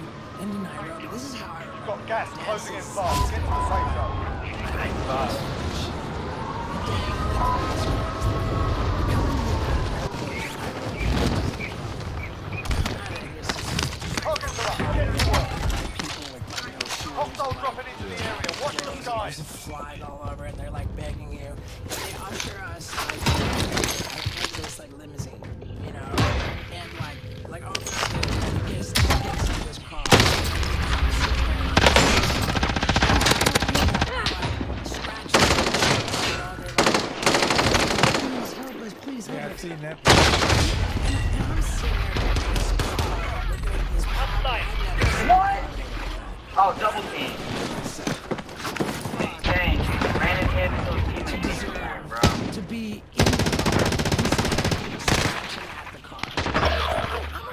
knew damn well I have report card, you know, like in high school I did a little better. Rest on your shoulders. Finish the mission. It's like always a fucking problem. I was always in trouble. I was a fuck up, and I just felt ashamed. I felt ashamed of like what I did, you know, and I felt ashamed of the house that was so. And I didn't want kids from school to see me get out of a fucking chauffeur-driven car. Like I would ride like shit.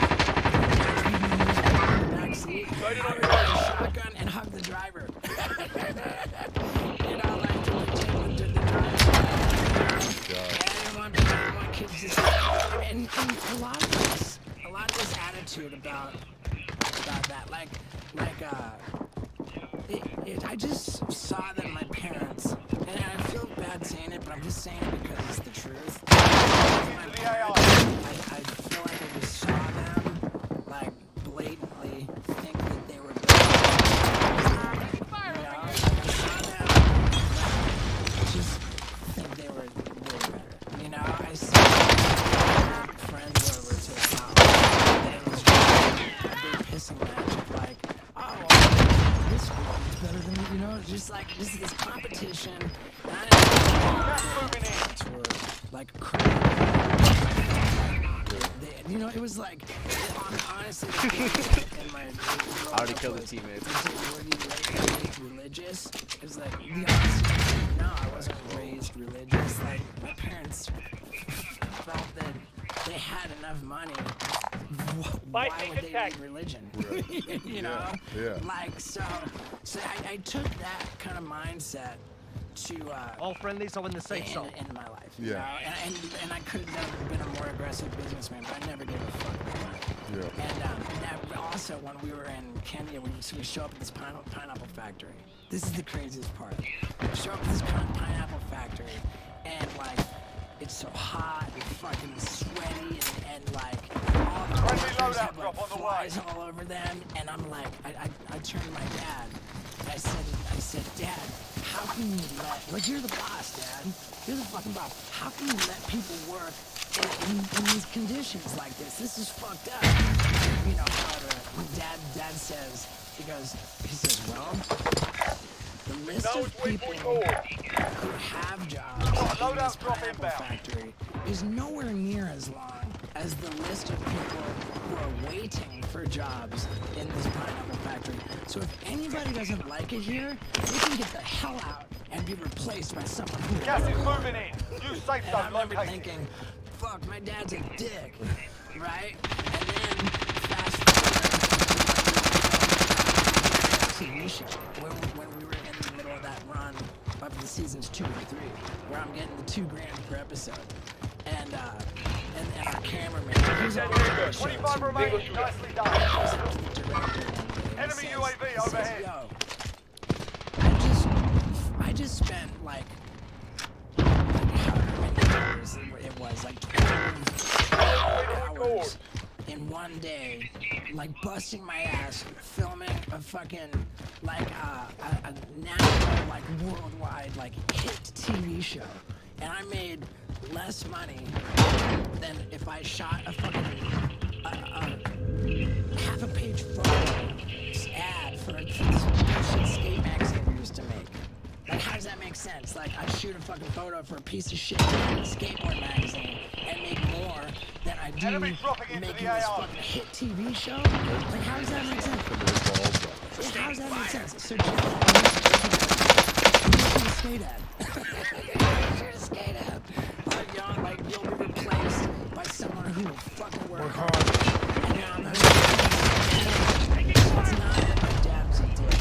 It's like, that's how the fucking world works. Yeah. Shit. Yeah. So it's like the only way to like get up, to come up, is to make it so that you can't be replaced by someone who worked hard. You need to make yourself work for yourself. You need to be irreplaceable. Yeah. You need to make it. You need to like to have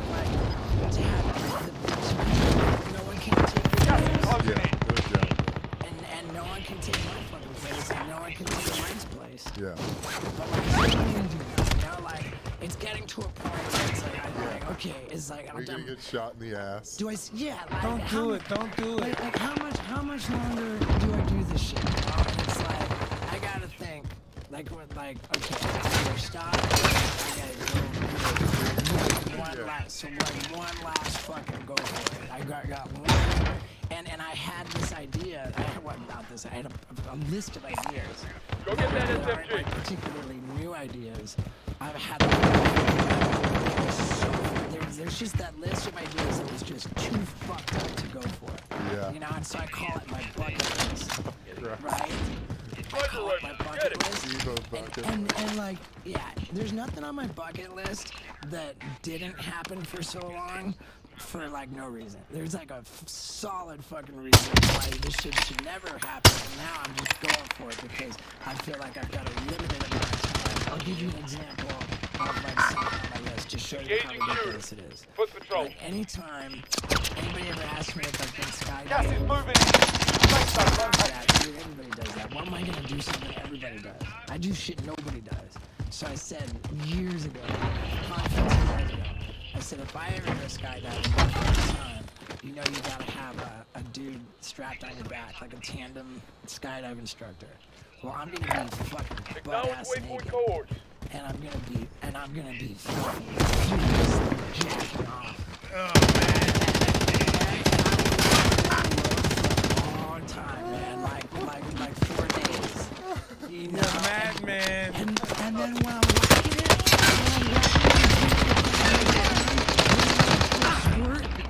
that's when I leave the plane. So I'm free falling through the fucking sky, cranking out the biggest load you ever saw, and I call the idea skyjacking. And that's like, yeah.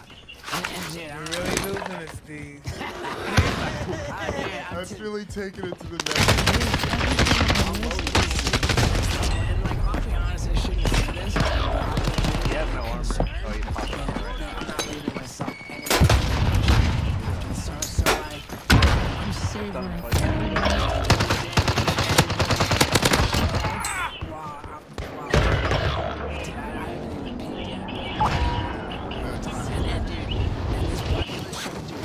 there's like, all over the venues, you gotta be like 21 to enter, and by entering this one, you acknowledge that like, that you like essentially can't see over.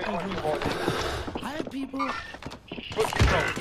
almost every city I've been You're the last one on your there's team. been Finish the job. like at least one dude passed the fuck out, straight up fainted in the crowd just from the footage because the act, like my new the bucket list tour, it's a stand-up comedy act where I go through the whole list, right? I tell the story about every fucking hour, you know, and then after each bit, I scream the fucking shit. So you see it on this tour until I get done making the whole bucket An enemy list. team is hunting you. Stay alert. So right now,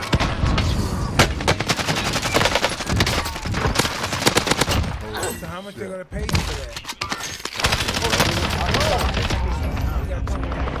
I know, man.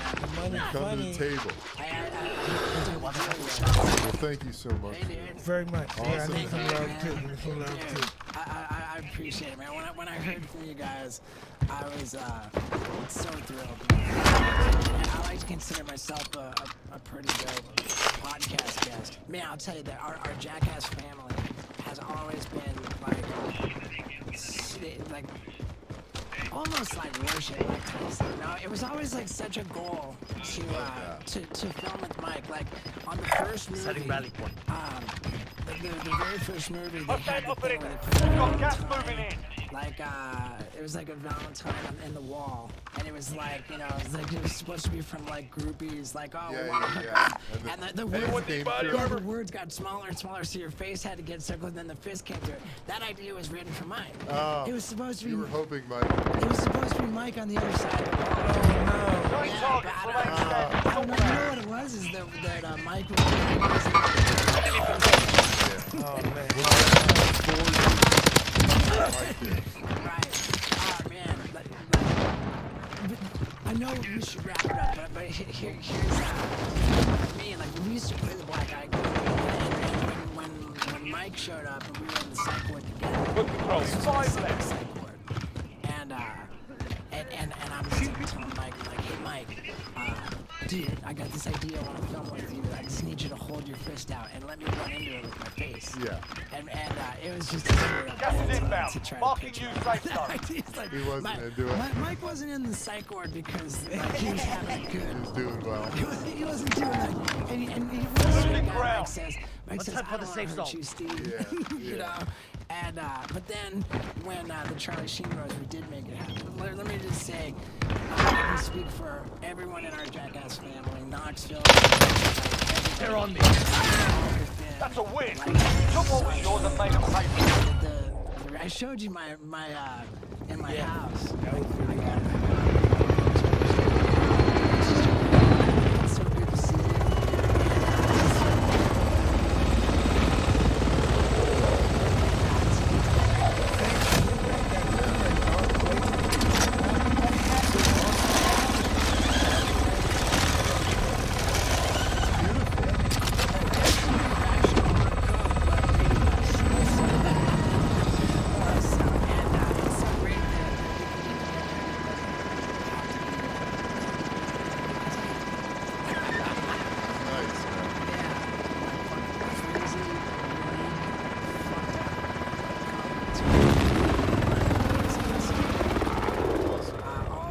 Instagram, like all my social media handles are just I'm easy to find. And whenever this gets posted, I'll make sure I post that that before and after with Bam broken my nose and the heel's fucked up and then Mike breaks my nose and then it's perfect. Hell yeah. So dude. great. So yeah, everyone follow us on social media and well, let's do it again. Awesome, man. All right. Hey, thank you guys. Thanks, Mike. Take care, Steve. Great show, everybody. Till next time. We're out of here.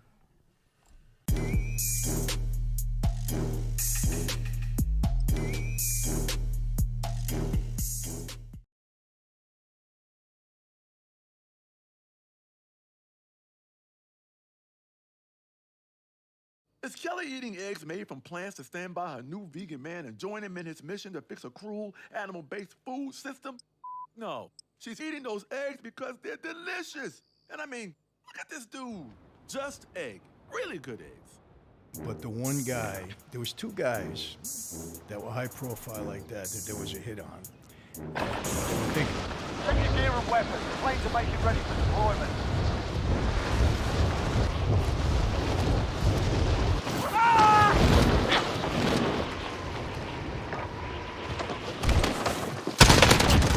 Enemy soldier incoming.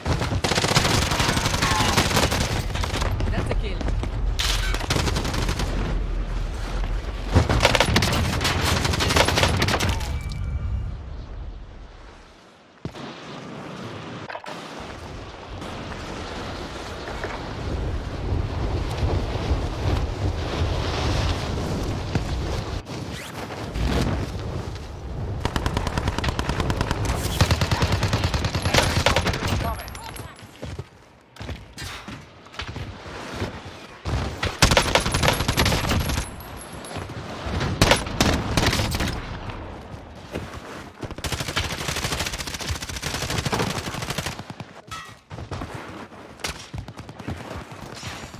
Enemy soldier incoming. Start warming up. Stand by for deployment to the war zone.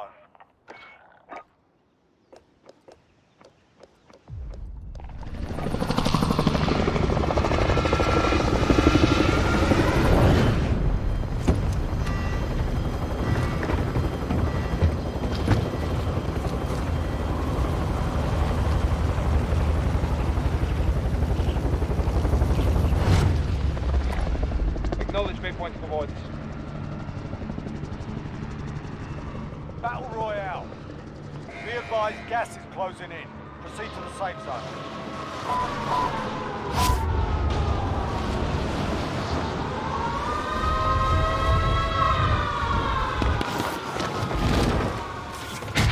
Targets are up. Get to work. Enemy soldier incoming.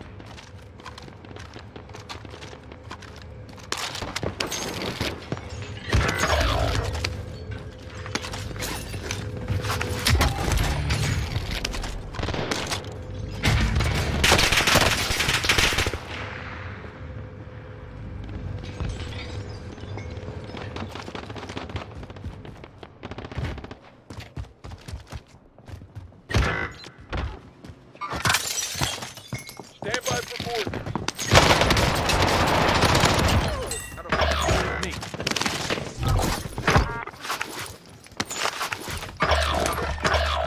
the last one on your team. Finish the job.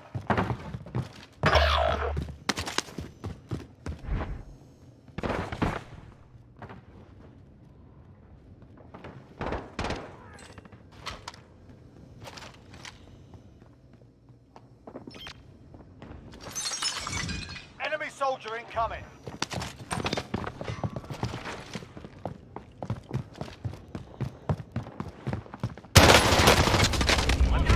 Fucking hit.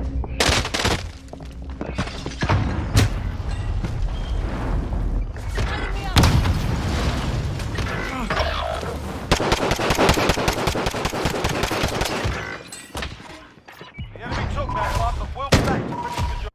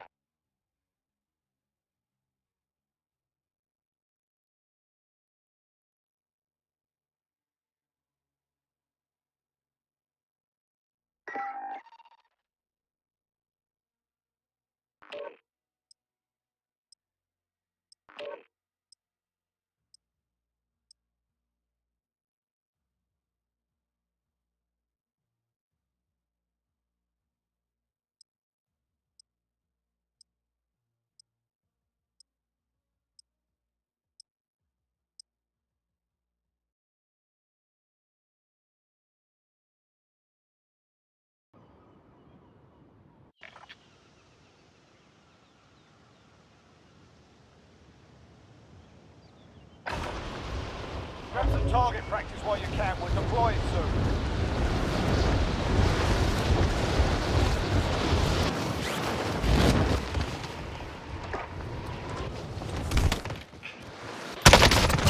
Enemy soldier incoming.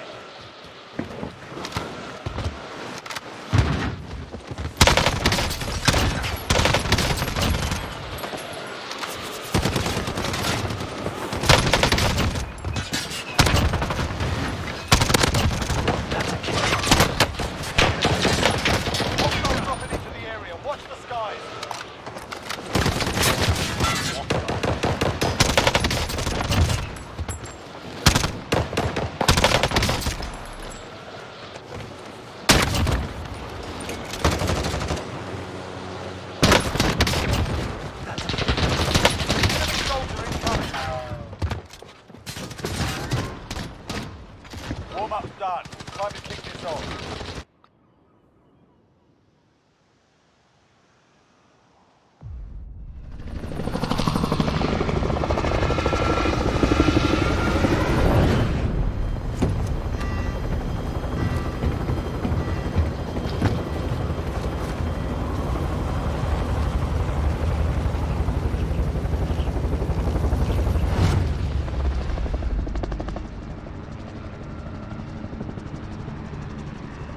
Battle Royale. Gas is approaching your position. Move to the safe zone.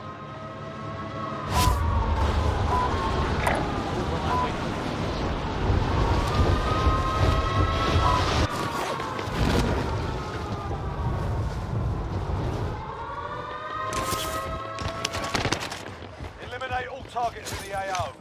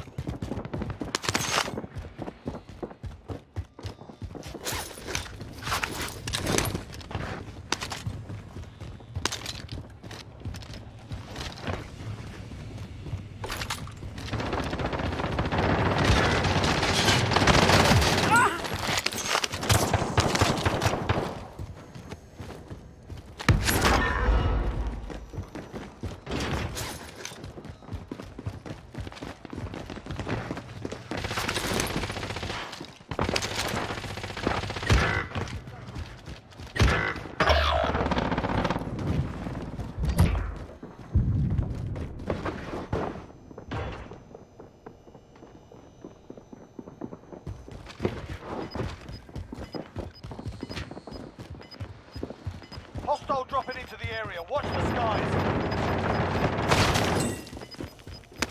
Gas is closing in.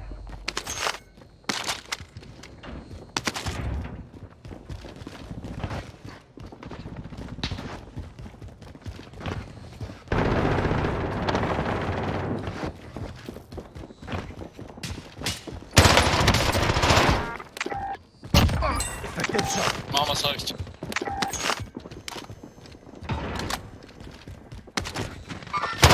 Moving on target. Found a submachine gun. Let's head for the safe zone.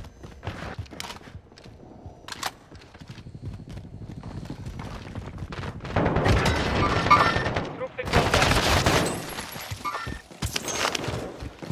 Enemy dropping into the AO.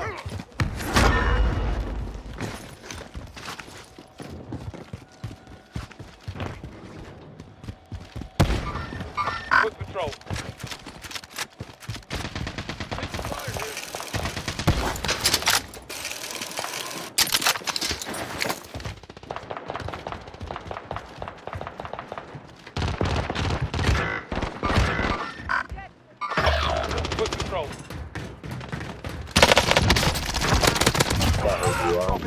bro.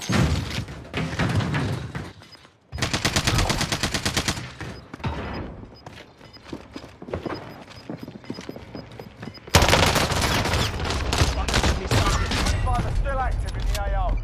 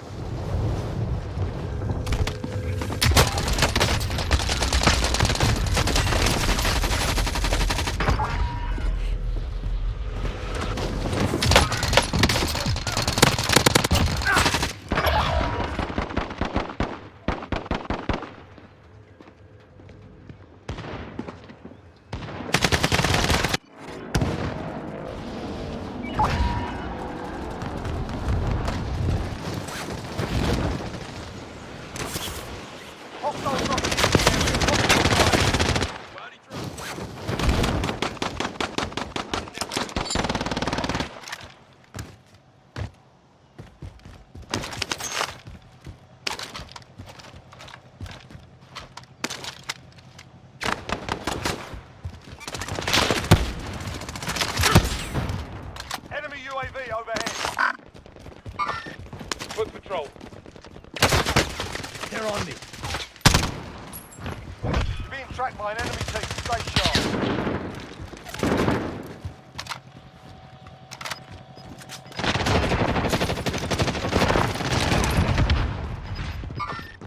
Engaging shooter. Engaging shooter. Fucking hit. Enemy down.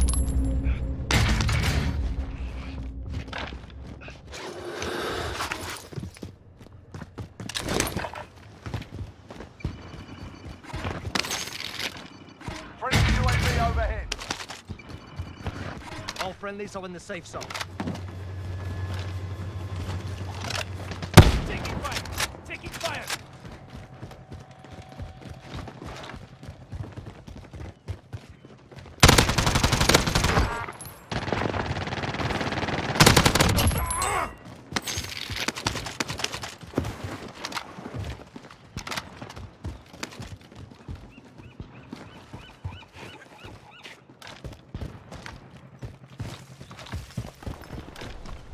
Enemy soldier incoming.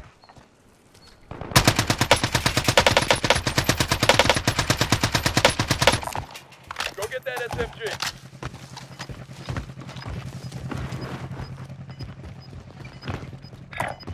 Setting waypoint. Let's get that cash. Gas is closing. Get to the new safe zone. Let's take it.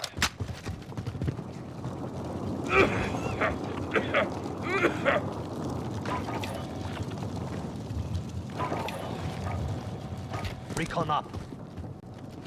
UAV entering the AO. Marking target location. Who needs small cats? Enemy UAV overhead. You're safe. You lost the enemy tracker.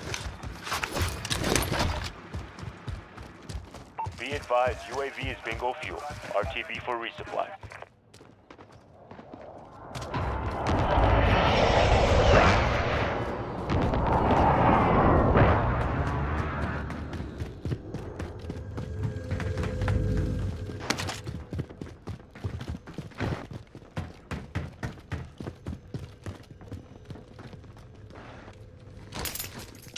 Friendly loadout drop on the way.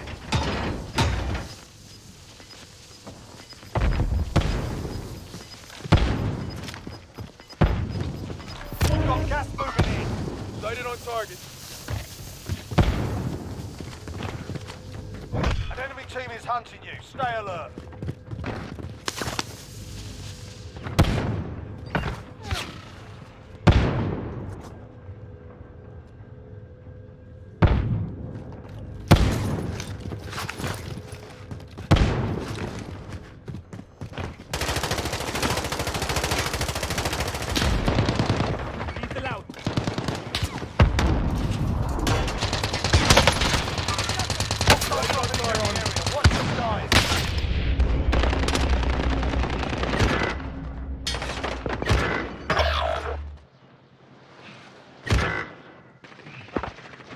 fire here.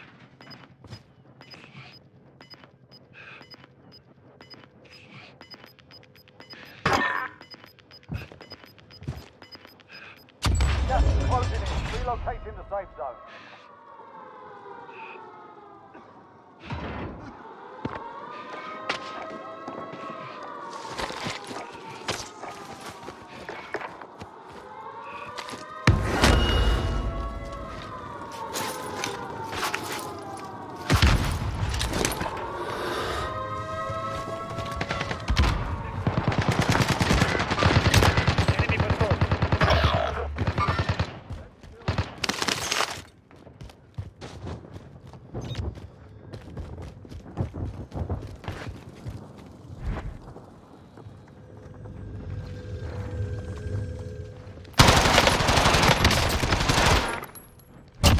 Enemies are still active. Hunt them down. Go get that SMG.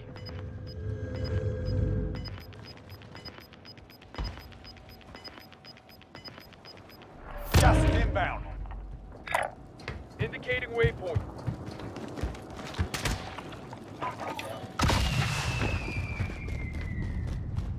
The enemy lost track. Let's go. You're It's safe. a long way to the safe zone.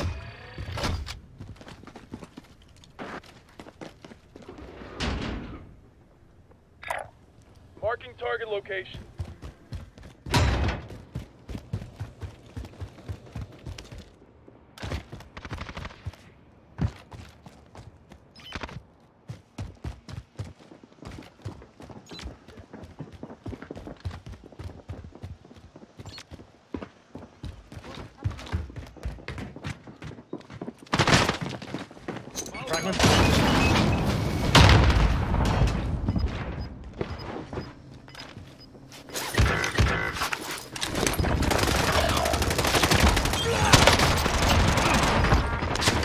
Gas is moving in. New safe zone located.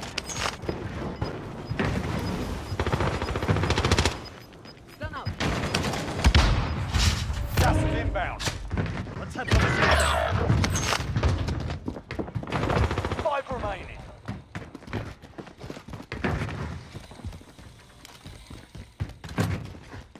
Hostile dropping into the area. Watch the skies.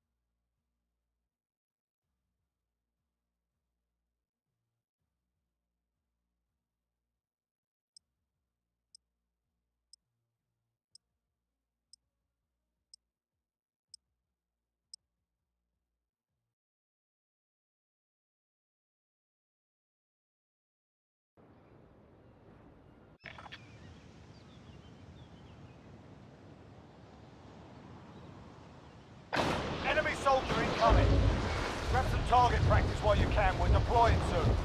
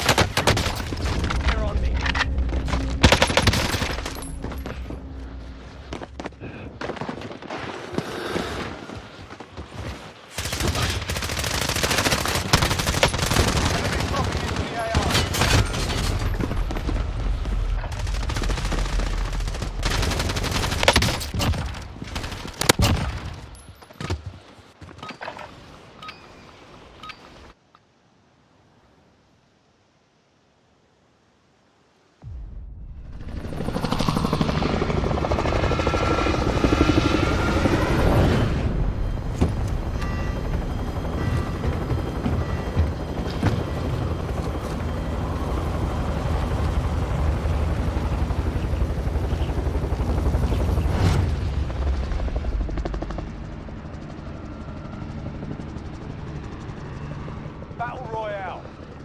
Gas is approaching your position. Move to the safe zone.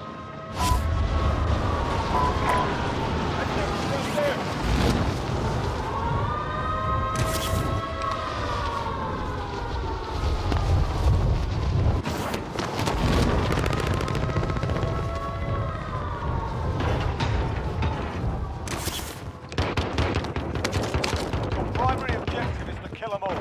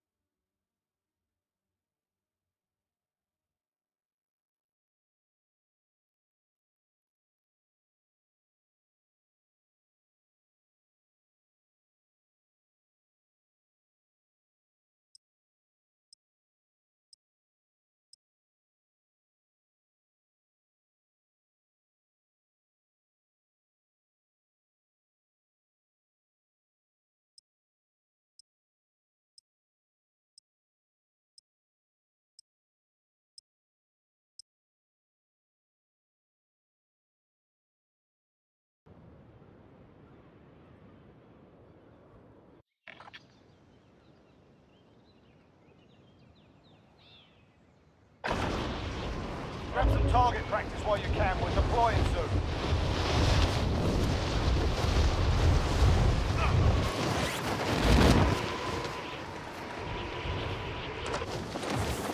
Enemy dropping into the AO.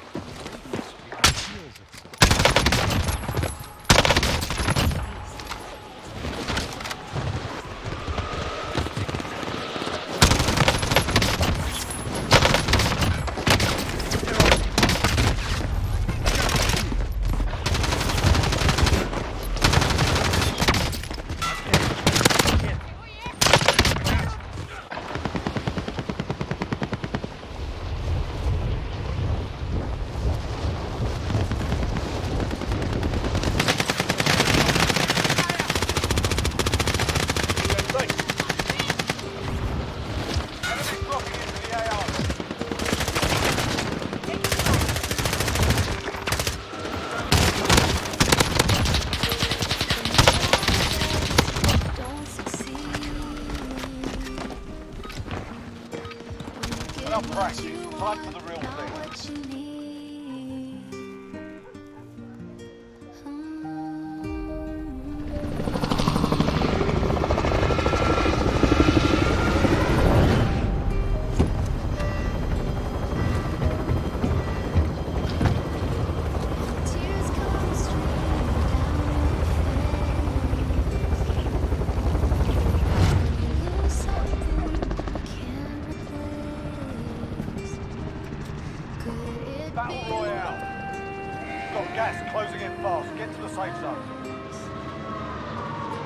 Enemy dropping into the AO.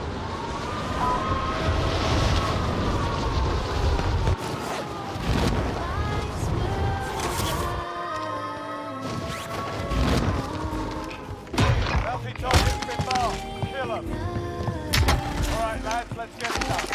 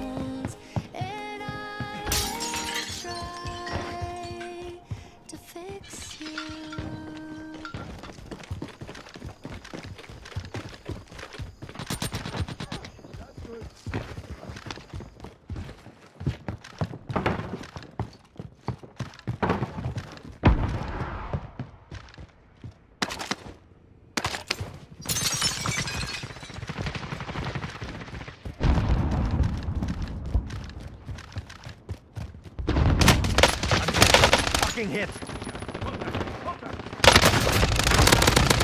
Bro, you're such a pussy.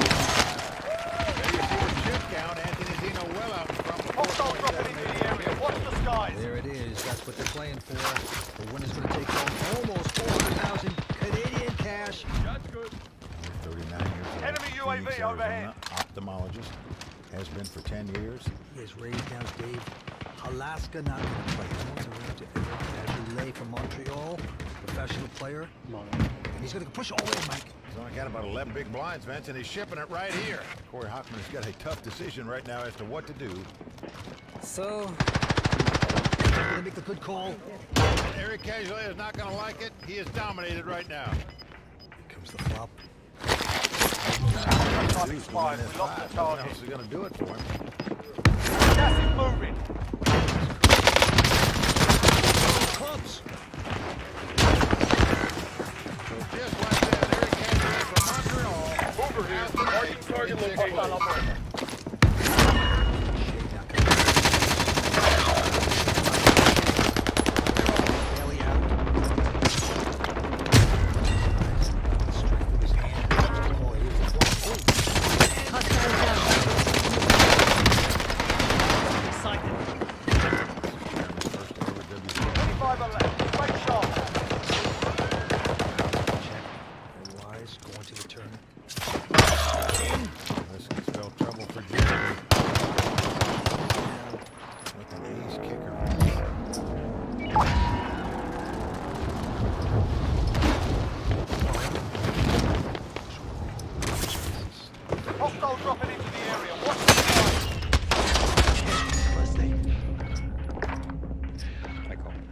He has made the call.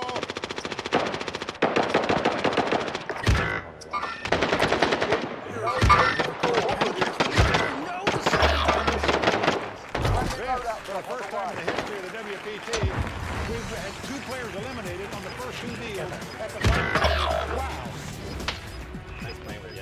Just that quick. Jeremy Alaska is out in 5th place. Good luck, guys.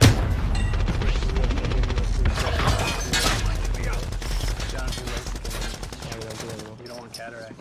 Yeah, I want that.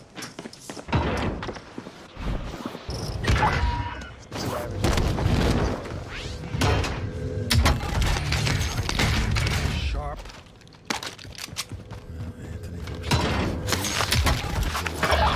These cards. That's a monster. Again. Makes it 100,000 to go. Dave is at the table because he's picked up a pair of jacks. I hear chips. He's going to 3-bet it to 225,000 with the 2 jacks. Bailey out. last. Anyone need body armor? But Corey's going to make the call, wants to see a flop. Ace 7-5. It's neither player. And now Corey's gonna bet nothing. Air, zip and pip. He He raised and called or re-raised pre-flop. He was betting on check, and the problem when you don't make a continuation bet when an ace comes out there, you hate to see it. Oh, Canada has made the call, and we're going to the turn, and the king hits for Hockman. Just looking right at. Oh my God. Tagging 5 station. Eyeing the 50. Oh boy. Folks, believe me, the guy's such a super nice guy. You gotta go see him. He's different away from the table. He's gonna check. My station. Got it. River card comes out. Disaster for Cloutier. He checks. Check. Full check. No. Load out, drop heading your way. Corey Hockman's gonna win this pot with 2 kings. Now Corey Hockman. Got the 2 snowmen. There'll be some snow flying here, that's for sure. 190. Dave Cloutier going over the top, all in. Got gas moving in. And I also promised myself I would call. Got a call without a hand. It's a 9-8 deuce. Corey Hockman, 3 of a kind. Nothing else will do. Needs a 10 or a jack to stay alive. Bounty target identified. Slot the bar. Well, that's going to do it for the Canadian. David Cloutier out tonight in 4th place. You're being tracked by an enemy team. Stay sharp. We're giving you biggest discount ever. For a limited time, get $50 off your first month when you sign up for YouTube TV. Try it free.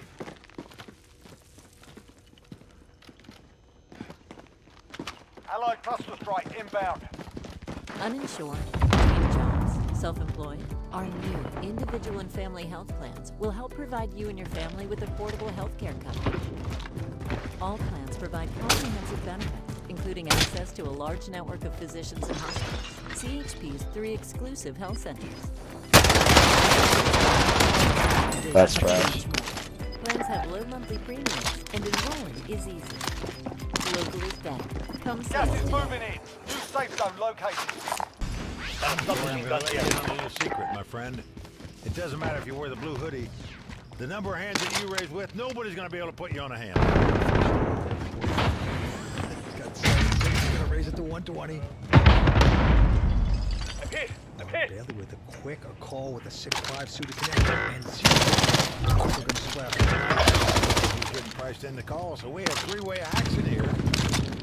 Flop is a king 9-8. Very interesting. Bounty target is down. Well done. Enemy UAV overhead. UAV overhead. Sucker inside straight draw, Vince. Well, reluctantly he folds. That was quite a fold. I was uncertain about that fold, could you tell? So 2-handed action. Let's take. Oh, a 5 comes off. Corey has made the nuts the best hand possible. Corey's going to bet $350,000 here with the best hand possible. He's just praying his man sticks around. Enemy lost track. You're safe. You've got gas moving in. Hostile dropping into the area. Watch the stars. You got the best hand possible. Your opponent is check range at 1 million.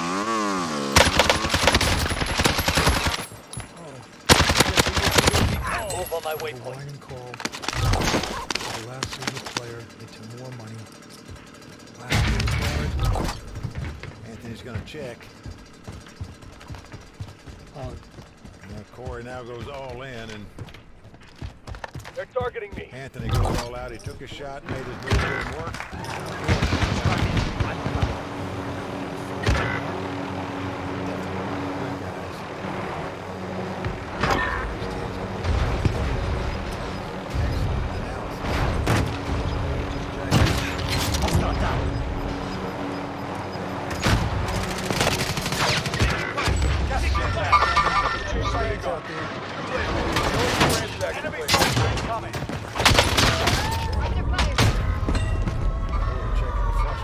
Surprised by that.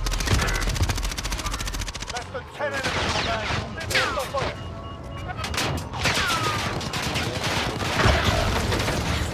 Only 10 remain.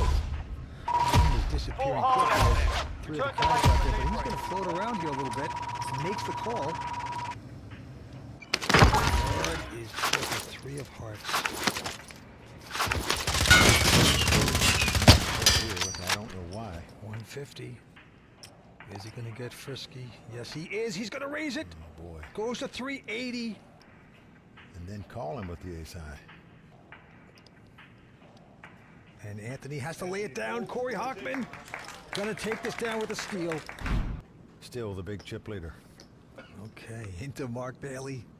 First time ever playing a WPT event. He has been impressive. 195. With his mixed up style, and this time with a pair of fives, will make it 195 to go. Into the Ant. Quickly folds an ace high. Gonna speculate with his 9-7. Just likes to play pots and figure out where he is, and then muscle. And Mark Bailey's gonna bet 225. No, he doesn't have anything, but look at this. Now he is floating here, calling with no hand, no draw, which means he's going to make some kind of play at this pot before it's over. 3 on the turn. That's 5's full for Mark Bailey. Corey's checking. 375.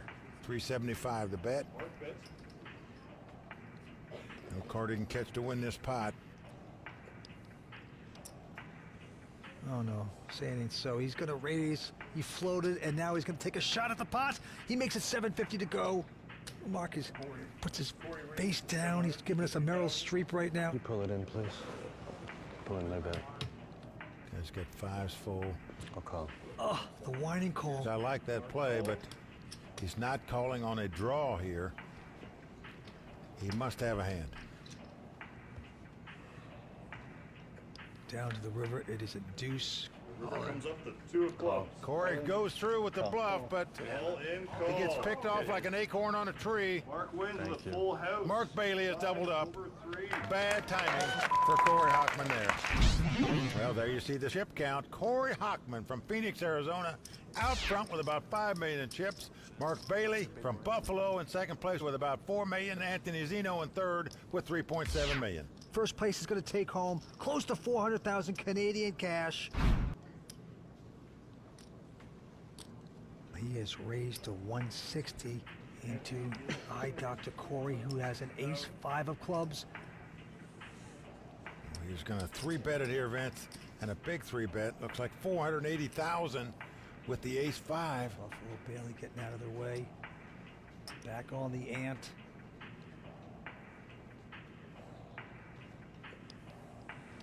It's a 2-fisted million bet. There's a 500,000 a stack there. All in. Call.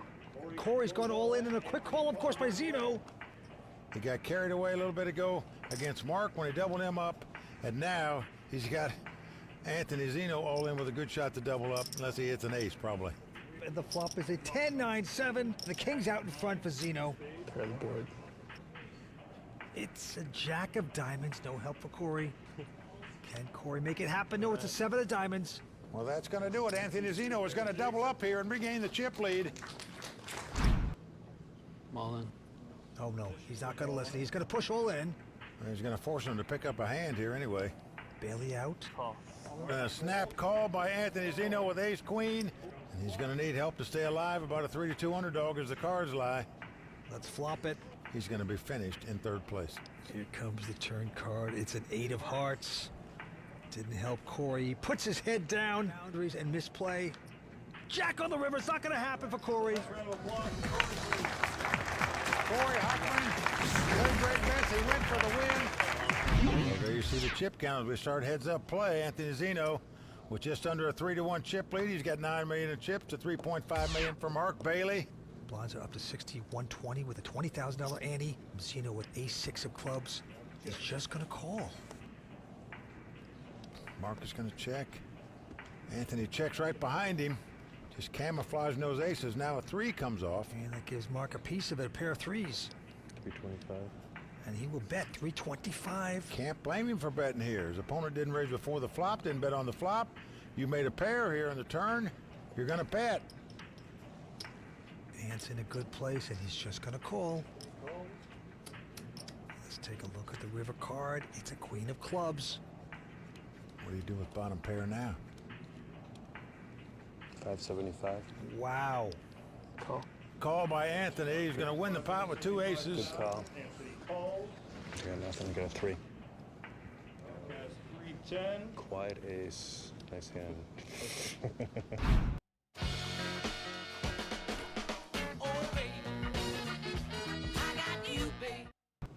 260,000.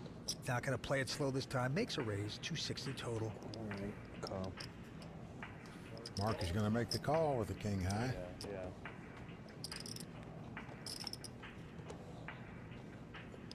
And flop comes 8-5-3 with 2 clubs. I'll check. Action on Mark. He's going to check. And the ant has an inside straight draw, but he's going to slow down and check as well. And the jack of clubs comes off.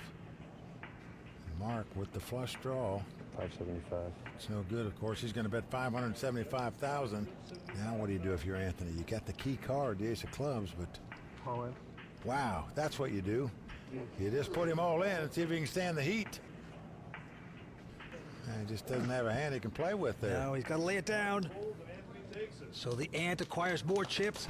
All in. All in into Mark Bailey. Let's take a look at Mark's cards. Oh my. Call. Yep, he's picked up aces. Does the insta call, of course. Mix. Let's see if anything crazy happens. There's a king on the flop. He's still got somewheres to go before he wins this pot. Now jack comes off. Did I hit Kyle? Yeah. Can Zeno close this out? Nope. 7 of spades on the river. Buffalo Bailey's going to take the pot with the aces, and he needed it. Back to where I started. Blinds are going to be 75, 150. Action on Mark. Raised to 300. He's going to make it 300 total. Zeno with just a 9-7 will make the call. And here we go. Check. Zeno checked in the dark, Vince. Flop is a 7-6-5. So the ant getting a piece of that sevens with a straight draw. 575. And Bailey's going to bet it. Ace high and an inside straight draw. Yeah, a number of players would raise with Anthony's hand here. He is just called though. Turn card on another 6. Action on Anthony. He's going to check. I'm all in. Mark Bailey has gone all in with nothing. Ace high. I don't buy that he's going to be pushing pots around with nothing. And look at this. He's wrong. Incorrect. Beautifully done by Buffalo Bailey. Bloody Marys for all. Anthony Zeno out in front with about 8.3. Mark with about 4.2. Here we go again. Action on Zeno. 300. Yeah, looks it down at the king queen. He's going to raise it. Makes it 300,000 to go. Mark has a very strong jack, 10 of spades. We're going to see the flop. Flop's a queen, 9, ace. Queens for Zeno. Check. Open-ended for Mark Bailey. And Mark checks. Anthony checks right behind him. Going to the turn. 5 of hearts. Check. He checks again. 300. 3. Anthony's going to bet 300,000. I'm all in. Mark Bailey has moved all in with the draw. What moxie to make that kind of move? Do you want to jeopardize doubling up your opponent where he's got a 2-1 chip lead over you? No, Anthony's going to lay it down. Mark Bailey, he's shining right there. He's going to make the ant lay down his hand. Beautifully done. Mark Bailey now within a 1,000,000 chip count of Anthony Zeno after trailing by 9 million at one point in this heads-up battle. Yeah, the blinds are going up to 125, 250. $25,000 ante. He just limps in on the button with 2 kings. Oh, wow. I'll be surprised if it doesn't go all in before the flop here with these hands these guys have got. And Zeno is not going to raise. Wow. Just calls. Let's see if it pays off for Zeno. Here's the flop. I'm all in. Call. And an insta call. Nice hand. It's a 4 diamonds. That ain't one of them. Diamond.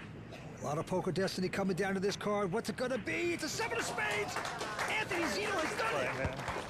Businessman from Buffalo, Mark Bailey, out tonight in second place. So once again, let's hear it for the winner of the Fallsview Poker Classic, Anthony Zeno. I don't understand what this is for here.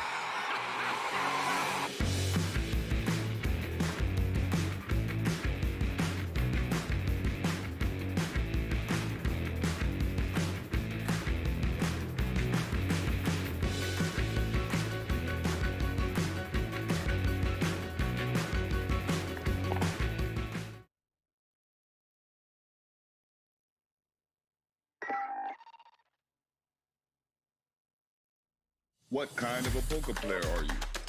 A fish or a shark?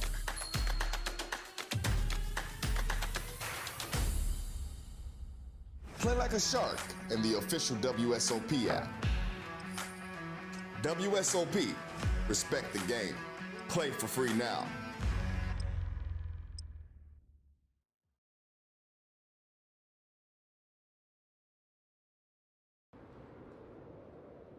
Welcome back to the poker vlog. This is episode number 186, and for this one, we're playing high stakes at Bellagio. The game gets bigger and bigger as the session goes on, and by the end, it plays about as big as any game I've ever played, and perhaps the biggest game. But be sure to stick around to the end because this episode covers more than one session. I'm really proud of it. Enemy soldier incoming!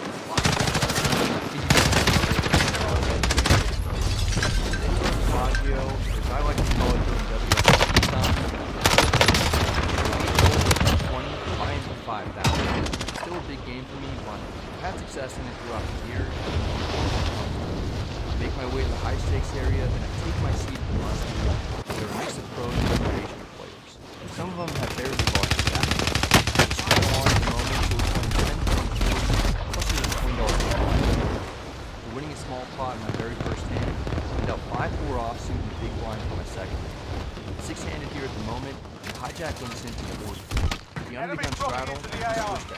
All blind calls, I call for 20 more. The under the gun straddle or checks, we're going 4 ways to the flop in a rare, high stakes flip.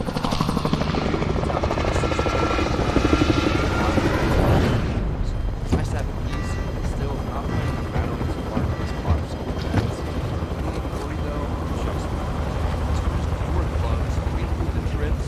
Small blind checks, 2 1 draws out there, not allowing anyone to see more free cards, I bet 100. None of the gun player calls, hijack also calls, small blind folds, down to 3 players, and rivers, jack of hearts, both flush draws, 3 draws out there.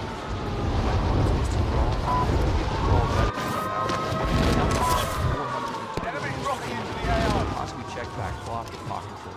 Gun folds cards before my chips hit the belt. Hijack isn't going to get that easily. Back. It doesn't look like he's even grabbing calls. He raises to 1200. Wherever he raised on the river, sounds like he's close to the nuts. Opponent has a metaphor, possibly somehow a vote. The line doesn't make sense. Call, expecting to lose. Guess what? The player has pocket aces. Give him the bad news. Trying to get tricky by the flop and check back flop for some reason. Called my bet on the turn, then raised my river bet in order to make the match run. For us, we win a sizable pot immediately. We're up over 1,600 just a few minutes in. A couple of orbits later, we got ace-10 of diamonds in the big blind. Player middle position raises to 1.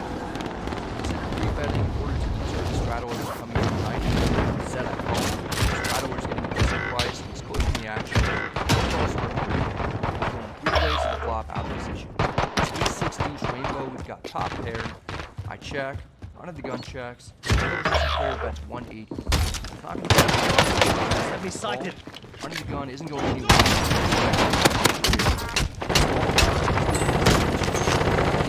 Flop. You could have a set of 600. Could also be doing this as a bluff with a gutter or something with backdoor moves. Middle position player folds. I'm not loving the situation that I'm in. I'm out of position and could be drawing close to dead. It's just too early to let top pair go, especially since it's only 300. I call, but my card's facing me. Turn is the 3 of clubs. I'm starting to improve my hand. And one of the hands that I thought my opponent had been bluffing with now makes it straight. Player bets 1,000. I hate this since I can actually be stone dead at this point. Grand scheme of things, I don't have a ton of money invested. I don't really know where I'm at, and if I call here, there won't be many rivers that I'll be happy with. I'll likely have to fold to a large bet. I might be getting bluffed, but I prefer to cut my losses right now and find a better situation. Fold to live another day. Losing ground.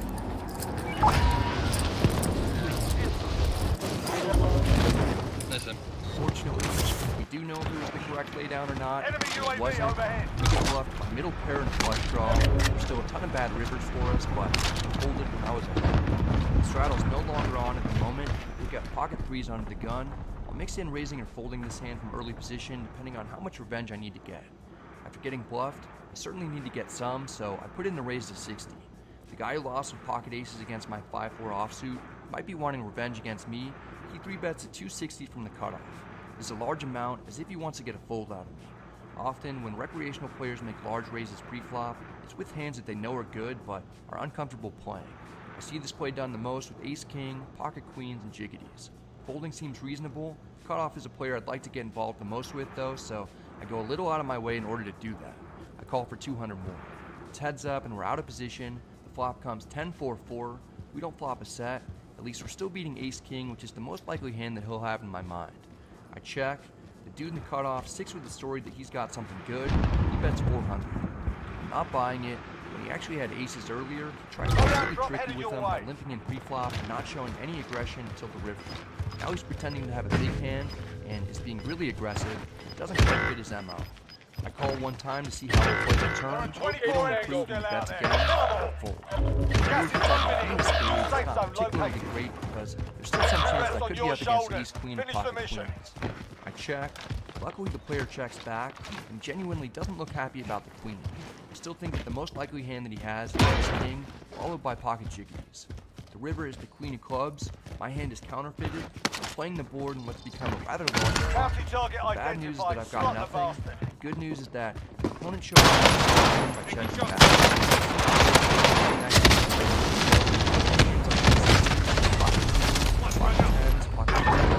Maybe even ace-4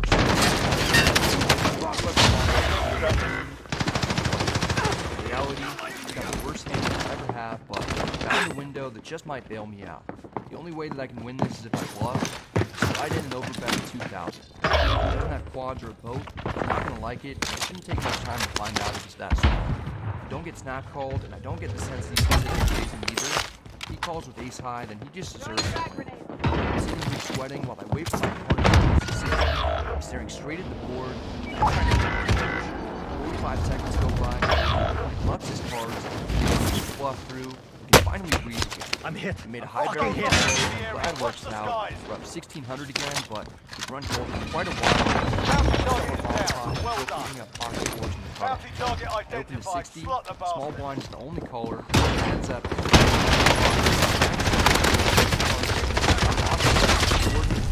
Big hand. Small blind shut. No chance I'm checking this back. I bet 120 for pure, unadulterated. Small blind doesn't believe 120 enough. He puts in a check rate of 400. I hope the player's too long. He's also going to have drawn to 9s and 7s, and also 9-7 suited. Part of me wants to get as much money now as possible. Part of me's concerned I might be up against a better set. Can't always be great at monsters anyway. Put in the third bet to 11. Small blind doesn't appear to be considering a fold. Entirely convinced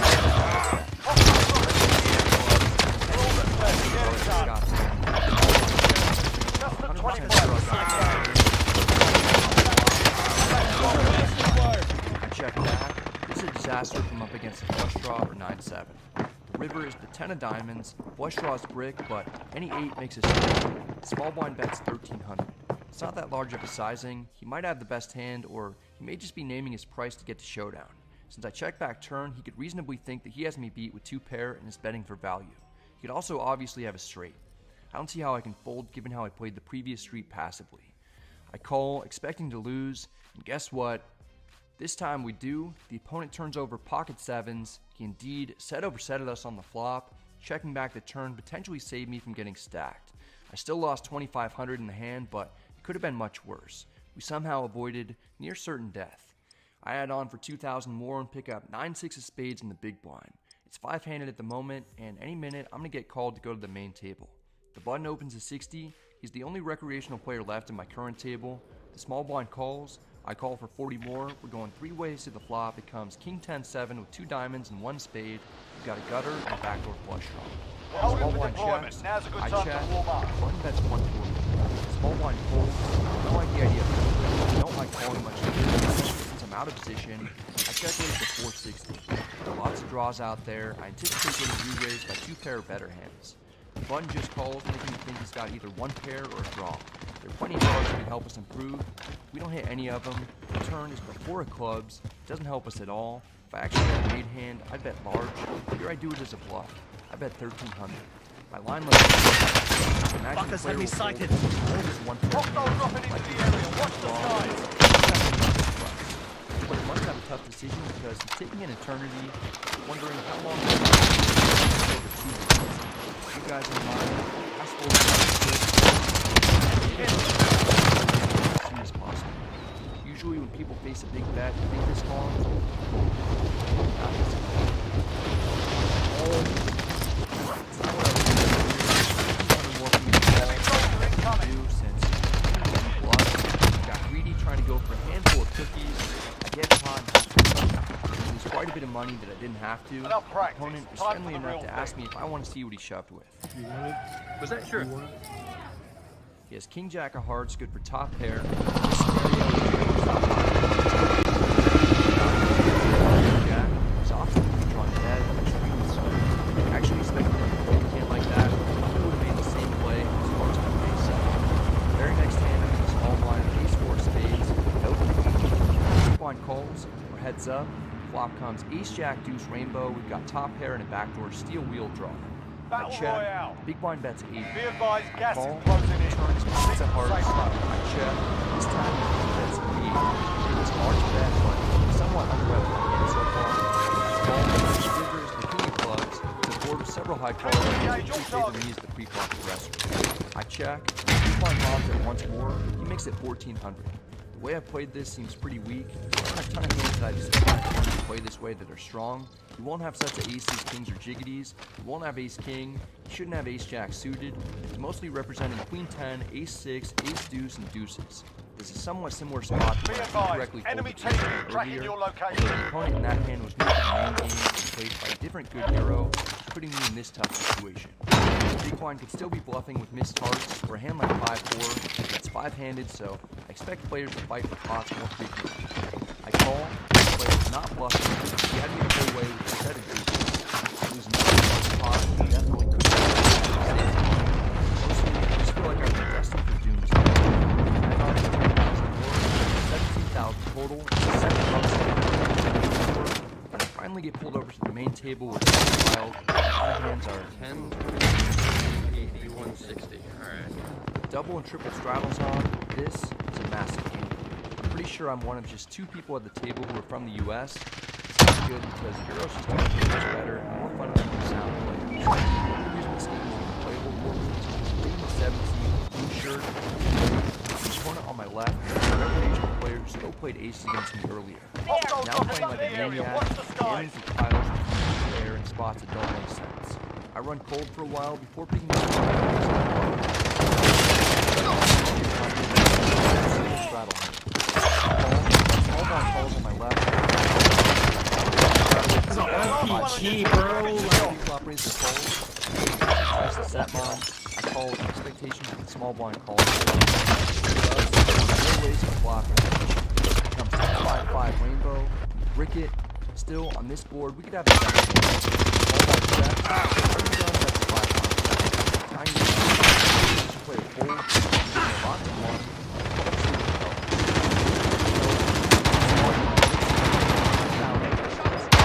Players double someone out, shoving river and getting called my second pair. $16,000 pot. Hard to beat. I'm big on fold. It's on me. Part of me wants to call, but I can't do it, especially with an underpair when the board is paired. I fold. This particular player keeps going all in. Hopefully I can find a good opportunity down the line to capitalize on his aggression. This is what I'm trying to do. If I'm on the button, I'm playing 10, 20, 40, 80, 160, 320. I've never been in a game that played this big before. If I run well, I could easily have the biggest win of my life and profit tens of thousands of dollars. Instead, not much is going my way, and I'm down 8,000. I've come back after being down 10,000 before to still book a win, so I'm not too concerned. I'll need to be dealt some playable hands at some point, though. King 3 offsuit with 6 players behind me isn't going to do it. Luckily, I pick up Ace Jack offsuit in the under the gun straddle while we're playing 10, 20, 40, 80, 160. It's the best hand that I've seen at this table. The big blind opens to 580. He's going to be raising with a lot of hands that are worse than mine. I don't want to call and have one or both players behind me call or potentially 3-bet squeeze. I 3-bet to 1800. I only have 7,000 behind. The big blind is pretty confident that he's got the best hand. He 4-bet jams for 8,800 effective. I'm getting better than 1.5 to 1 on a call. I could be ahead if the opponent is making a move with a small suited ace. If I had slightly less in my stack or a slightly better hand, I'd kind of have to call. This one I reluctantly throw away along with $1,800. Sorry for the vlog. Yeah. Okay, good fold on me. Things haven't been going easy for me. I'm stuck 10,000 at the moment. Meanwhile, the player who straddled to 320 got some good karma and stacked the wild opponent on my left in a $25,000 or $30,000 pot. He's got all the chips and is crushing it. I'm not having quite the same day. Plus, there's no one at the table that I can beat anymore. It's time to rack up after losing the most that I've ever lost.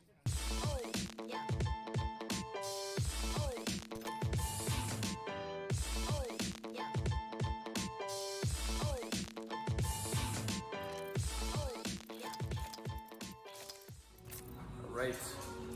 I think I played for 5 hours. I lost $10,000. That's by far the biggest losing session that I've ever had. I think the previous biggest loss was 6,000, and I just got torched, man. There's definitely some things that I could have done differently, but yeah, I mean, I had my biggest win ever last month, my 2 biggest wins ever. I won 10,500 and 8,800. Those games were actually like, they didn't play as big as this one. And I said after the biggest win that I was gonna have a day like this where I just get wrecked. I know I've been running good for pretty much